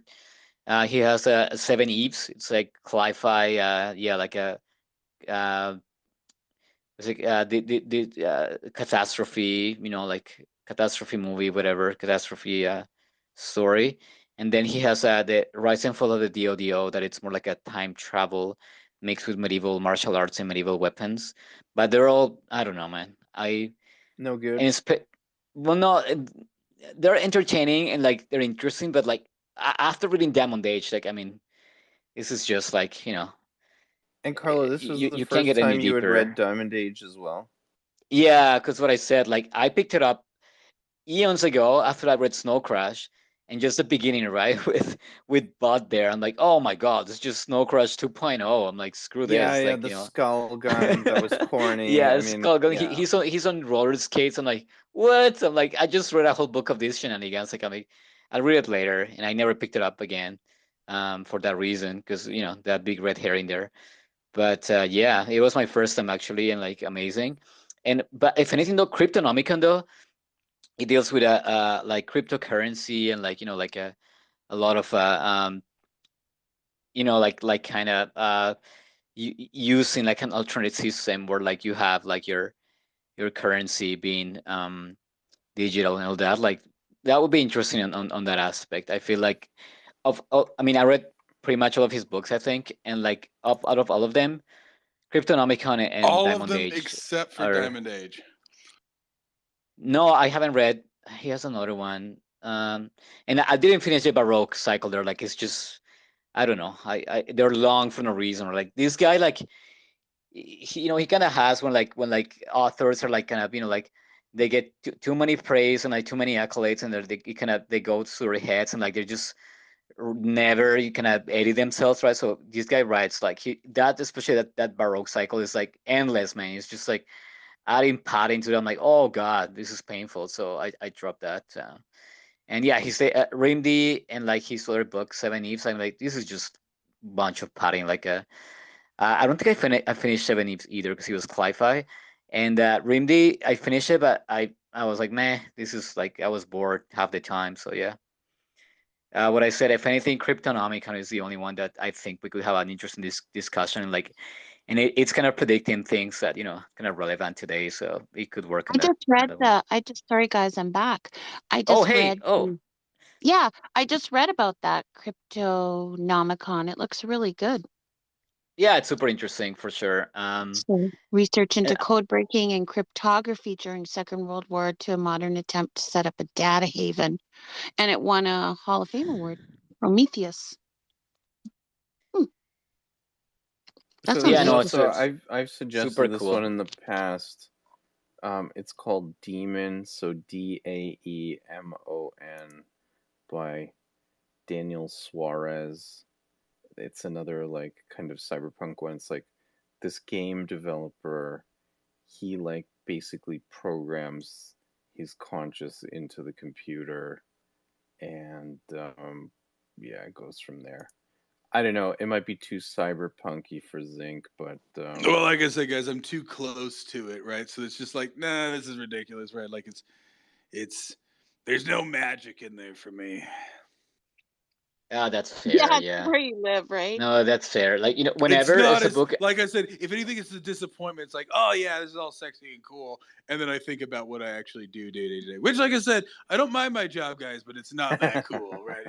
It's Well, it's the same. you It's the don't same do with books. taxes, Zinc, because those are really the sexy work, right?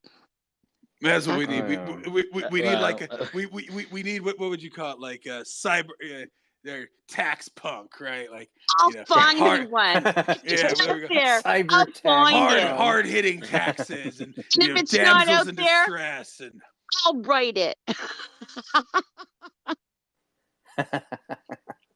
Well, I mean, the excitement of taxes. Be careful what you wish for, Zinc. There was the accountant movie with Ben Affleck, right? Where he's an accountant, and Yeah, no. have you seen it? Have you seen it? I just Too close to home for her. Yeah, it's too close exactly. to home. Plus, Ben Affleck is Affleck. I don't know. After he's kind of dived in the acting department. Not one of my favorites. Yeah, I don't really like him either. Yeah. Oh no, except for oh gosh, the movie about the Iran where they snuck them out. Argo. Yeah, that was pretty good. Yeah. I think that won the Oscar, didn't it? Argo, in like 2014 or something around there. Argo. I know it when 2012. Oh, how's it that long ago?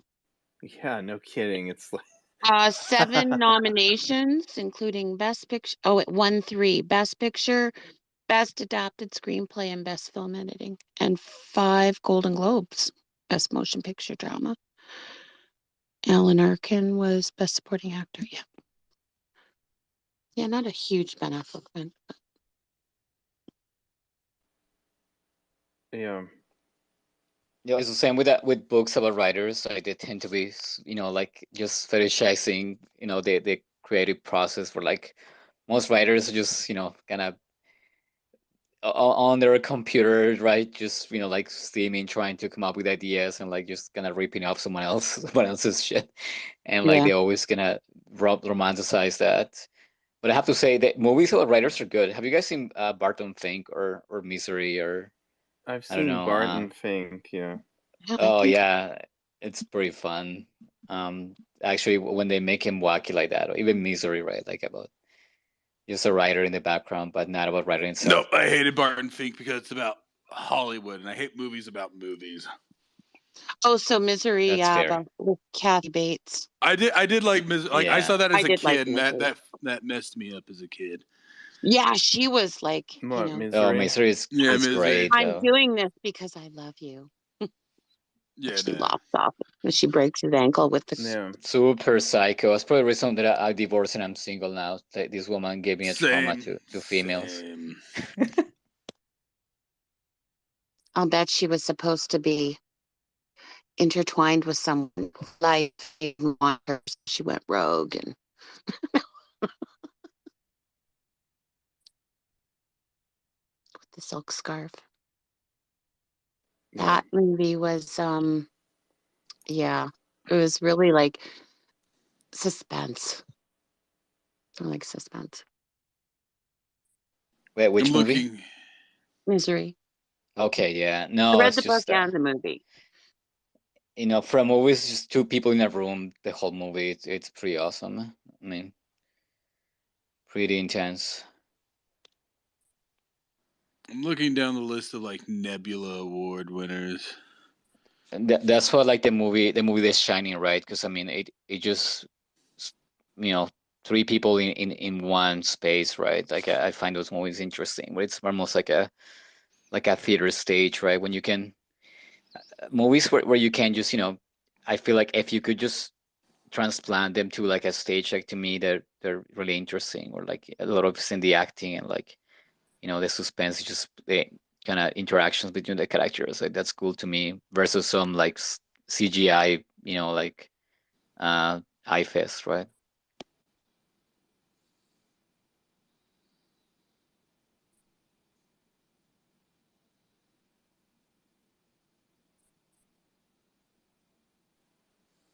Yeah. So, I mean, it seems like Zinc is concerned that there won't be any more content, that he's gonna Yeah, enjoy, what is he right? talking But about? what I what mean, what what what about our free pass, right? I mean, we've kind of there's skipped plenty over of that shit, right? Like, there's plenty of content. I mean, even the authors that we read before, we can just get more. yeah, But I yeah, mean, exactly.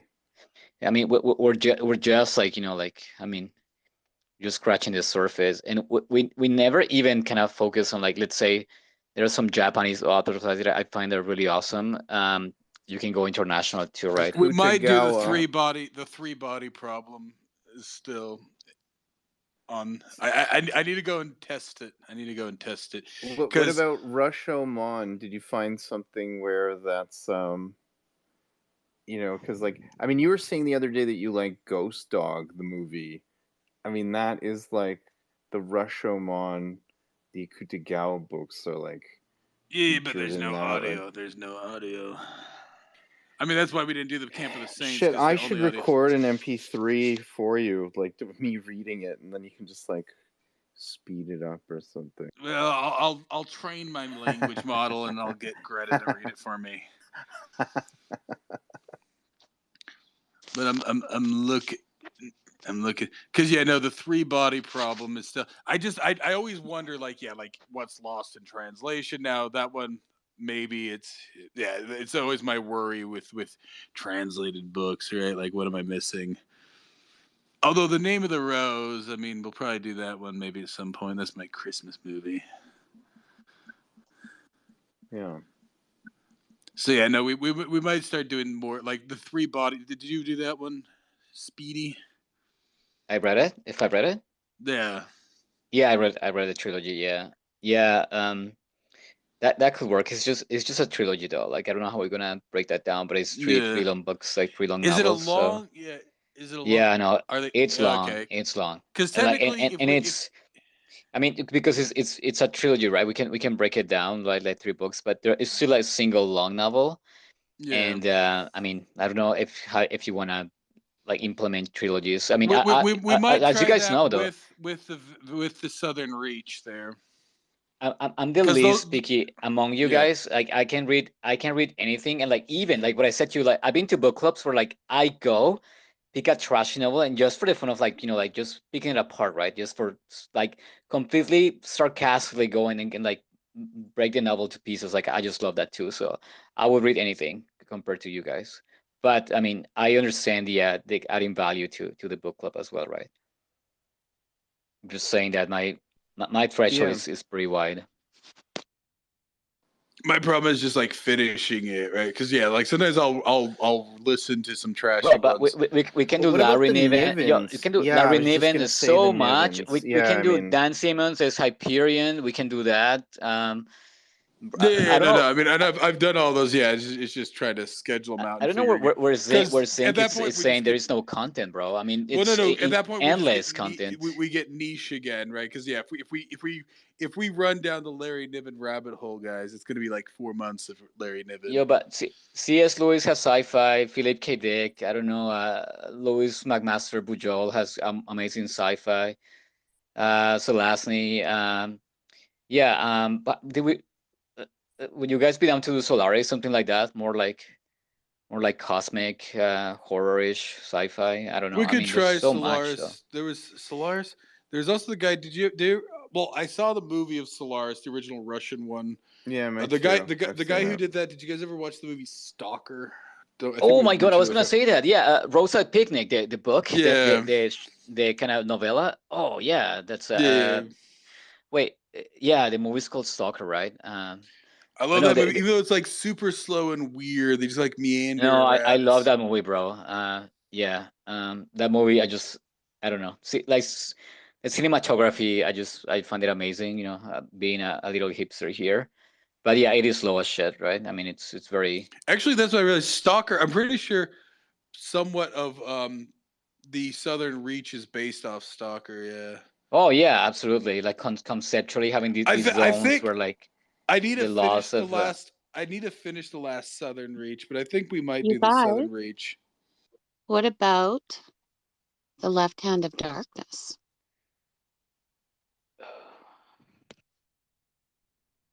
It's a story of a lone human emissary to Winter, an alien world yeah, whose inhabitants can change their gender. I read that. Yeah, His it's goal very is to facilitate trans. Winter's inclusion in a growing intergalactic So civilization. here's my thoughts on Ursula Le Guin. It's proto woke. Well, that's the thing. It's. I know it's well crafted for being proto woke, but it is proto woke, Yeah, it and is. and I that's what a mean, lot of her stories are, right? I Like, figured it would be if it involved gender changing.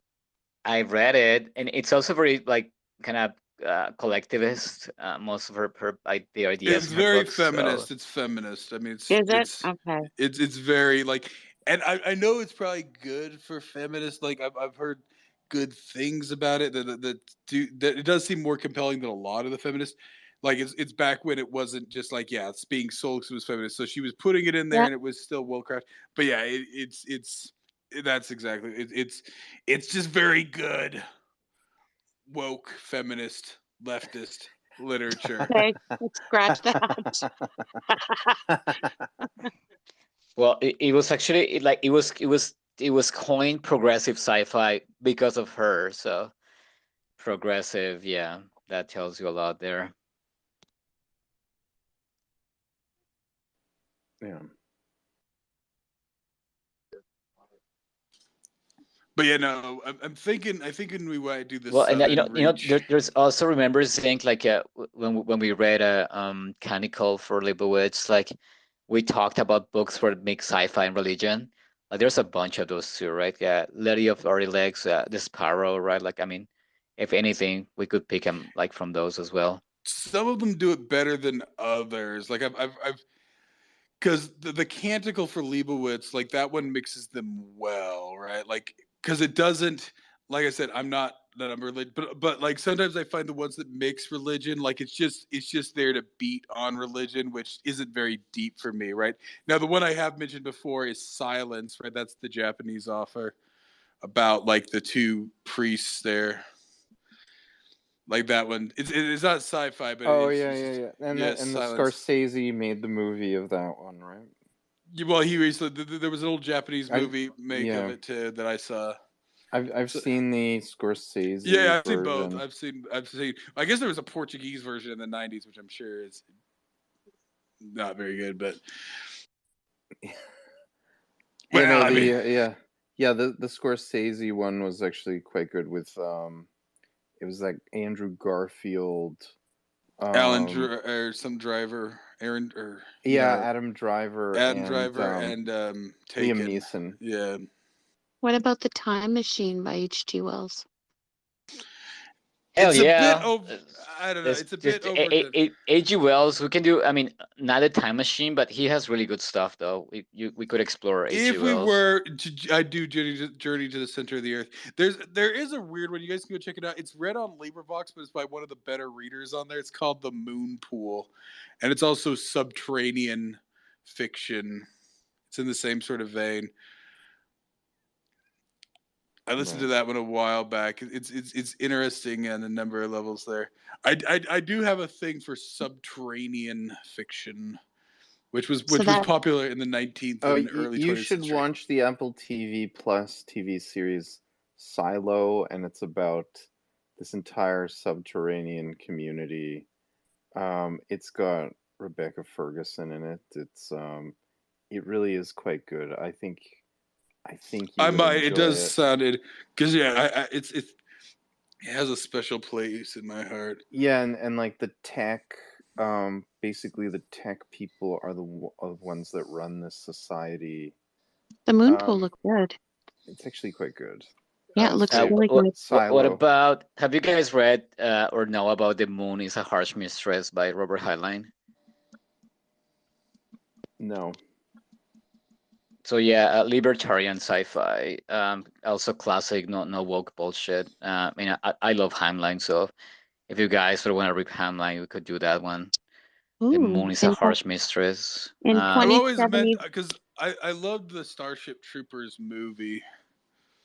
I still like that movie. so that Isn't one it? is set Yeah. in 2075. The moon is used as a penal colony by Earth's government with 3 million inhabitants called loonies in cities, and most loonies are discharged criminals, political exiles, and their freeborn descendants. Men outnumber women 2 to 1, so that polyandry and many forms of polygamy are the norm. Due to the moon's low surface gravity, people who remain longer than 6 months undergo irreversible psychological changes and can never again live comfortably under Earth gravity, making escape back to Earth impractical. That sounds good too. That's like in the Expanse, the people that are on The Mars. Belters, They're yeah, the Belters. Belters. Yeah, they can't. Yeah, there's a lot of cool ideas in that novel though, and I mean, I won't spoil too much, but you know, a lot of like individualism there that's interesting to. I'm just shooting ideas, right? Because Zink is saying he's afraid it's nothing. Like, I'm saying, like, for me, I'm yo, saying as I go through these things, my when will I run out? dude, I can keep going all like for a week, keep recommending stuff, right? Like this was my job for like 10 years to recommend shit. So I'm telling you, there's endless material, even probably on audio. We will still find them. So yeah, the one by H.G. Wells, what's the title? Uh, it's Men Like Gods. So that's the one I would suggest. Like has like, you know, kind of more of a dystopian, but also utopian, deals with like a one world government, kind of relevant to what's happening today. And he's just kind of, you know, like picking that apart, that idea. So yeah, kind of like a communist NDP, you know, future nightmare. That's what that book kind of hints at, and I just found it super compelling. And it's just not, you know, it's not the usual, you know, H.G. Wells they recommended list that everyone's read. This is more obscure, but yeah, just dealing with uh, authoritarian stuff and collectivism going down this shitter, right? Yeah.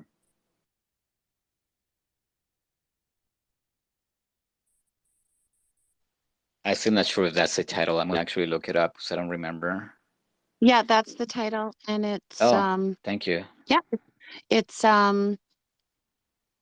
so it's set in the summer of 1921. Its protagonist is Mr. Barnstaple, a journalist working in London, living in Sydenham. He has grown dispirited at a newspaper called The Liberal and resolves to take a holiday, taking leave of his wife and family. So basically, he's taken 3,000 years into the future.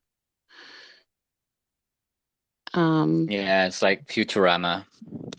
Yeah, that looks interesting. Yeah, I want to cover at least one of the Murakami's, right? And also, we have to get back to the free pass, right? So Okay, well, that I'll be was down for something that we missed, right? I'll So be I down mean, for Murakami. I think we have to do at least one, right? Because I yeah, mean, Japanese agree. culture, like I was they leaning toward the colorless, whatever. the new I wave thought of we were gonna do. realism.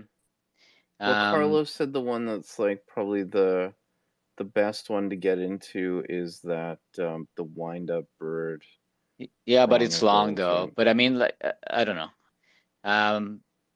We can do it eventually. But yeah, I enjoy those books a lot, and I can talk about them a lot. But it is you know, it's kind of magic realism, and it's yeah, it's more kind of psychological there, right? Like it's you don't get like super, you know, like kind of speculative ideas, like you know, like culture being influenced like nanobots, something, you know, kind of wacky like that, like in Diamond Age. Like it's more, you know, like things dealing with you know, everyday, you know, culture, especially in Japan. But Yeah, it's still super interesting. I mean, I think we definitely have to do something like that though to break from the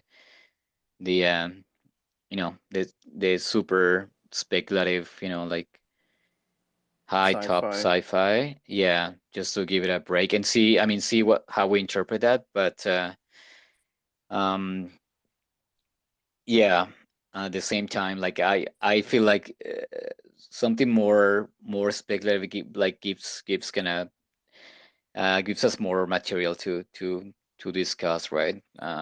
Yeah. But what I'm telling you guys, it's I'm not picky, and like I did this for fun, right? Like just go to book clubs and like break down books, you know, like so that this to me is fun. Like either Oh yeah, way, no, if it's Are a crappy book or a good book. So are your other yeah. book clubs still going, Carlo? The ones on like Discord and that? No, well, I crapped out.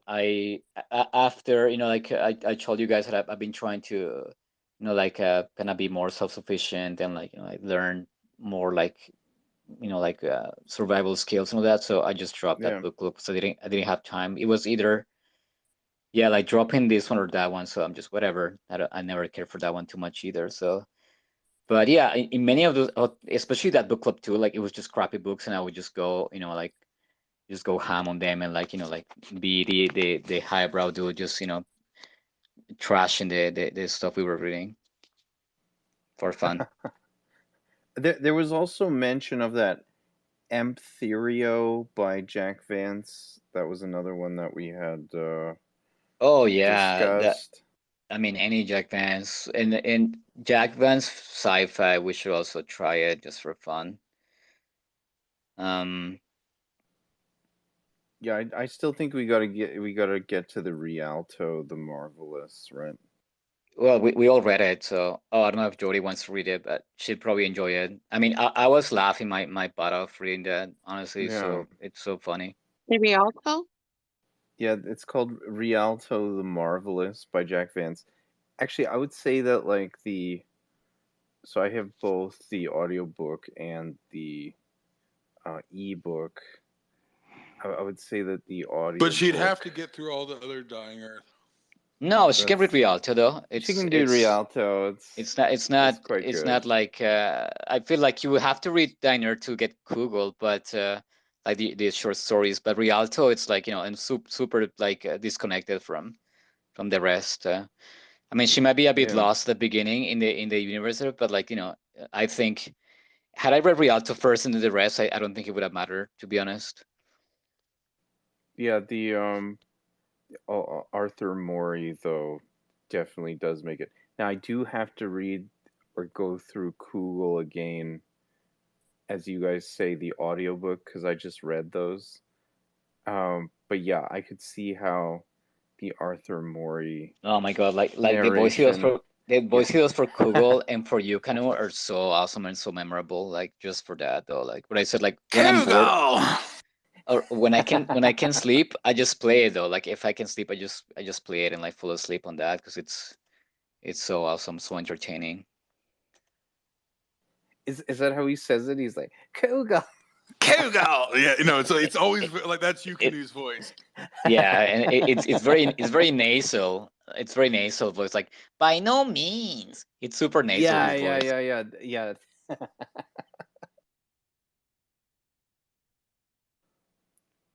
yeah. Yeah, I also enjoyed the Rialtos. But yeah, no, you guys are right. Kugel is better, but Rialto is still good, right? I mean, yeah, I enjoyed it. Well, Rialto is more of a like kind of relaxed, like comedy read because I was laughing so much. Like the humor. Like I love humor when it's kind of poking fun at an elite kind of group of like who think too much of themselves. Like I love that in Yeah. any story, right? And this is like that, like to a T, right? And they just, especially me having read so much fantasy, where like the wizard archetype is like always like, oh, he's like the most noble character, but here, having depicted as like just this bunch of narcissistic morons here. Like it's really funny to me. I laugh a lot reading it.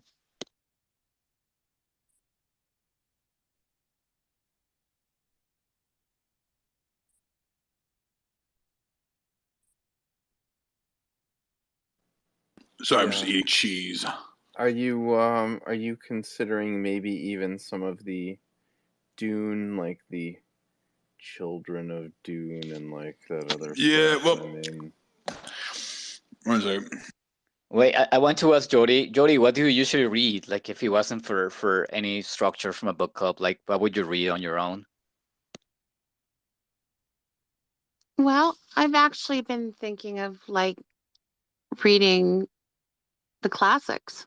I never really had a chance to read them, so I've never really been that much into sci-fi, but I'm finding it really interesting.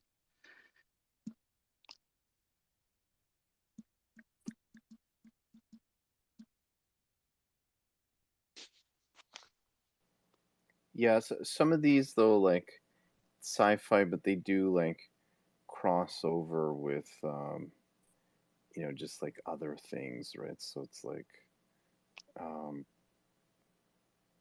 yeah, I think you would like the Canticle for Leibowitz. I don't know, Zink, do you still want to like go back over some ones that we did? I mean, that was suggested in the past too, that we actually go back over things that we had done Well, previously. we actually did Nathaniel Hawthorne, which is it's like like daddy of classic literature, right? I mean, he wrote that the one we read, House of Seven Gables, back in 1851. So one of the earliest, kind of most We could always do the famous Scarlet Letter. Oh yeah, that's awesome. Yeah, we can do that for sure. Yeah. It's so my top favorite novels. Yeah, on my lists. Yeah, for sure. I read The Catcher in the Rye a long time ago. I'd like to reread that.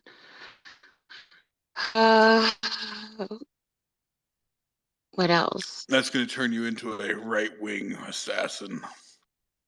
Oh no.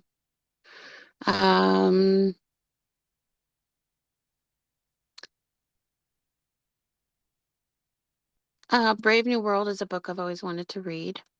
Now you've probably all read these, but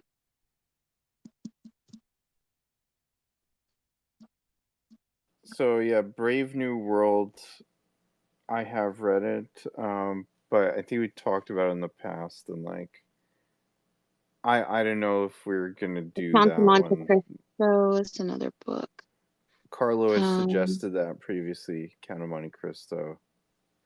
That might be a good Wait, one. It's the did length. I? It's the Did I? length. It's ginormous though. Like I actually own yeah. that book on like on paper, like a a hardcover, and it's the biggest break. Like I had to sit on like my dinner table to read it. I couldn't read that anywhere else. It was like you have to like like lift weights in order to carry it around. You have to grow muscles because it's a gigantic break.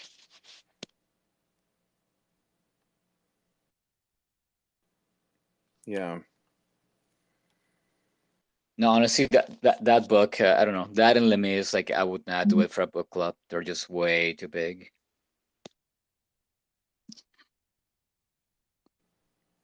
Yeah. I'm really open to whatever you guys want to read. Like I'm open to everything.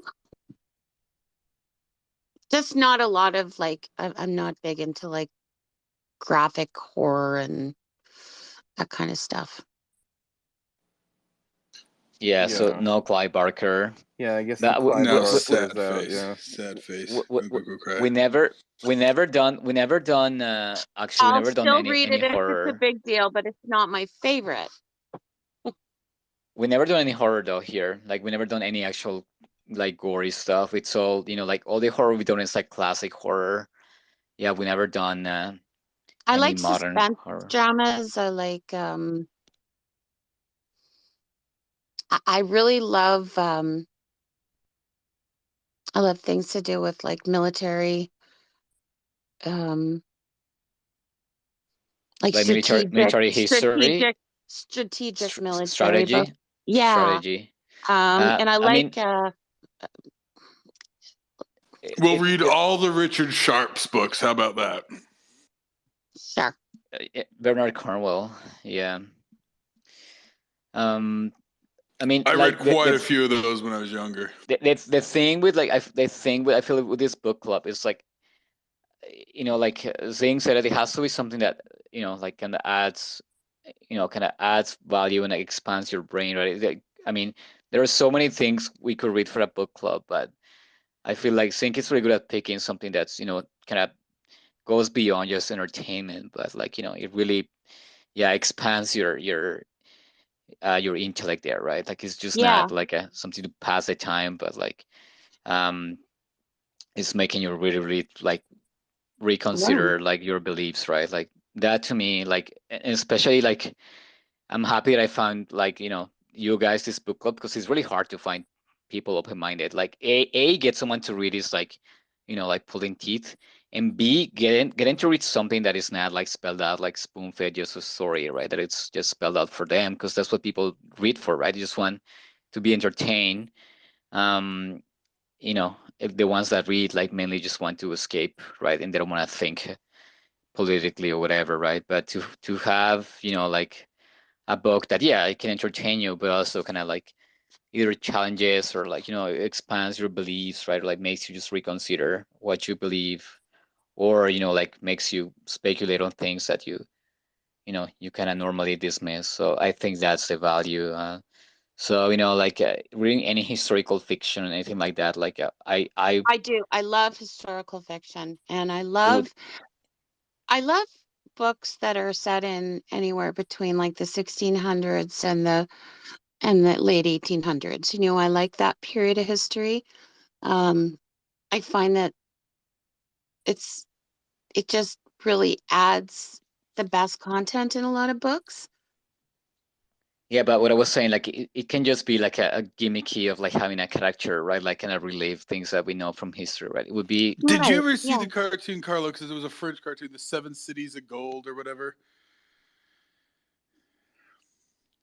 It was like a French cartoon. Well, it was like a French Japanese one. Did you ever see that? That was based on a book.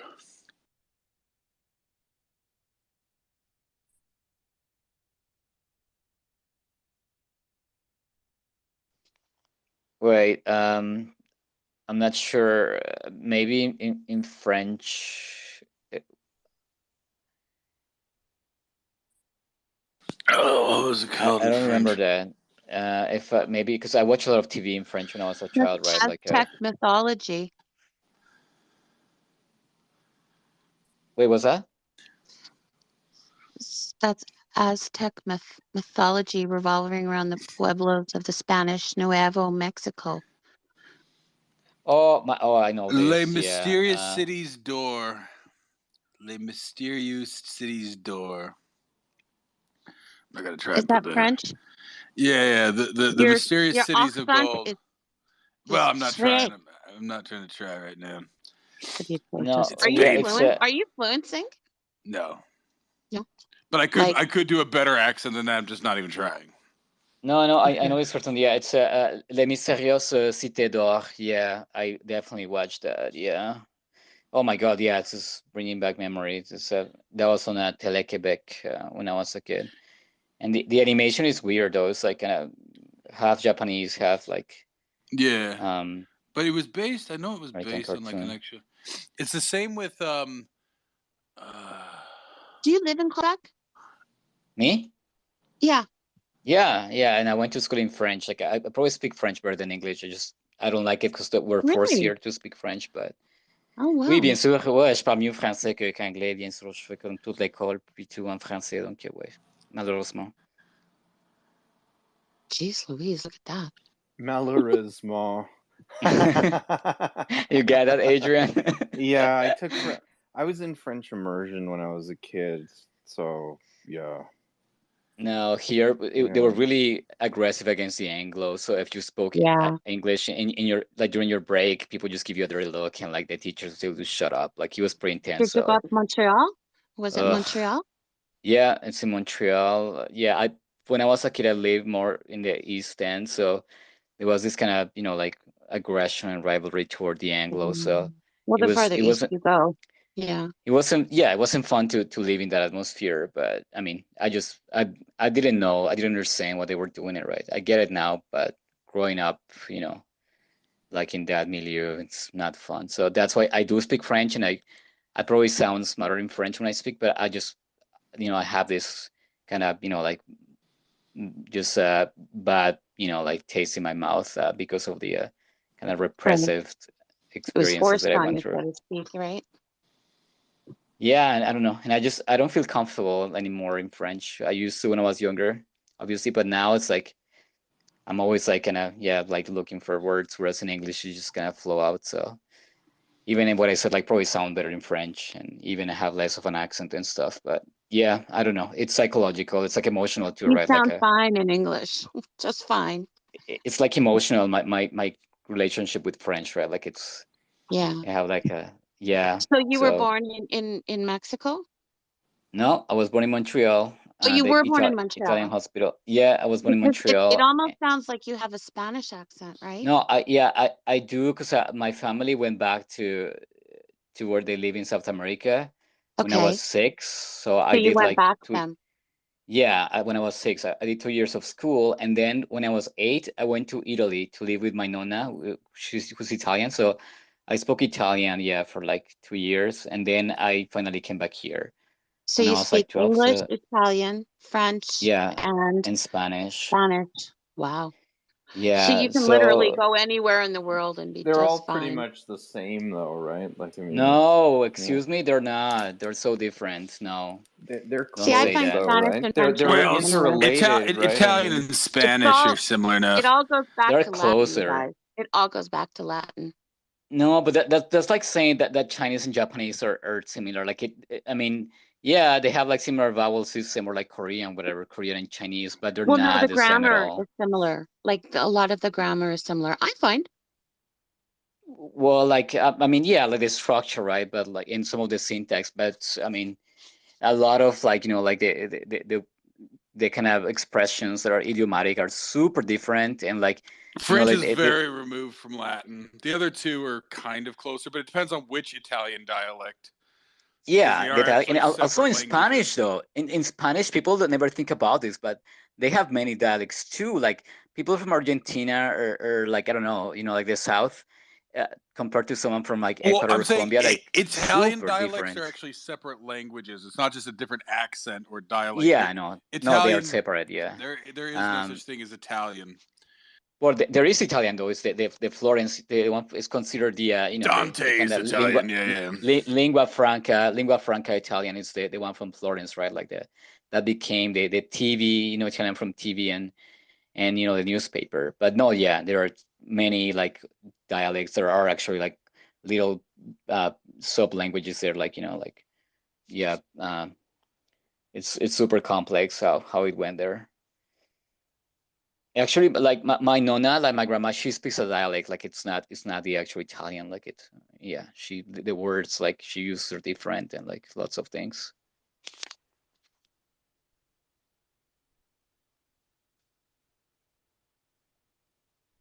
Well, it just shows you when you're a child, like children are sponges, right? And they can pick up several languages just like that. Yeah, that's funny. Actually, I don't think I spoke English up until college. That I did speak like that all my friends were like speaking English and like that I could just I speak whenever I wanted. Like I always wanted to speak English, but I couldn't because I went to French school, and yeah, we had the whole repression here, and then I didn't live here, so I was watching TV in English. I really wanted to, and it's like I kind of learned English from reading, like um, more than interacting with people. I was always just reading in English more than speaking because I didn't have the environment. Funny enough, only up until college Did you and Zink actually meet in Montreal? if we No, if we no, no, met. no. No, no. It was like the time where like the curfew and all that. Like it was like Okay. it was like a authoritarian hell here. So yeah, I don't think I didn't want to go out even during that Can't time. believe they Like still put a curfew on you guys Yeah, like I that. was just thinking about that. That was really fucked up, man. I mean, Was we it had like it a tough in midnight Manitoba, but curfew? Like, we never had a my curfew. wait, God. you said midnight? Wasn't it midnight? You No, it couldn't be was out past. 8 Yeah. p.m., bro. Yeah. Oh, And you could only go out if you were holy walking your shit. dog or like for groceries or Well, things like that, right? funnily enough, like I would break the curfew a bunch of times, right? Like I was seeing this girl, so I would just go see her, whatever, and I would just come back super late, and I would be driving back to my place, and the cops would drive next to me, and they would, if you were driving somewhere, they would not bother you for some reason. Like if you were just standing somewhere like like outside or like um I don't know, like these ones, like I was pet sitting for someone, and I came out, and then they asked me like, where are you going, like just they kind of asked me a bunch of questions, and they let me go. They didn't give me a ticket, but like if you were driving and going somewhere, they never bothered me. And I broke curfew, I don't know, I lost count of time, so it was really strange their system they had. The curfew was 8 p.m. Yeah, it was 8 p.m, pretty early, so yeah, it felt How pretty long did draconian that for me. last for? What was it? How long did that last for? A month? 5 months. Was it 5 months? Good God. Yeah, it's crazy. You know, I can't believe I went Quebec through was that. really the most fucked up. My Insane. God. But tell you guys, I did break it though, and like like this once we went to a restaurant, right? Because there was a bunch of like freedom fighters, and we got let in through the back door, and we were all like sneaking in, and then like when we were in the restaurant, like this girl, like I don't know, she saw like the police car going by, and she freaked out, and she was like, oh my God, like like we're screwed, and she started like crying and like just making a huge scene, and that to me felt so like surreal that I'm like, I can't believe I'm living through this. It's like I'm during the time of the prohibition, right? Like I'm basically in a speakeasy, right? And like people just like their nerves just like raw, like like waiting for the cops to break in and take everyone to the police station. It was pretty unreal being there. We were all like like just kind of whispering. Yeah, pretty weird to live through those times.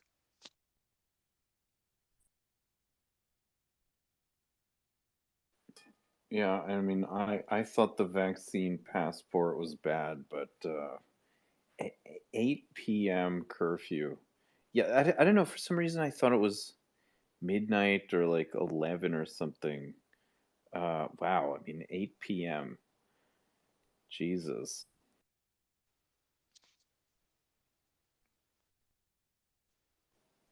Yeah, it's All I pretty remember scary. is people walking And in the that's why I grocery have store. 7 guns now. So you I think if remember the walking. curfew did not happen, you would not have moved back, or like were you already like Oh heading that no! Like way? if it Yeah, wasn't yeah, for the PPC, I would have moved in 2019. right, right. But I mean, you said that's why you have so many guns now. But it's like the curfew. It's sort of like the curfew is what did it for you there. It's like, well, that's fucked up, man. And they had the vaccine passport there too in Montreal, like for the daytime and stuff like They that. had it Yeah, of before. They course. had it first and the longest. Yeah, man. That's why we read so many books. Yeah. That's all I would do, guys. Literally, I would just listen to books pretty much during those months, like 10 hours a day. Well, I mean, 12 I used hours to a be a day. Keep them huge, going insane.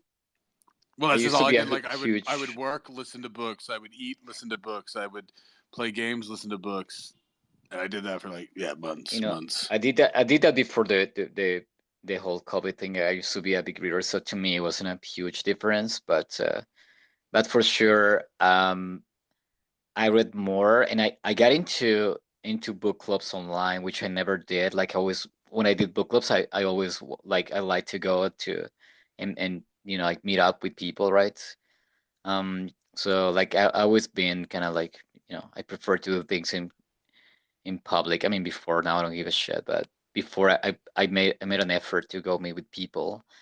But yeah, something I did was doing the book clubs online after the whole sham thing. So yeah, I changed my habits, and I did ended up reading more that way because I had like 2 book clubs at the same time, and yeah. But here we are.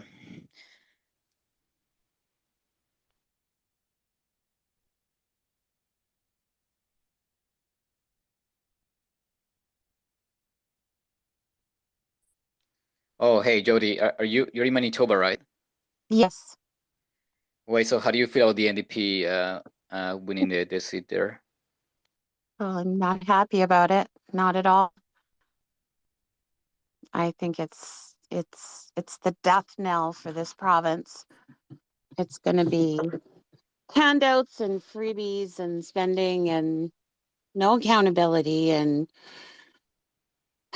gender ideology and all kinds of good things. I mean, climate change and the green economy. I mean, these are all things that the Manitoba NDP government supports. So their big thing is like they barely mentioned when in his acceptance speech, Wap Kinew last night, he barely mentioned the economy. He mentioned it slightly towards the end of his speech. Um, and I was like, okay, but he's talking about how they're going to completely reform the healthcare system in Manitoba. They're going to reopen ERs that were closed. They're going to hire a bunch of nurses and doctors and blah blah blah blah blah. But there's no mention of how they're going to pay for that. So that always makes it's just it's cyclical. Like we're going to go through 4 years. They're going to ramp up massive deficits, and then the Conservatives will come in and work on that and get the blame for it all. And yeah. Wait, so Not and happy. would you be willing to move, or you just go through it, like you just power through those 4 years? Well, we were talking about it actually last night. Like we're continuing we could go west. We have family in BC and Peachland. So we could go to Alberta and have family in Saskatchewan and BC. But it's just like my dad, eh? Like he's gonna be 84. He's having heart surgery next month. everything hinges on him. I can't leave him. I won't leave him. My son is 18 now, and if he wanted to come with us, he could. But he's kind of making his own life. So yeah, I don't know yet. I'm gonna give it. I think we'll give it a year. But in the meantime, we are selling our house while the market is up. We're gonna rent for a couple of years. So if we do decide to, pack our bags and go, then we could just sublet and move on. Yeah. No, We have a that's cottage really here. smart, by the way.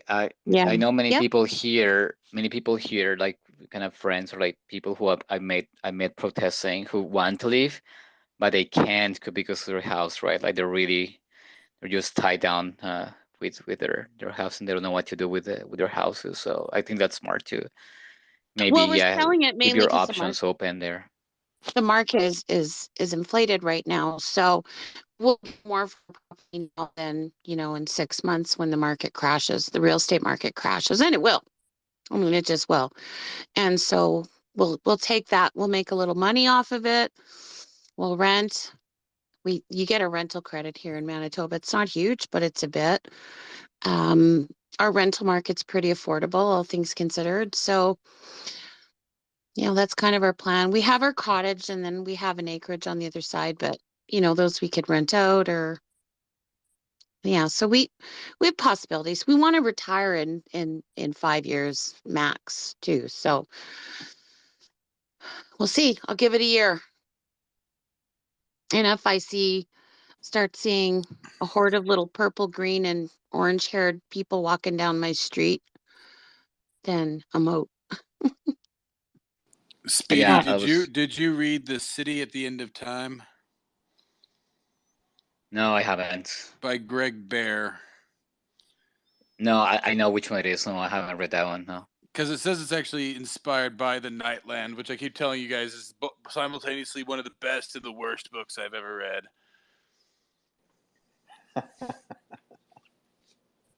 Which book? This book? No. It's a book called The Nightland from 1912. And it's written in the most awful possible way, but it has some of the most original ideas I've ever read. And so it is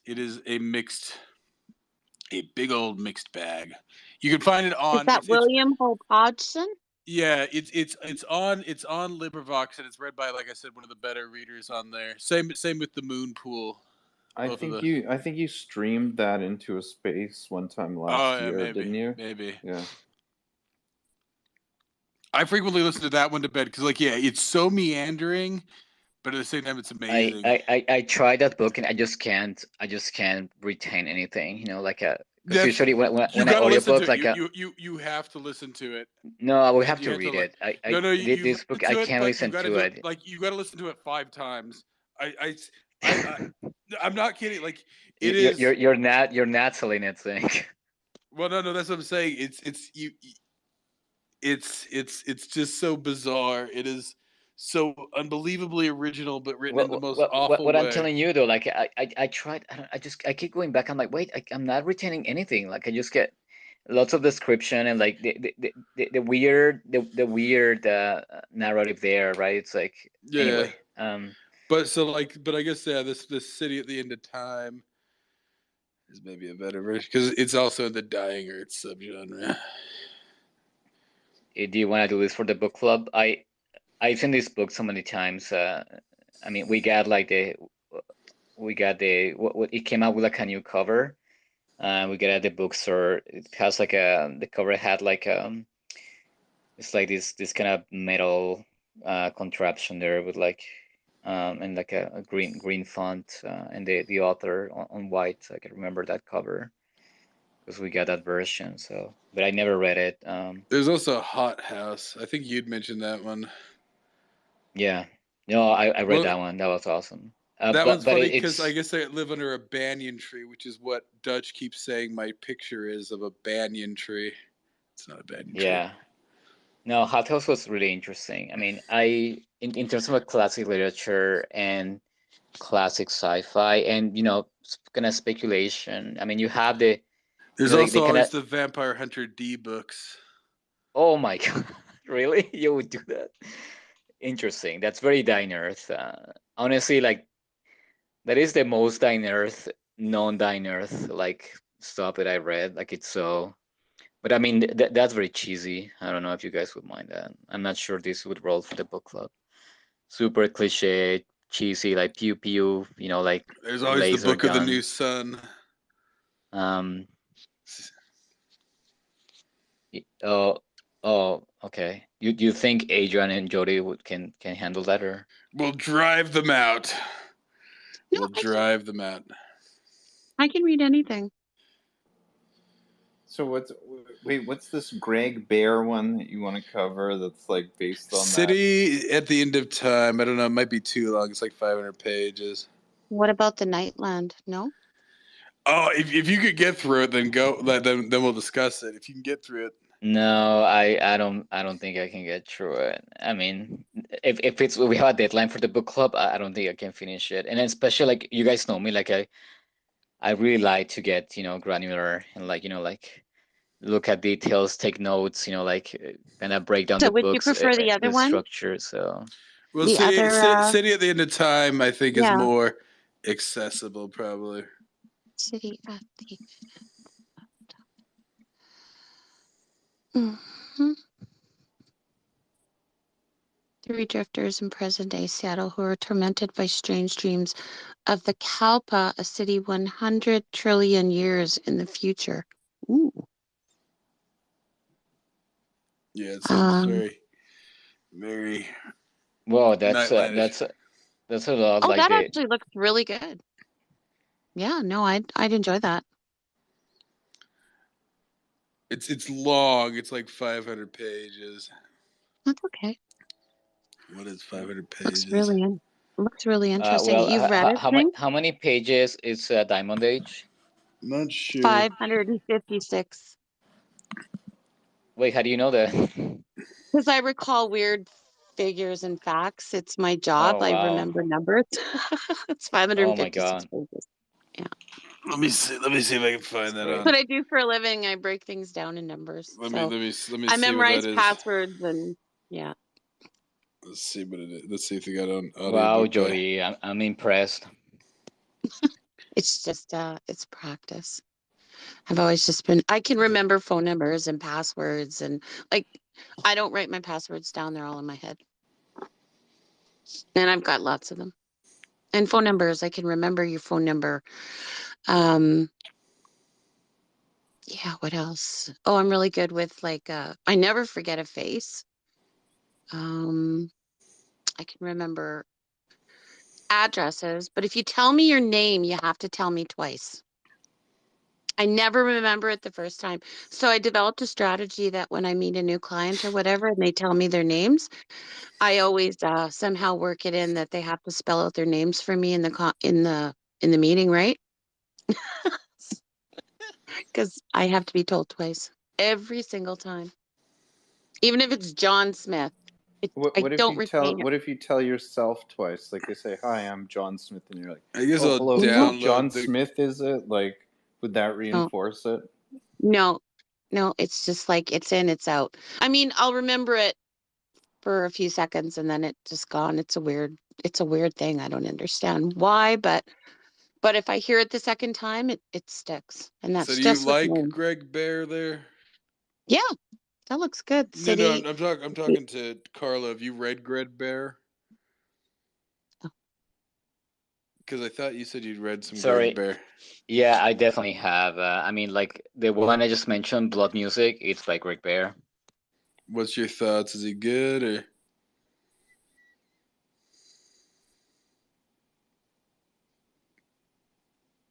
Do you think he's good or? Wait, are you you're cutting out for me? Can you guys hear Zinc, or is it on my end? Yeah, I can hear Zinc. I think it's on your end. It's always everybody else's end. My connection is perfect and excellent in every way. Well, mine is too. I mean, nope. Earlier you were having trouble hearing me, but Speedy could hear me fine. Once again, my connection is perfect in every way. Yeah, what I said, like, I mean, what I read from Greg Bear, like, it's very kind of thrillery. It's more like a thriller. style of writing. So I don't know if I can vouch for him. What I mentioned, like Blood Music has really cool like concepts, and the ideas are really fun, and the speculation, but the writing it's very thriller. I mean, it's like a Michael Crichton clone, right? I And guess he yeah, writes a lot of what do you call it? Licensed fiction. I guess he writes a lot of Star well, he Wars, Star does. Trek, Well, Halo. yeah, Halo. Yeah, he wrote some Halo novels and Star Wars. So yeah. But I mean, Awesome. um, um, That's usually not a good sign. no, it's not. But I read what is it? Means he's a whore, a filthy, filthy whore. But aren't It's we a, all, Zinc? Aren't we all to wait, some degree? wait. I read a novel like by him. I'm not sure what's your exact. It's been a long, long time, but it's a like a duology. It's called The Anvil of Stars and The Forge of God. I'm not sure which one is first, 'cause I forgot. But like those were really good. Those were at least worth the time.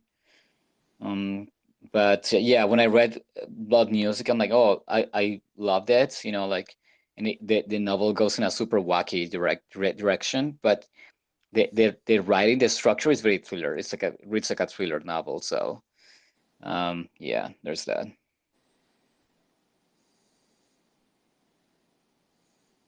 I'm going to rely, like I'm very green in this genre, so I'm going to just rely on what you guys recommend and give me a little time to get a little bit more schooled, and then I'll find a book that I like.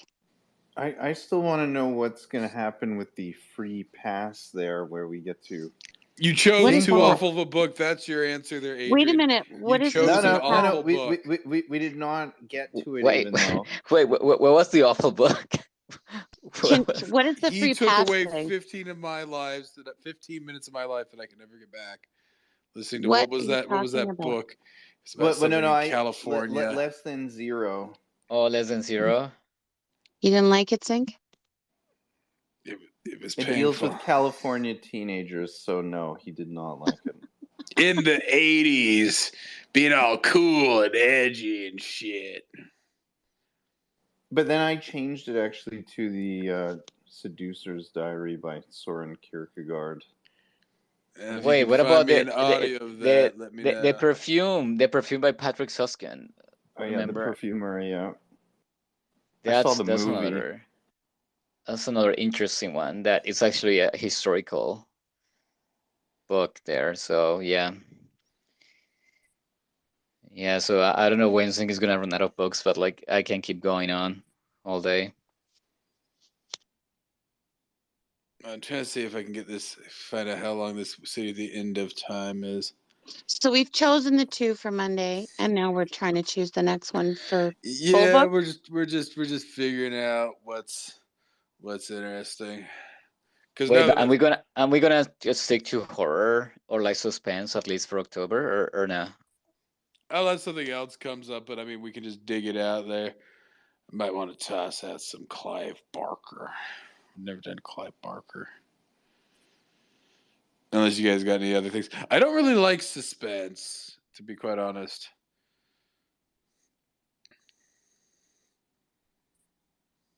Like, what is suspense? That's the thing, but what is a suspense? Well, what I said though, like we can do a Theodore Sturgeon short story because that's just classic horror. I mean, like I feel like anyone should read this, right? Just for like their enrich their literary knowledge there. I mean, that's like like if you read this guy, you'll see like okay, like a lot of the sci-fi or like horror, its influence Well, on he this says that man. So he has a series of short stories called The Books of Blood.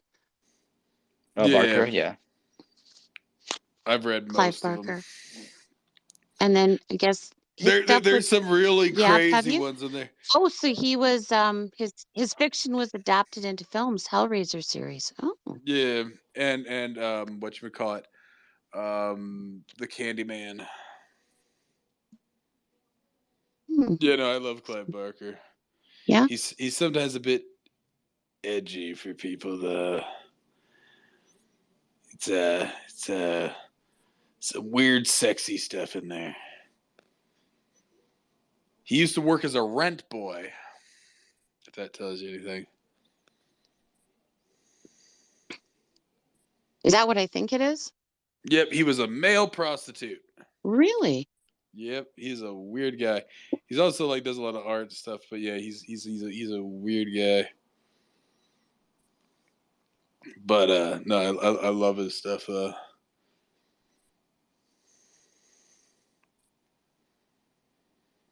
Yeah, no, if we were to do one, we could start with Jacqueline S. Her Will and Testament.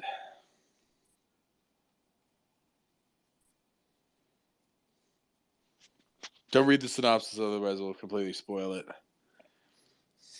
Because they're all shorts. Yeah, Zink, you're bold. Well, we'll see. We'll see if they can handle Jacqueline S. Then we can move on from there. Yeah, You know that Jacqueline he opened up a goody. space and played the Turner Diaries, right? Not on my own account, no. I played it under the pube. Yeah, but the fact that you did it, did you let it play right through, Adrian? For a few hours there, at least. I can't remember. I think the phone died. Zink, you gotta do Surgeon though, like definitely for October, just for the horror month, like definitely. I mean, I'm telling you. But is it just horror? Or does he do weird shit? What do you mean weird shit? I mean, you want to do Clive Barker? Exactly. I mean, we can do this guy. For sure, lots to talk about. This is more sci-fi horror. Let's see. I don't know. Maybe we should just get these first two out of the way and then decide after. Like, well, I'm musing, guys, because I'm essentially quitting Spaces for the most part, so I have more time to listen. I'm doing the same, by the way. I'm ditching Twitter finally. I mean, I've been telling you guys that I find Twitter being toxic. I've been telling you for like a year, and what's keeping me on Twitter is these Spaces mostly. Looking for things to listen to. I mean, because I'm sick of Twitter. Is these Spaces what's keeping me on Twitter, and WOG and like the occasional late night acrimony that's very entertaining. But honestly, I don't check Twitter. I don't interact on my timeline, like very little, right? Like, I don't care to read the bullshit that's on it. Most of the Spaces is just people saying the same shit like over and over that like we all know. We've all been like, ranting about for the past 3 years. Like I okay, said, I I'm done. almost left on Saturday permanently. You almost left what? I almost left permanently.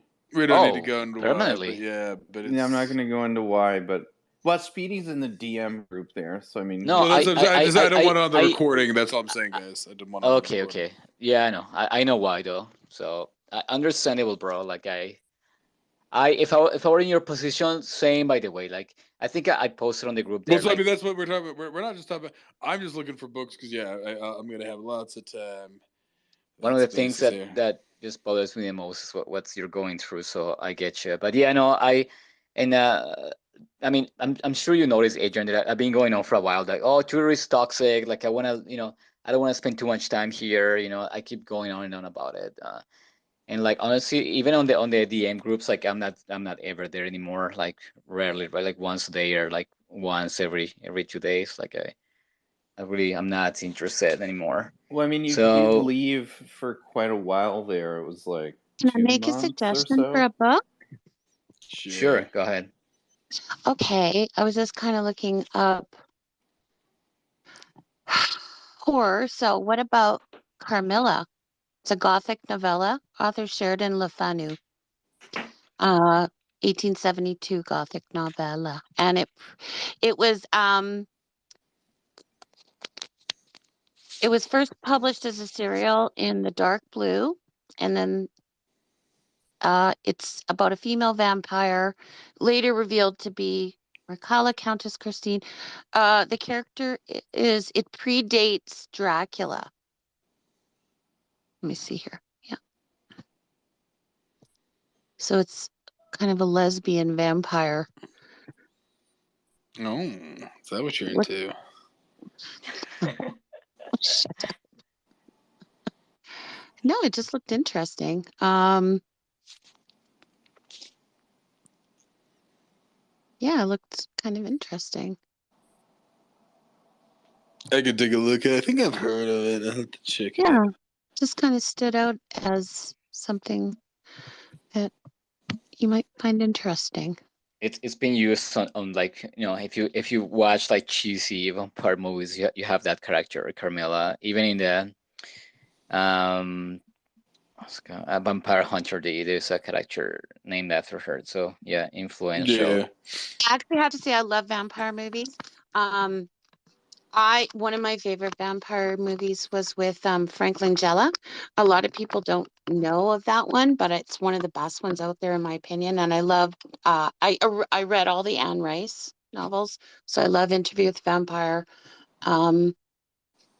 The book's better than the films, but it was okay. But yeah, that I guess no, I don't like bloody gore. I like vampires and eternal. Weird, sexy things. So maybe you will like Wait, Clive so Barker. did you read Not Twilight? weird, sexy things. I just a little witchy, I guess. So yeah, I'm a vampire girl. But that looked interesting, Carmilla.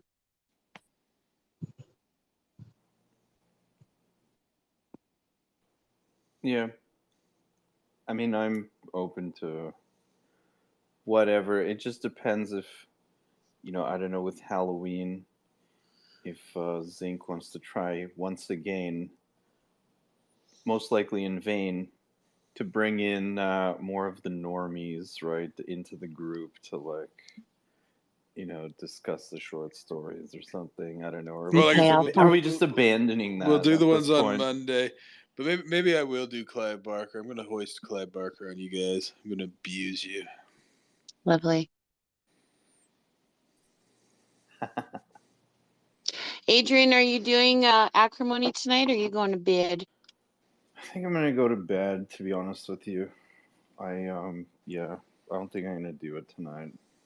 I mean, If you wanna think, yeah. if you wanna abuse them, you should do the Spar short story. Oh, yeah, we should do that. Do the what?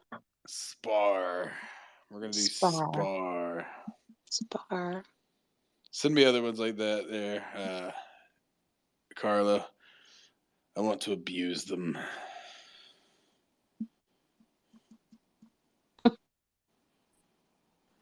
Oh boy.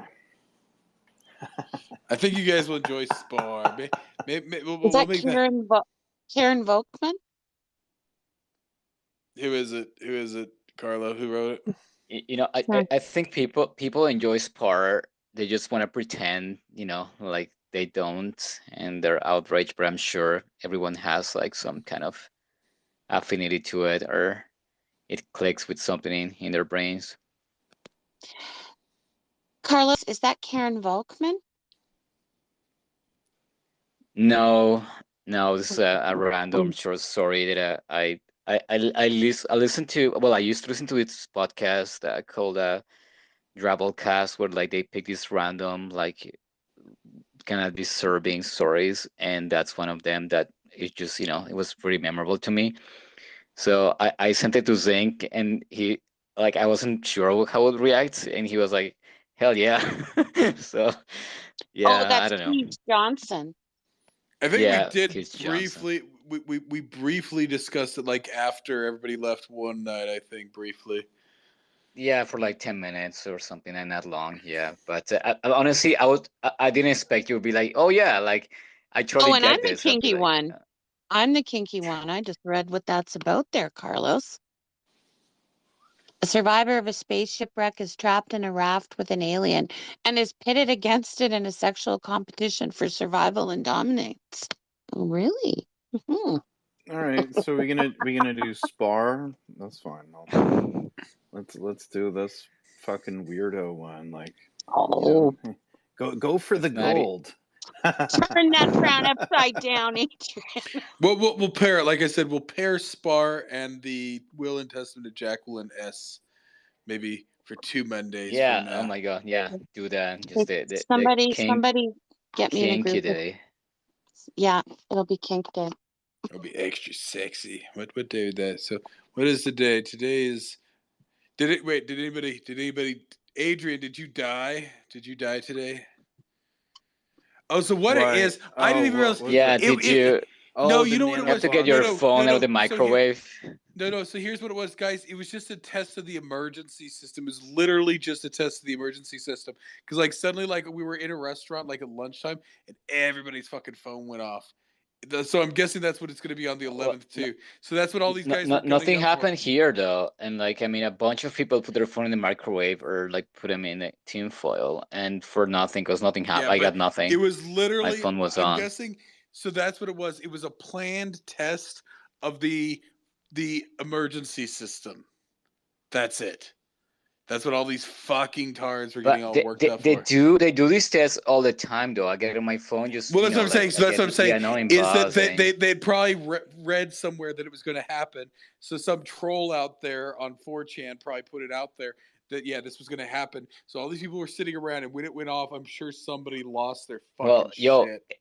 Everyone on Twitter and Telegram who's like kind of close to me, they DM me. It's like, hey, and send me videos how to like Faraday cage my phone with aluminum foil. Yeah, no, we've been making fun of people for this And shit for like a week. I'm not gonna say who though, but someone you guys know, they're telling me like, oh yeah, I can fit all my electronics in the microwave. I'm like, wait, what? It's like, oh no, because I have 2 microwaves and like I can fit my laptop there. I'm like, what? Like, I mean, if anything, just I don't know, unplug your router or something. Like, it's so random, but No, it was no, just God, I laugh literally so just hard. a test of the emergency broadcast system. Well, yeah. No, this is yeah, honestly I know. this is one of the reasons I'm quitting, because I'm sick of this shit. No, Sick but of having like stupid conversations with what stupid I was people. telling you, and Agreed. Wog think, like like we have like massive telecommunication towers. We have repeaters. Yeah, I exactly. mean, for God's sake, you have your freaking router. Like, if anything, like they would use the weakest, like way to broadcast that signal, which is your phone, a shitty, like crappy, like emitter.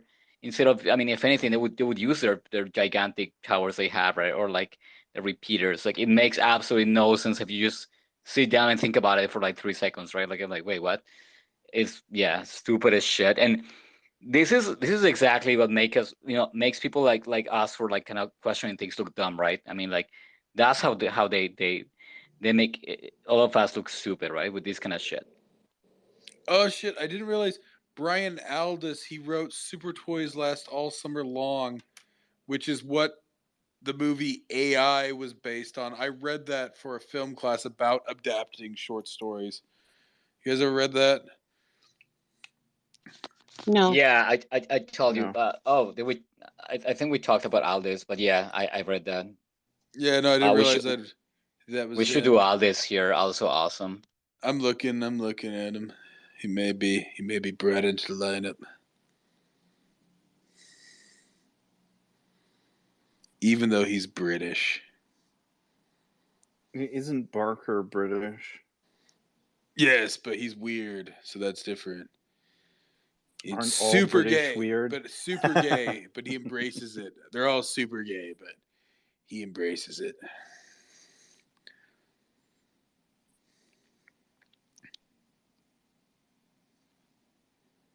Yeah. So what's this Spar? Who writes that one? Her name is Kish Johnson. She's written a bunch of short stories, some crappy novels, but that story I just found it really memorable. And Sorry, the more we talk about it, the Kate less Johnston? the more we talk about it, the less interesting it will be. So I don't think we should talk about it. It's Kij Johnson, like Kij, Kij or something. I can pronounce it.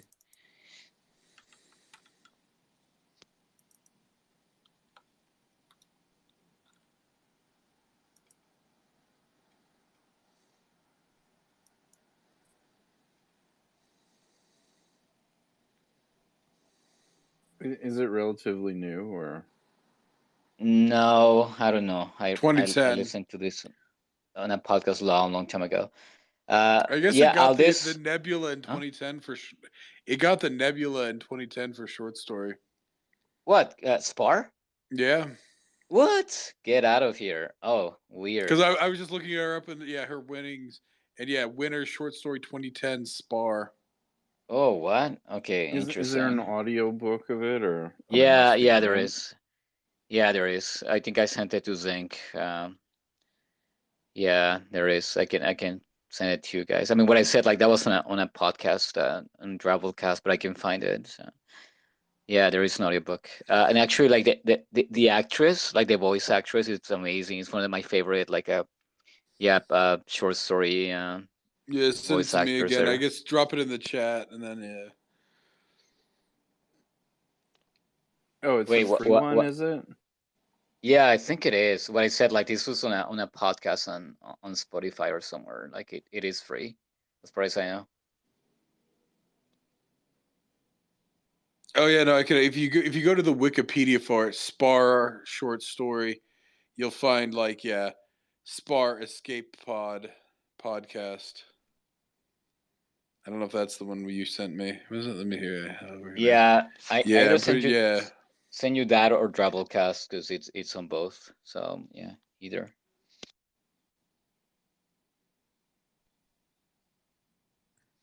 Wait, so how do you get into Brian Aldiss? Because I mean, he wrote Hot House, right? Like I don't know why I read that. I just found the I description really can. cool, I and think I I tried really to liked it. download an audiobook of that, but it didn't look like it was complete. Hot I don't think House? it was. Yeah, I don't know if I found like a complete audiobook of that.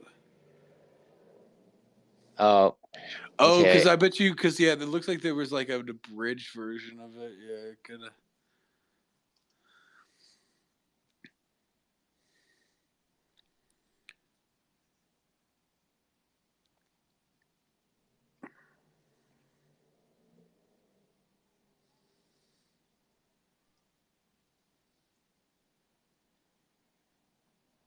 Well, like funny how I ended up reading that was that I had like a Dying Earth withdrawal right after Google, and that was a recommendation. So that's how I read it. But honestly, it's not really connected to Dying Earth, but I really love the atmosphere and the speculation. No, I have an audiobook of this. Actually, I'm looking at my stuff. Yeah, it's on the Bay, the audiobook. Let me What is it like? see. Is it like 22 minutes or Wait, we're talking about Spar or Hot House? Spar? Oh, let me look. No, I Yeah, was looking at that's Hot how long it House. is. That's how long it is. Yeah, no, it's super short. It's really short. It's not actually like I remember when I listened to it, like they would do three stories, like three shorts, and that was like one of the three. But what I said, it So I'm was gonna listen to so. it. I'll see how good it is because I did download the city at the end of time. I'll see if it's worthy of discussion. And that's the Greg Bear.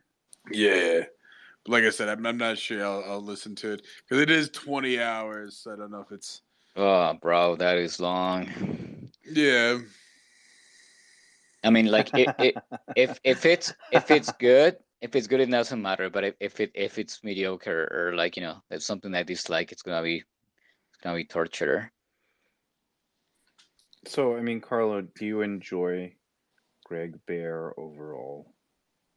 What I mentioned to you, I just read three of his books, like an old sci-fi duology that was really good, and I read Blood Music, but he writes like a thriller, author. Like I mean, I guess like these authors kind of play it safe because it's very palatable to write like this, like they kind of thriller, like structure format there, just makes it easier for people to read. But at the same time, you have a bunch of cliches and like tropes going. So and like the language, right? Like it's usually you have like a kind of verbose, pseudoscientific, like techno babble they're going. So that's most of those techno thrillers, right? So I don't know. I like his ideas. I like the way he explores ideas, but you know, I don't know. At the end, it kind of feels like empty. But I did like Blood Music though. Like that was actually good. They would like it just goes to a direction that I didn't expect. And I was like, oh my god, like this guy really went all the way with his premise, like all the way to a crazy place. So I commend him for that. But yeah, I don't know for other books, like if he uses his kind of thriller style of writing, like I don't usually enjoy that too much. I prefer when it's something less more like an orthodox, and like even China Miéville, like his shit kind of sucks, but like I like that he tries to give it like a foreign flavor, but using weird diction and like describing places in a weird way, and like having weird characters. Like I like that more than just reading the conventional thriller thing. So I don't know. Right.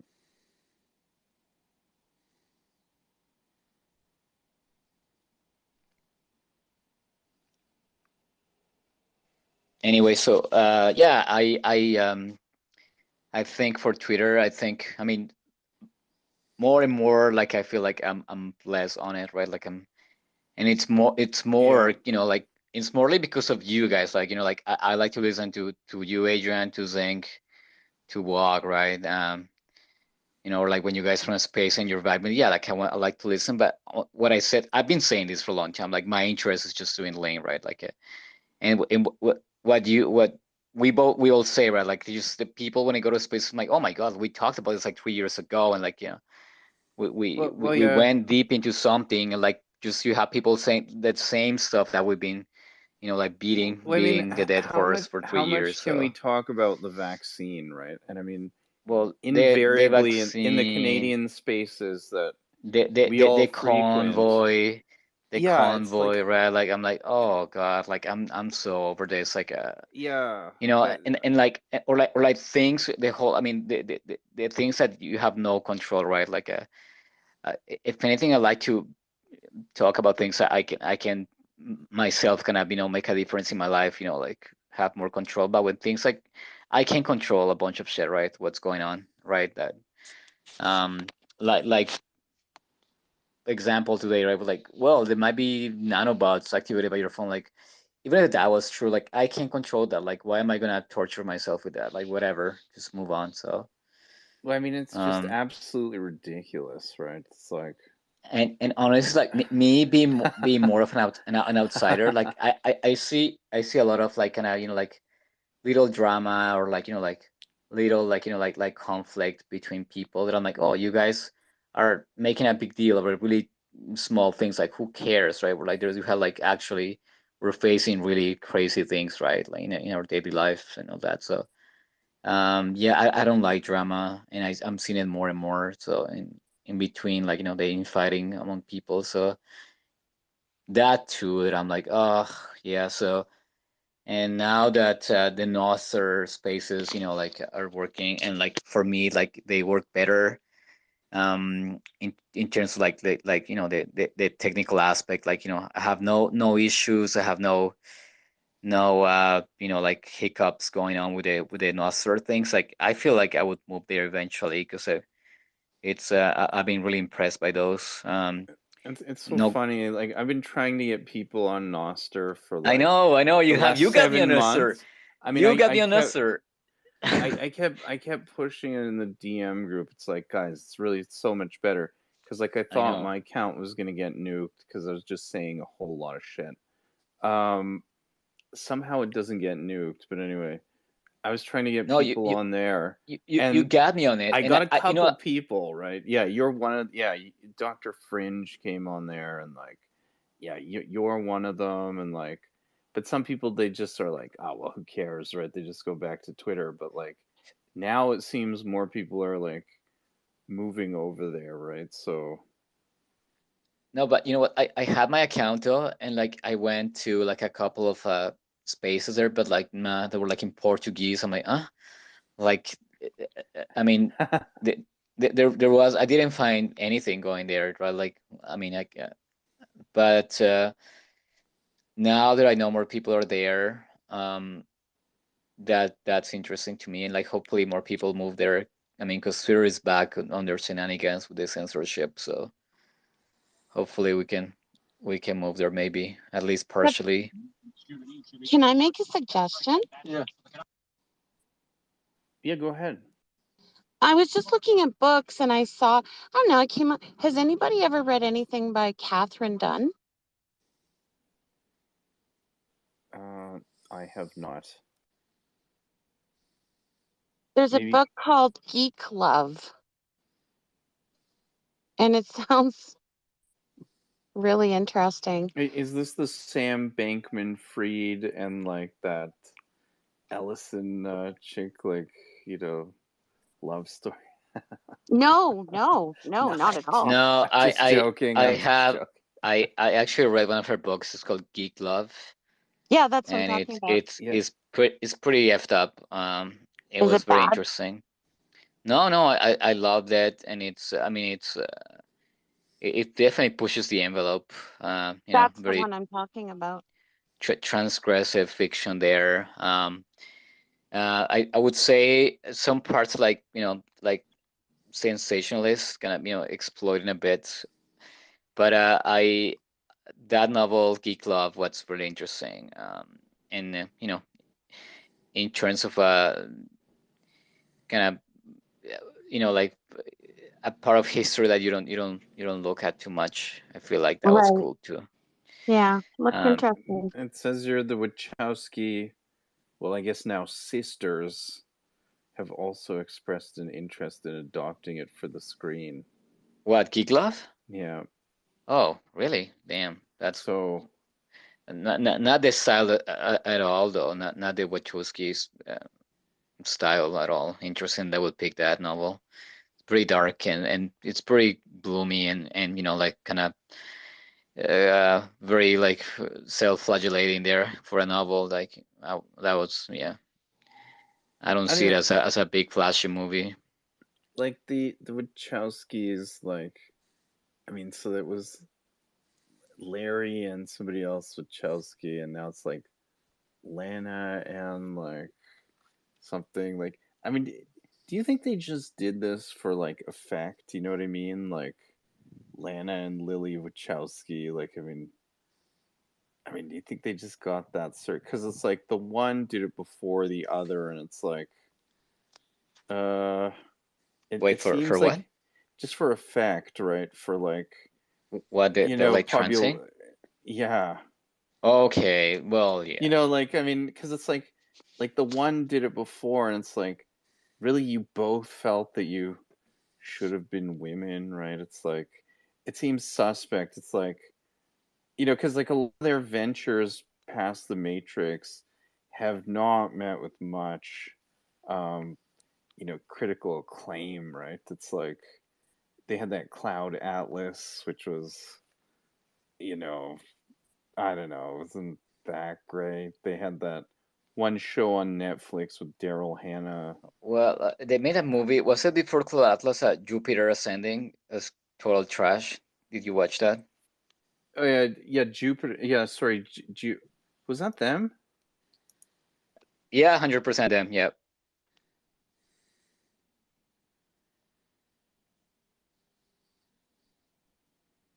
Yeah, that was a flop.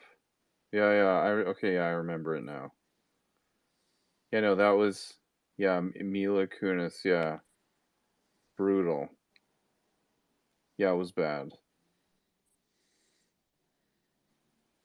So did they just do the reassignment to stay relevant? In Hollywood, Of what? the Wachowskis. Oh yeah, no, who knows? I mean, because it was Lana who did it first. It's like, I Oh, find it Lana, sus. look at you using its proper name. Yeah, So well, fucking woke. well, yours, like, it's like the one did it first, and then the other one followed. It's like, really, you both felt like you should always have been women. Like, I'm just not buying it, right? Like, I mean, it seems as though it's just done for tension, right? Well, I mean, like I know a bunch of people who went to film school to university here at Concordia, and like they all just did it out of nowhere. It's like, well, no, I always felt like I'm like, what? No, I met you before. Like, this guy who worked with me at the bookstore, right? Like, I mean, he just like whatever. He just trans like out of nowhere, and it's kind of an angsty thing, right? Or like people feel like they have nothing meaningful. They just go for like whatever's the latest fad. I don't think anyone actually. A few people do it like for the reasons they claim.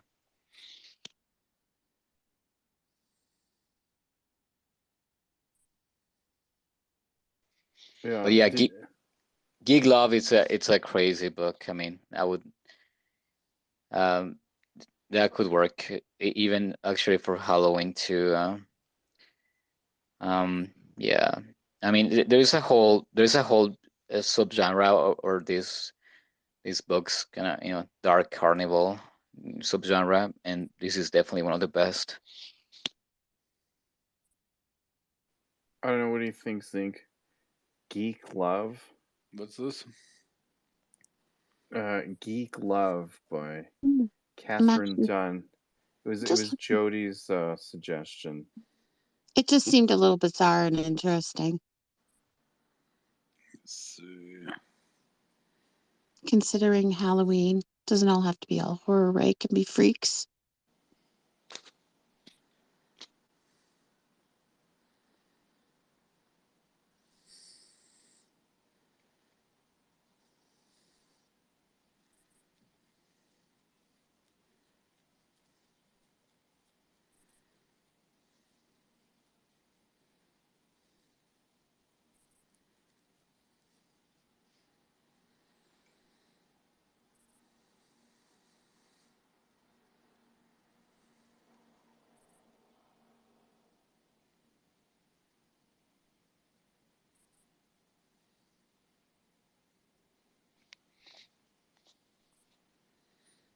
I'll have to look at it.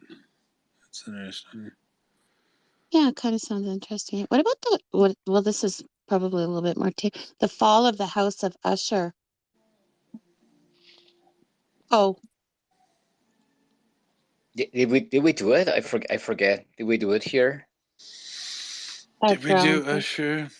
Can't remember if we did Usher. a bit of an older one. So there's a newer No, one and a newer we one. don't. Jody, last year we did like a whole series of Poe for Halloween. Yeah. So like we purposely try to get Poe up so maybe people would be Yeah. interested and kind of join, but I don't That one think sounded anyone good. extra did. Sorry, what? That one sounded good. The Fall of the House of Usher.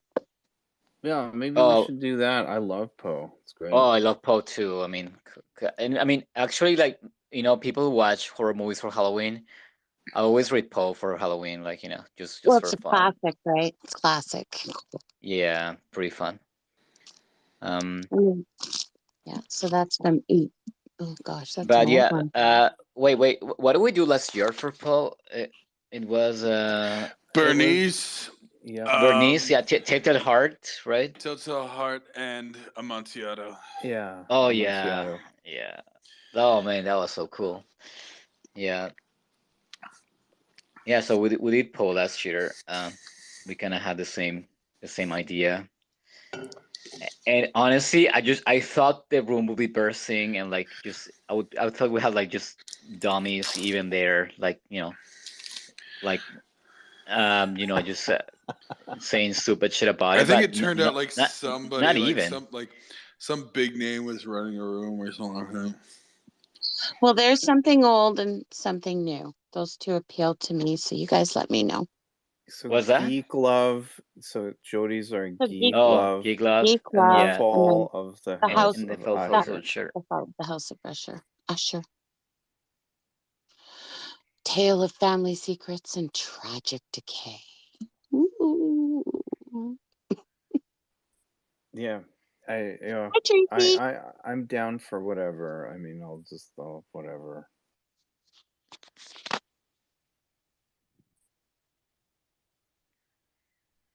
Trying to see if I can download Silence.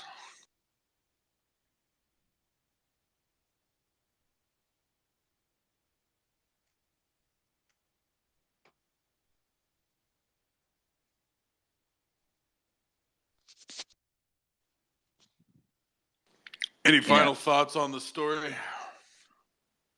Yeah, I actually had Um, one. I had one fast one. So I mean, we're also talking about like smaller government and like we don't want the government to control things. But I was just thinking like, if there were like somebody that could, actually achieve alchemy and like the gold makers and stuff like that. Like, I mean, is it beneficial for the government to like kill that technology, right? Like, I mean, or that like Well, find out who's doing it, right? Like, I mean, they it's are like, afraid of the unknown. Right? That's what they can't handle. I mean, that's essentially what's going on with all this fear over AI. Yeah, it's spooky. well, I mean, They wanted to make sure they yeah, control it. That doesn't get out Exactly. of That's their what I was hands. thinking. That's what is Yeah. because it's not AI, but what it is that it's empowering for people, and so that's what they're worried about. They can't control a commodity, right? In that case, they wouldn't be able to control that commodity. yeah, but I mean, right now as it is, I mean, they themselves don't really control it, right? It's like, ultimately the market controls it, But this is what and the Elon miners, right? and RFK were discussing. They want to control AI, right? Fair enough. I mean, in a lot of ways, that's easier to control than like gold supply, right? Like, I mean, No, it's actually more difficult to control without completely limiting people's access to the internet. you think it's more difficult to control? Everybody can train their own AI models. Right. Well. Like, I'm just thinking. Like, I mean, everybody with AI. I mean, you took it to AI. I was still on gold, but like, I mean, with the AI, I was thinking about it like, and I mean, I watch business news all day, and they're like AI. But I mean, even they're starting to switch even what though they're you guys saying, didn't read right? the I mean, earlier ones, we're gonna do a gift from Earth. We're gonna do a gift from Earth by Larry Niven. So you guys will have to catch up on Earth. Yep, A Gift from Earth. It's a second full length novel. We'll do that one. It's not very long though. Right. But no, like I'm just thinking about like the whole AI thing. It's like, I mean, everybody's starting It's to about say that controlling it's a fad, commodities, right? though. That's what it's about. It's about controlling commodities and how governments, when they become dependent on the control of a limited commodity, and then that suddenly disappears, they become very panicked. Right. I think you guys will enjoy what this commodity is. So that's next book? Yep, scheduled it for 2 Mondays from now. And then we'll save the sexy horror ones after that. Wait, So that's the next 3 Mondays. So Monday we'll do the 2 mansions. 2 Mondays from now we'll do right. Let me just make sure because when's Halloween? When is the end?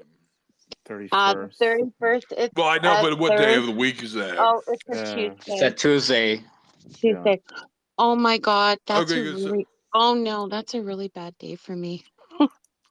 I have my divorce hearing. Oh no, we're not doing it Tuesday. That's what I'm saying. Shit. It's Mondays. We're doing these Mondays. So It's already enough of a horror on so Halloween. Monday the 30th. Monday the 30th. We'll be doing the sexy horror stories. Oh, those are mine. See, a female in the group's adding a bit of spice. There you go. You're welcome, boy. So Monday's matching. Next Monday will be A Gift from Earth. Right. And Looks then good. and then 2 Geek Mondays Love? after. No. I thought we were gonna do the Spar. Spar. That's right. Spar and Is there a lot to talk about? Like it's 20 2 minutes. Is there? No, we're doing Quite a bit Spar too. and the Jacqueline S. Her Will and Jacqueline S. Testament, like Barker. All right. Okay, just a reminder, I need the list. Well, yeah, you know what? Like, I don't know. You're gonna put it in the communities Inc. or I guess I can just like take We'll it from the schedule them out. book. Yeah. Yeah, I'll just like copy and paste it to your Cool. DMs there, Perfect. Jody. Perfect.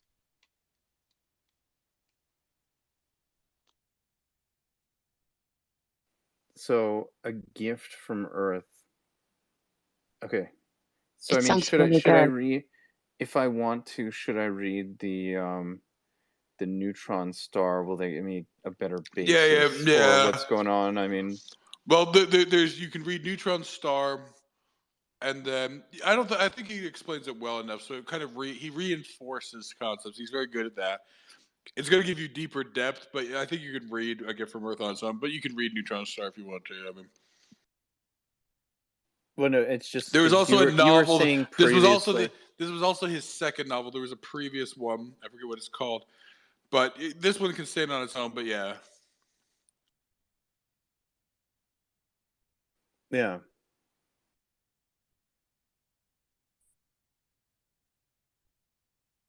So yeah, so coming back to the Maker of Moons.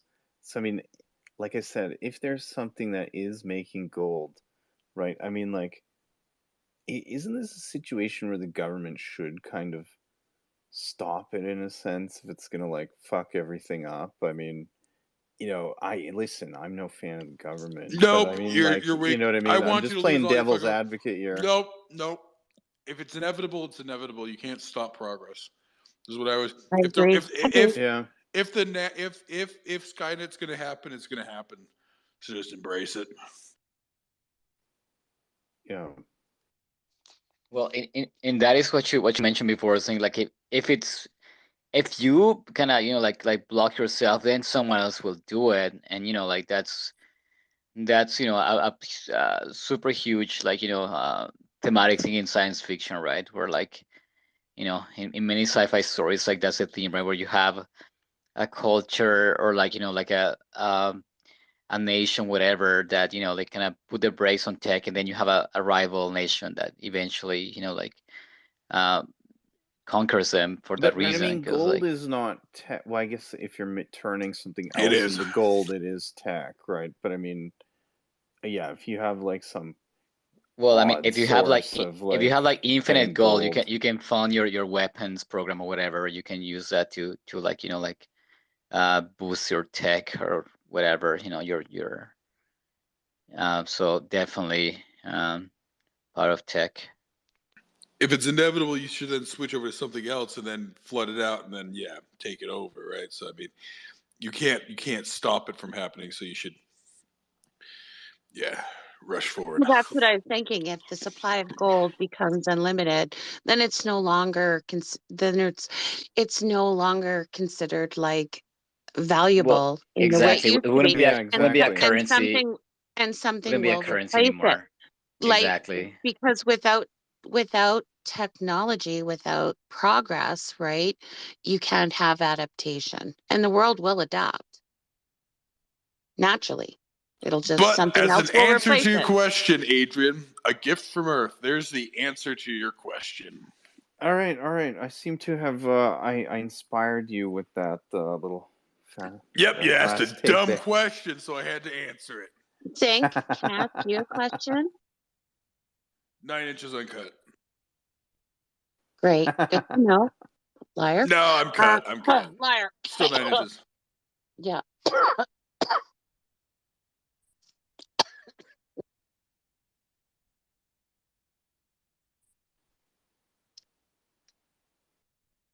I mean, were you gonna ask him something or like? Sorry. Little coughing fit there. Oh, sorry. I wanted to ask you if you enjoyed the space tonight, because you were feeling a little bit kind of like the space wasn't going like your book club. Do you feel good about the space tonight? Oh no, this is the only reason I'm still on Spaces. This is why I haven't deleted Twitter. So you've enjoyed this then? It's the only thing I enjoy on here anymore. Lovely. Because of course, Acrimony's a piece of shit, run by a piece of shit, and everything else, right? Yeah, exactly. That's what your mom said. Exactly. Well, hey, back to the book though. I feel like I have in no contrast. illusions about late night acrimonies, so I mean, What was that, Carlos? Wait, no, hang on. Like this short story, like in contrast with Diamond Age, like I feel like Diamond Age pushed the bar so high that I'm still, Yeah. kind of This one was just for on context, on because like I said, this on is what I withdrawal was thinking of. on withdrawal So- from that conversation that was so good, and like from Well, it can't be that New level Year's. of It can't be New speculation. Year's Eve. It can't be New Year's Eve every day. Yeah, that's fair. I just like like interesting though this story. I want to get it And in hard copy. I'm going to order every book that we what read. I'm this? ordering in hard copy. No, don't See, be a but wog. it's given us two pivot points, right? That's what's Don't be a important. wog. Is that what you said? yeah, he was going. It's a on racial about... slur for Italians. Oh, he no, was... no. My mom was like that. Every book she read, she got in hard copy. So I'm going to do that. Yeah, that's what Wogpog was talking about in the Diamond Age space there. He was like, he has the hard copy of books so he can pass it down to his son, and like...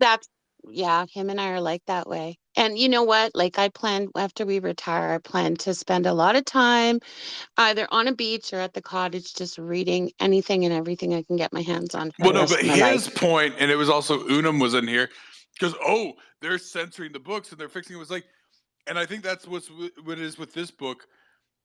People used to misprint books all the time. So how do you know you have the real copy of that book, right? That's why it was it's like, well, we gotta make sure, guys, because they're getting rid of the books. They're getting rid of the books. That was their pointless sort of discussion there. But this book proves that, like I said, I'm pretty sure it was misprinted because in the 1890s they were printing so many damn books that there was probably printings, and people were probably just used to like, that's a typo, whatever, I'll move on.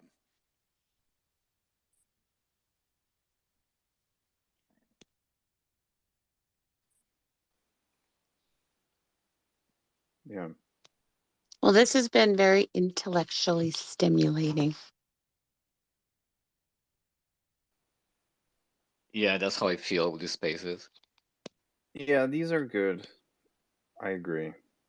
I mean, and especially now, late like night acrimony go is not intellectually stimulating.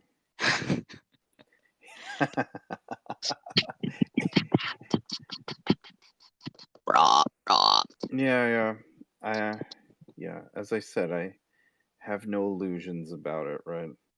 I will say I'm running it a bit too much, so like it will become stale very quickly. So if we're doing these books, like, yeah, I can't run it as much, right? I have to like get through all of this stuff. So, maybe like twice a week or something, right? I can handle it with a certain combination of personalities. Sometimes it's good and sometimes it isn't good, Oh, Like it's pretty much shit all the time, but no, it's not. Like there was a space, one time last week, one of the acrimonies, it was so much fun, remember? And then the next day, different people came in and it wasn't the same combination, right? You got to get that right kind of, Well, I mean, last night's one was actually quite good. It was, Yeah. So I'm gonna pinch it, guys. I'm gonna pinch it. I gotta pinch it. Will do. All right. So thanks again, everybody. Thanks, so it was great. Okay, thanks. Have a good one. Yep. So Okay. See you Monday. Thank you, guys. Monday's matching. The week after that, the gift from Earth, and then the week after that, the weird, sexy horror stories. Excellent. All right, sounds good. Can't Right. wait. Have a good one, guys. Take care, Night. guys. All right, guys. Night. Take it easy. See you later. Bye. Bye. Bye, Dave. Bye, Aaron.